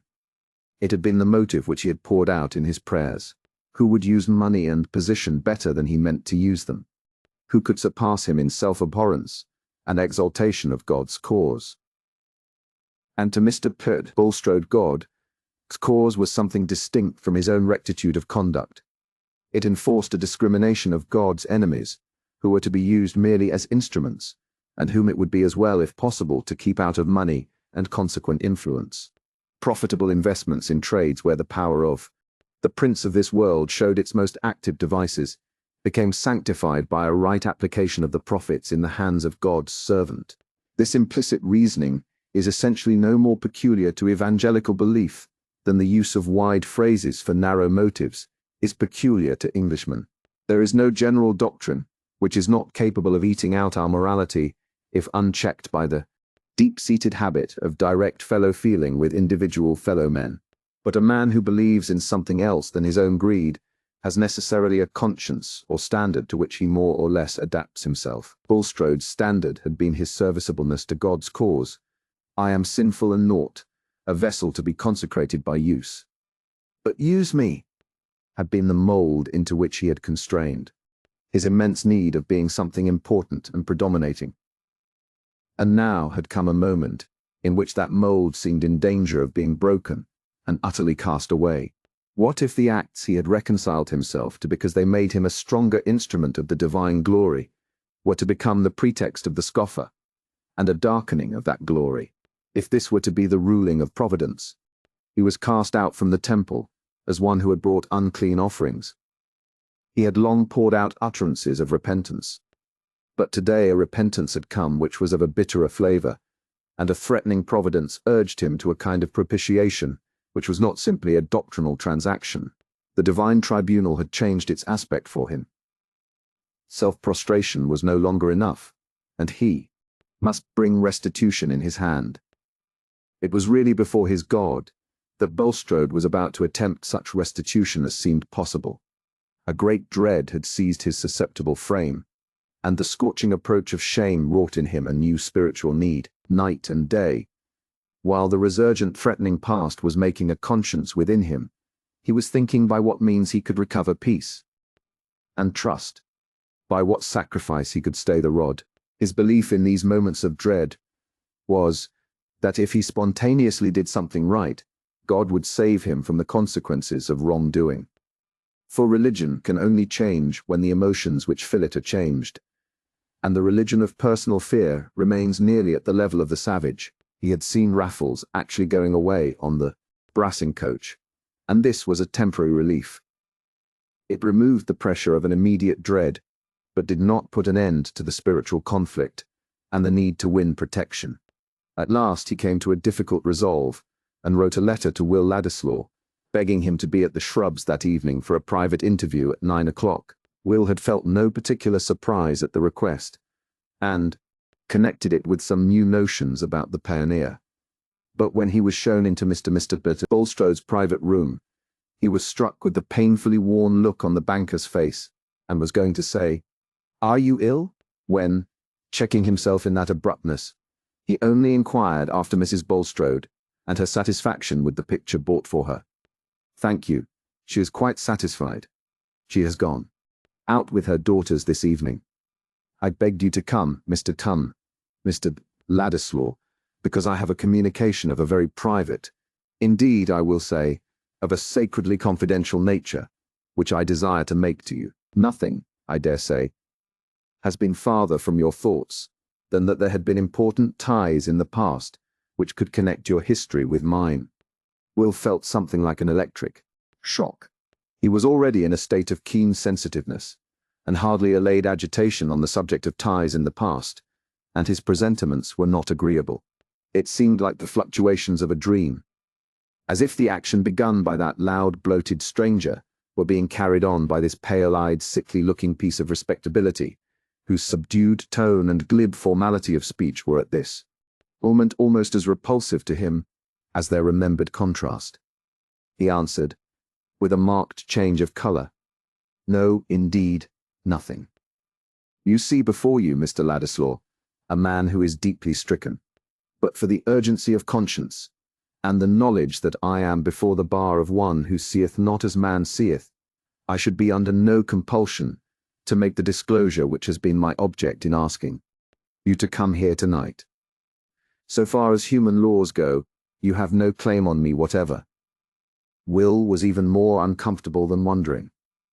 Mr. Bulstrode had paused, leaning his head on his hand and looking at the floor, but he now fixed his examining glance on Will and said, "I am told that your mother's name was Sarah Dunkirk, and that she ran away from her friends to go on the stage. That your father was at one time much emaciated by illness. May I ask if you can confirm these statements?" "Yes, they are all true," said Will, struck with the order in which an inquiry had come, that might have been expected to be preliminary to the banker's previous hints. But Mr. Bulstrode had tonight followed the order of his emotions. He entertained no doubt that the opportunity for restitution had come, and he had an overpowering impulse towards the penitential expression by which he was deprecating chastisement. "Do you know any particulars of your mother's family?" he continued. "No, she never liked to speak of them." She was a very generous, honorable woman, said Will, almost angrily. I do not wish to allege anything against her. Did she never mention her mother to you at all? I have heard her say that she thought her mother did not know the reason of her running away. She said, "Poor mother," in a pitying tone. That mother became my wife, said Bulstrode, and then paused a moment before he added, You have a claim on me, Mr. Better. Mr. Pin of Ladislaw, as I said before, not a legal claim, but one which my conscience recognizes. I was enriched by that marriage, a result which would probably not have taken place, certainly not to the same extent, if your grandmother could have discovered her daughter. That daughter, I gather, is no longer living. No, said Will, feeling suspicion and repugnance rising so strongly within him, that without quite knowing what he did, he took his hat from the floor and stood up. The impulse within him was to reject the disclosed connection. Pray be seated, Mr. Ladislaw, said Bulstrode, anxiously. Doubtless you are startled by the suddenness of this discovery. But I entreat your patience with one who is already bowed down by inward trial. Will reseated himself, feeling some pity, which was half contempt for this voluntary self-abasement of an elderly man. It is my wish, Mr. Ladislaw, to make amends for the deprivation which befell your mother. I know that you are without fortune, and I wish to supply you adequately from a store which would have probably already been yours had your grandmother been certain of your mother's existence, and been able to find her. Mr. Bulstrode paused. He felt that he was performing a striking piece of scrupulosity in the judgment of his auditor, and a penitential act in the eyes of God. He had no clue to the state of Will Ladislaw's mind, smarting as it was from the clear hints of Raffles, and with its natural quickness in construction stimulated by the expectation of discoveries which he would have been glad to conjure back into darkness. Will made no answer for several moments, till Mr. Bulstrode, who at the end of his speech had cast his eyes on the floor, now raised them, with an examining glance, which Will met fully, saying, I suppose you did know of my mother's existence, and knew where she might have been found. Bulstrode shrank. There was a visible quivering in his face and hands. He was totally unprepared to have his advances met in this way, or to find himself urged into more revelation than he had beforehand set down as needful. But at that moment he dared not tell a lie, and he felt suddenly uncertain of his ground, which he had trodden with some confidence before. I will not deny that you conjecture rightly, he answered, with a faltering in his tone. And I wish to make atonement to you as the one still remaining who has suffered a loss through me. You enter, I trust, into my purpose, Mr. Van Ladislaw, which has a reference to higher than merely human claims, and as I have already said, is entirely independent of any legal compulsion. I am ready to narrow my own resources and the prospects of my family by binding myself to allow you £500 yearly during my life, and to leave you a proportional capital at my death. Nay, to do still more, if more should be definitely necessary to any laudable project on your part. Mr. Pellister, Bulstrode had gone on to particulars in the expectation that these would work strongly on Ladislaw, and merge other feelings in grateful acceptance. But Will was looking as stubborn as possible, with his lip pouting and his fingers in his side pockets. He was not in the least touched, and said firmly, Before I make any reply to your proposition, Mr. Bulstrode, I must beg you to answer a question or two. Were you connected with the business by which that fortune you speak of was originally made? Mr. Bulstrode's thought was, Raffles has told him. How could he refuse to answer when he had volunteered what drew forth the question? He answered, Yes. And was that business, or was it not, a thoroughly dishonourable one? Nay, one that, if its nature had been made public, might have ranked those concerned in it with thieves and convicts. Will's tone had a cutting bitterness. He was moved to put his question as nakedly as he could. Bulstrode reddened with irrepressible anger. He had been prepared for a scene of self-abasement, but his intense pride and his habit of supremacy overpowered penitence, and even dread, when this young man, whom he had meant to benefit, turned on him with the air of a judge. The business was established before I became connected with it, sir.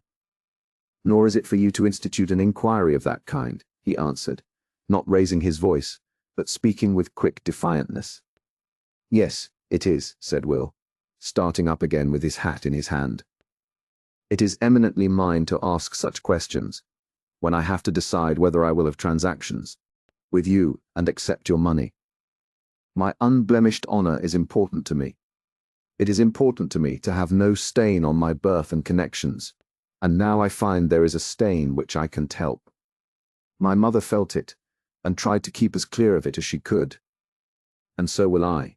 You shall keep your ill-gotten money. If I had any fortune of my own, I would willingly pay it to anyone who could disprove what you have told me.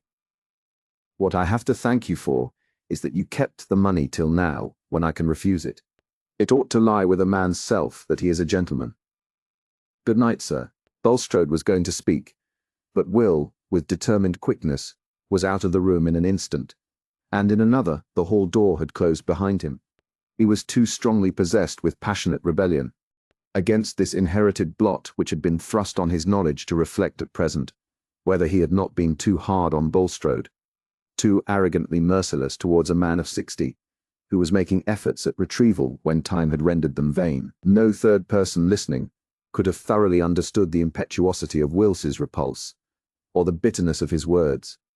No one but himself then knew how everything connected with the sentiment of his own dignity had an immediate bearing for him on his relation to Dorothea, and to Mr. Dorothea, and to Mr. Casaubon's treatment of him.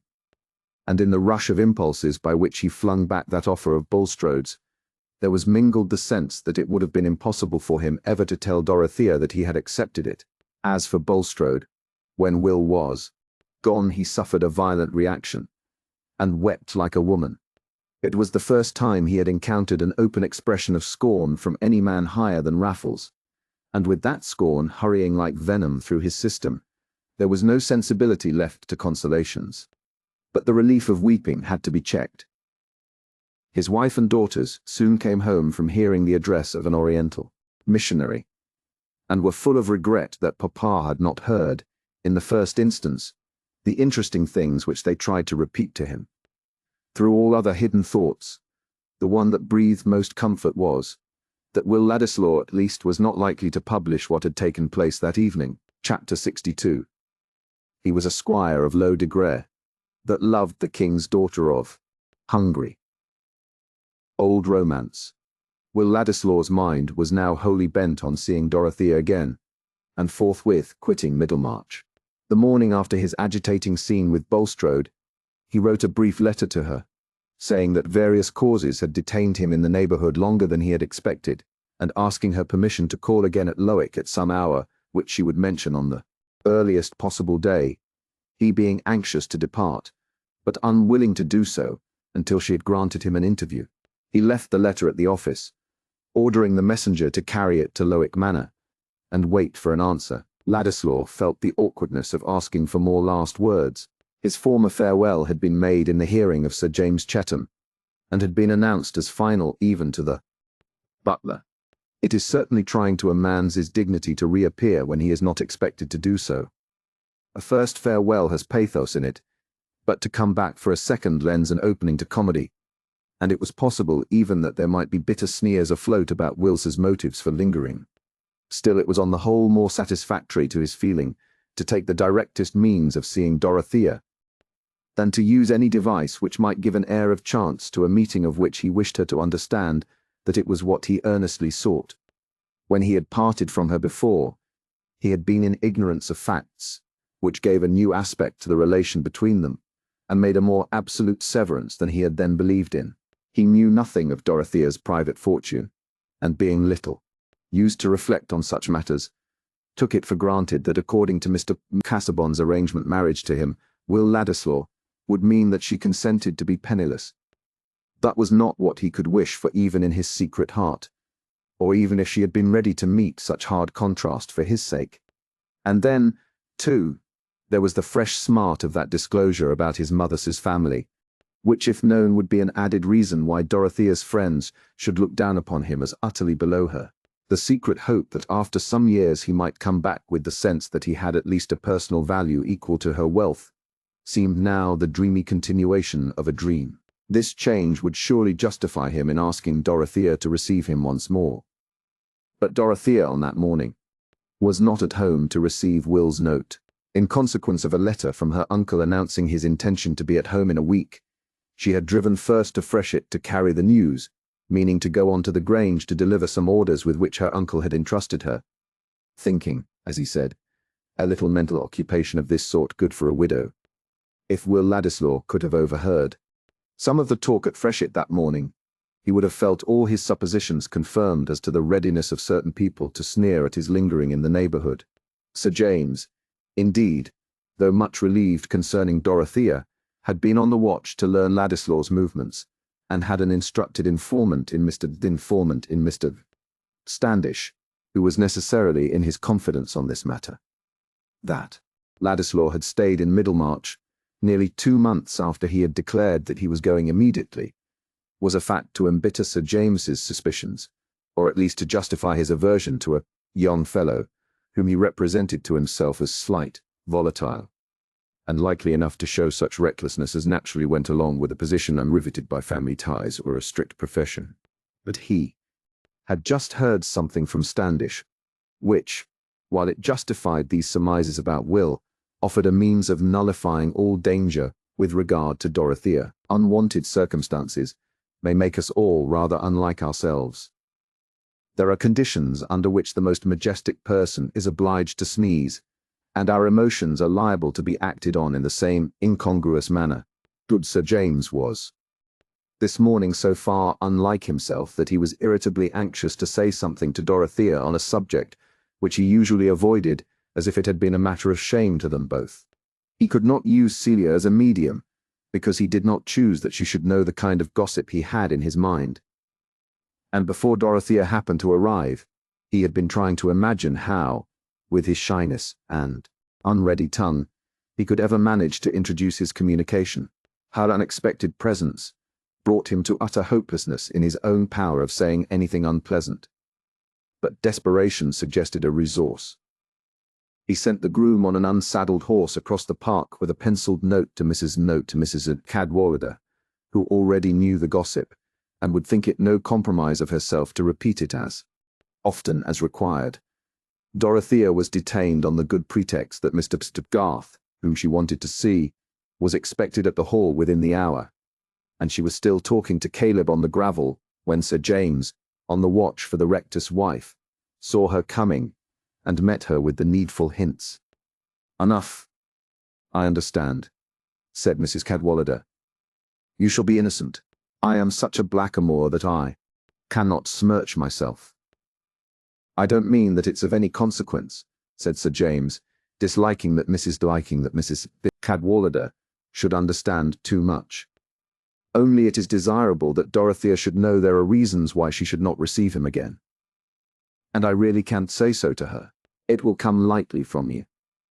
It came very lightly indeed. When Dorothea quitted Caleb and turned to meet them, it appeared that Mrs. Cadwallader had stepped across the park by the merest chance in the world, just to chat with Celia in a matronly way about the baby. And so Mr. Brooke was coming back. Delightful! Coming back, it was to be hoped, quite cured of parliamentary fever and pioneering, propos of the pioneer. Somebody had prophesied that it would soon be like a dying dolphin, and turn all colours for want of knowing how to help itself, because Mr. Brooks's protes protege, the brilliant young Ladislaw, was gone or going. Had Sir James heard that? The three were walking along the gravel slowly, and Sir James, turning aside to whip a shrub, said he had heard something of that sort. "All false," said Mrs. Cadwallader. "He is not gone or going, apparently. The pioneer keeps its colour, and Mr. Pinner keeps its colour.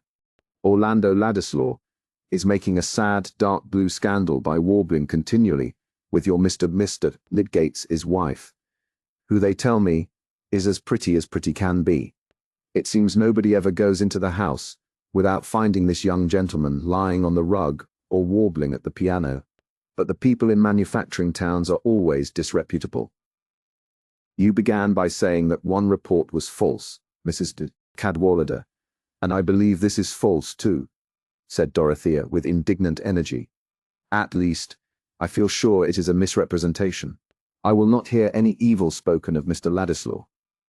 He has already suffered too much injustice. Dorothea, when thoroughly moved, cared little what anyone thought of her feelings, and even if she had been able to reflect, she would have held it petty to keep silence. At injurious words about Will from fear of being herself misunderstood. Her face was flushed, and her lip trembled.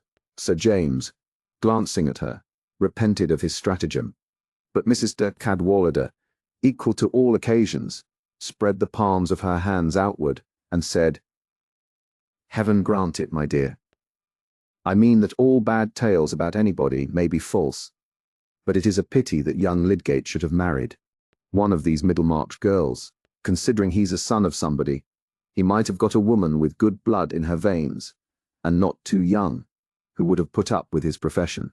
There's Clara Harfager, for instance, whose friends don't know what to do with her, and she has a portion. Then we might have had her among us. However, it's no use being wise for other people. Where is Celia? Pray let us go in." "I am going on immediately to Tipton," said Dorothea, rather haughtily. "Goodbye." Sir James could say nothing as he accompanied her to the carriage. He was altogether discontented with the result of a contrivance, which had cost him some secret humiliation beforehand. Dorothea drove along between the buried hedgerows and the shorn cornfields, not seeing or hearing anything. Round. The tears came and rolled down her cheeks, but she did not know it. The world, it seemed, was turning ugly and hateful, and there was no place for her trustfulness. "It is not true. It is not true. It is not true," was the voice within her that she listened to. But all the while a remembrance to which there had always clung a vague uneasiness would thrust itself on her attention. The remembrance of that day when she had found Will Ladislaw with Mrs. Lydgate, and had heard his voice accompanied by the piano. "He said he would never do anything that I disapproved. I wish I could have told him that I disapproved of that," said poor Dorothea inwardly, feeling a strange alternation between anger with Will and the passionate defense of him. "They all try to blacken him before me, but I will care for no pain if he is not to blame. I always believed he was good." These were her last thoughts before she felt that the carriage was passing under the archway of the lodge gate at the Grange, when she hurriedly pressed her handkerchief to her face and began to think of her errands. The coachman begged leave to take out the horses for half an hour, as there was something wrong with a shoe. And Dorothea, having the sense that she was going to rest, took off her gloves and bonnet, while she was leaning against a statue in the entrance hall, and talking to the housekeeper. At last she said, "I must stay here a little, Mrs. Kell. I will go into the library, and write you some memoranda from my uncle's letter, if you will open the shutters for me." "The shutters are open, madam," said Mrs. Kell, following Dorothea, who had walked along as she spoke. "Mr. Ladislaw is there, looking for something." Will had come to fetch a portfolio of his own sketches which he had missed in the act of packing his movables, and did not choose to leave behind. Dorothea's heart seemed to turn over, as if it had had a blow, but she was not perceptibly checked. In truth, the sense that Will was there was for the moment all satisfying to her, like the sight of something precious that one has lost. When she reached the door, she said to Mrs. Kell, "Go in first, and tell him that I am here." Will had found his portfolio, and had laid it on the table at the far end of the room, to turn over the sketches, and please himself by looking at the memorable piece of art, which had a relation to nature too, mysterious for Dorothea. He was smiling at it still, and shaking the sketches into order with the thought that he might find a letter from her awaiting him at Middlemarch, when Mrs. Kell, close to his elbow, said, "Mrs. Casaubon is coming in, sir." Will turned round quickly, and the next moment Dorothea was entering. As Mrs. Kell closed the door behind her, they met. Each was looking at the other, and consciousness was overflowed by something that suppressed utterance. It was not confusion that kept them silent, for they both felt that parting was near, and there is no shamefacedness in a sad parting. She moved automatically towards her uncle's chair against the writing table, and Will, after drawing it out a little for her, went a few paces off and stood opposite to her. "Pray sit," said Dorothea, crossing her hands on her lap. "I am very glad you were here." Will thought that her face looked just as it did when she first shook hands with him in Rome. For her widow's cap, fixed in her bonnet, had gone off with it, and he could see that she had lately been shedding tears. But the mixture of anger in her agitation had vanished at the sight of him. She had been used when they were face to face, always to feel confidence, and the happy freedom which comes with mutual understanding. And how could other people's words hinder that effect on a sudden? Let the music which can take possession of our frame, and fill the air with joy for us, sound once more. What does it signify that we heard it found fault with in its absence? "I have sent a letter to Lowick Manor today, asking leave to see you," said Will, seating himself opposite to her. "I am going away immediately, and I could not go without speaking to you again. I thought we had parted when you came to Lowick many weeks ago." "You thought you were going then," said Dorothea, her voice trembling a little. "That I was in ignorance then of things which I know now, things which have altered my feelings about the future. When I saw you before, I was dreaming that I might come back some day. I don't think I ever shall, now." Will paused here. "You wished me to know the reasons?" said Dorothea timidly. "Yes," said Will, impetuously, shaking his head backward, and looking away from her with irritation in his face. "Of course I must wish it. I have been grossly insulted in your eyes, and in the eyes of others. There has been a mean implication against my character. I wish you to know that under no circumstances would I have lowered myself under no circumstances would I have given men the chance of saying that I sought money under the pretext of seeking something else. There was no need of other safeguard against me. The safeguard of wealth was enough." Will rose from his chair with the last word and went. He hardly knew where, but it was to the projecting window nearest him, which had been open as now about the same season a year ago, when he and Dorothea had stood within it and talked together. Her whole heart was going out at this moment in sympathy with Will's indignation. She only wanted to convince him that she had never done him injustice, and he seemed to have turned away from, as if she too had been part of the unfriendly world. "It would be very unkind of you to suppose that I ever attributed any meanness to you," she began. Then in her ardent way, wanting to plead with him, she moved from her chair and went in front of him to her old place in the window, saying, "Do you suppose that I ever disbelieved in you?"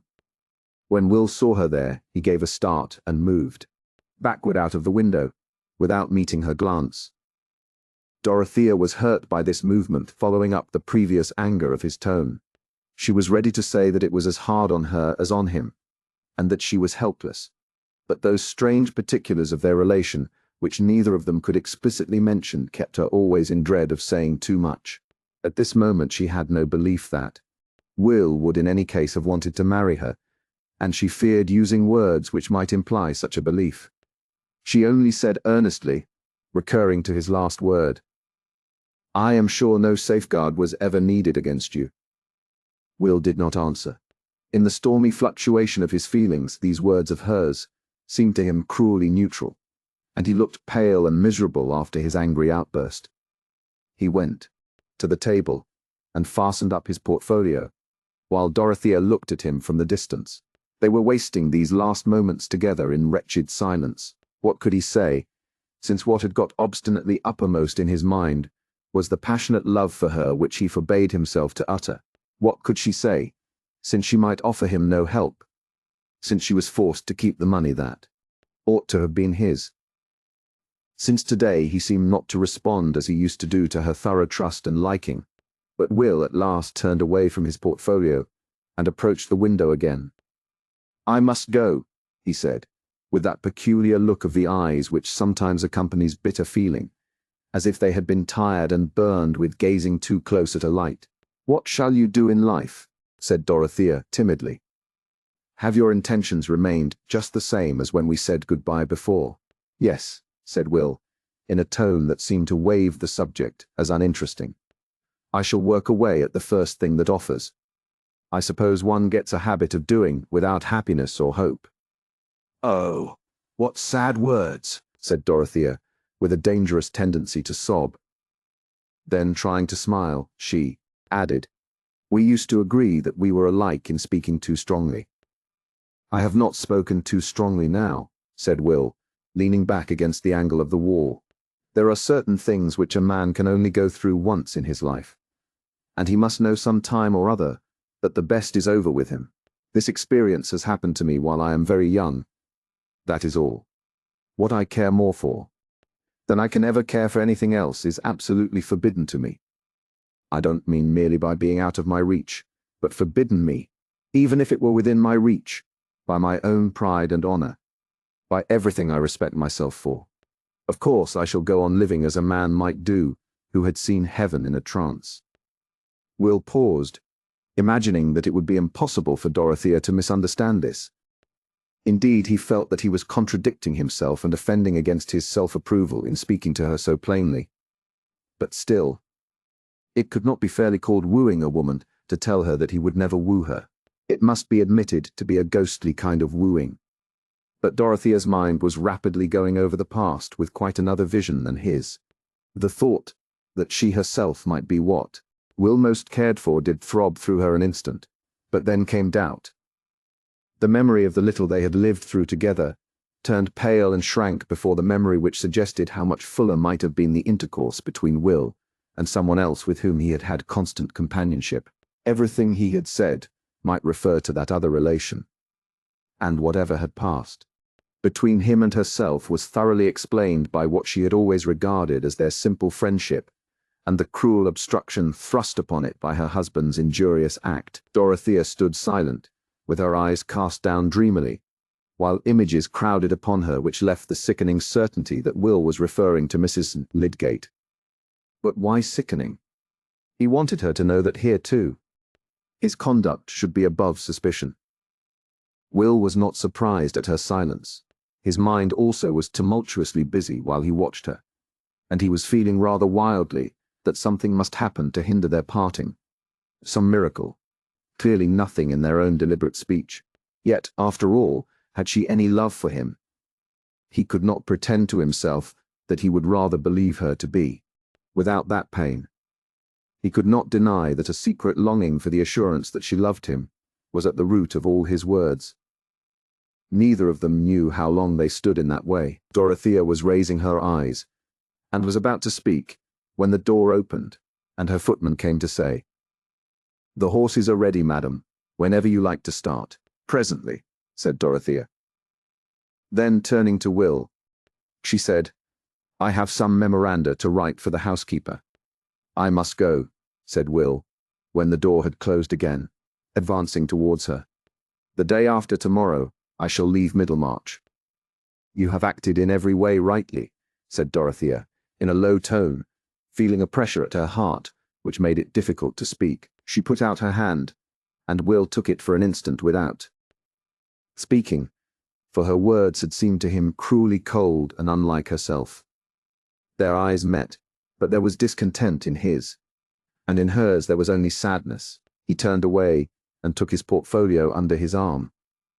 "I have never done you injustice. Please remember me," said Dorothea, repressing a rising sob. "Why should you say that?" said Will, with irritation. "As if I were not in danger of forgetting everything else." He had really a movement of anger against her at that moment, and it impelled him to go away without pause. It was all one flash to Dorothea. His last words, his distant bow to her as he reached the door, the sense that he was no longer there. She sank into the chair, and for a few moments sat like a statue, while images and emotions were hurrying upon her. Joy came, first, in spite of the threatening train behind it. Joy in the impression that it was really herself whom Will loved, and was renouncing, that there was really no other love less permissible, more blameworthy, which honor was hurrying him away from. They were parted all the same, but Dorothea drew a deep breath and felt her strength return. She could think of him unrestrainedly. At that moment, the parting was easy to bear. The first sense of loving and being loved excluded sorrow. It was as if some hard, icy pressure had melted, and her consciousness had room to expand. Her past was come back to her with larger interpretation. The joy was not the less. Perhaps it was the more complete just then, because of the irrevocable parting. For there was no reproach, no contemptuous wonder to imagine in any eye or from any lips. He had acted so as to defy reproach and make wonder respectful. Anyone watching her might have seen that there was a fortifying thought within her, just as when inventive power is working with glad ease, some small claim on the attention is fully met, as if it were only a cranny opened to the sunlight. It was easy now for Dorothea to write her memoranda. She spoke her last words to the housekeeper in cheerful tones, and when she seated herself in the carriage, her eyes were bright, and her cheeks blooming under the dismal bonnet. She threw back the heavy weepers, and looked before her, wondering which road Will had taken. It was in her nature to be proud that he was blameless, and through all her feelings there ran this vein: I was right to defend him. The coachman was used to drive his greys at a good pace. Mr. Goodpace, Casaubon being unenjoying and impatient in everything away from his desk, and wanting to get to the end of all journeys. And Dorothea was now bowled along quickly. Driving was pleasant, for rain in the night had laid the dust, and the blue sky looked far off, away from the region of the great clouds that sailed in masses. The earth looked like a happy place under the vast heavens, and Dorothea was wishing that she might overtake Will and see him once more. After a turn of the road, there he was with the portfolio under his arm. But the next moment she was passing him while he raised his hat, and she felt a pang at being seated there in a sort of exaltation, leaving him behind. She could not look back at him. It was as if a crowd of indifferent objects had thrust them asunder and forced them along different paths, taking them farther and farther away from each other, and making it useless to look back. She could no more make any sign that would seem to say, "Need we part?" than she could stop the carriage to wait for him. What a world of reasons crowded upon her against any movement of her thought towards a future. That might reverse the decision of this day. I only wish I had known before. I wish he knew. Then we could be quite happy in thinking of each other, though we are forever parted. And if I could but have given him the money, and made things easier for him, were the longings that came back the most persistently. And yet, so heavily did the world weigh on her in spite of her independent energy, that, with this idea of Will, as in need of such help, and at a disadvantage with the world, there came always the vision of that unfittingness of any closer relation between them, which lay in the opinion of everyone connected with her. She felt to the full all the imperativeness of the motives which urged Will's conduct. How could he dream of her defying the barrier that her husband had placed between them? How could she ever say to herself that she would defy it? Will's certainty, as the carriage grew smaller in the distance, had much more bitterness in it.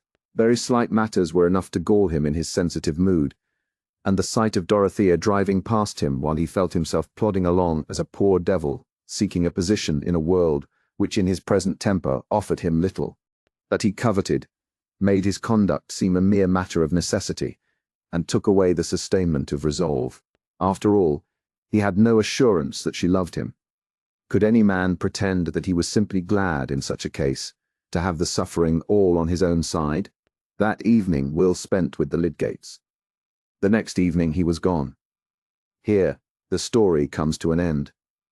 If you enjoy quality English audiobooks uploaded regularly, be sure to subscribe to Driven to Win Audiobook. From timeless classics to modern masterpieces, you'll find them all here. Thank you for listening to Driven to Win Audiobook.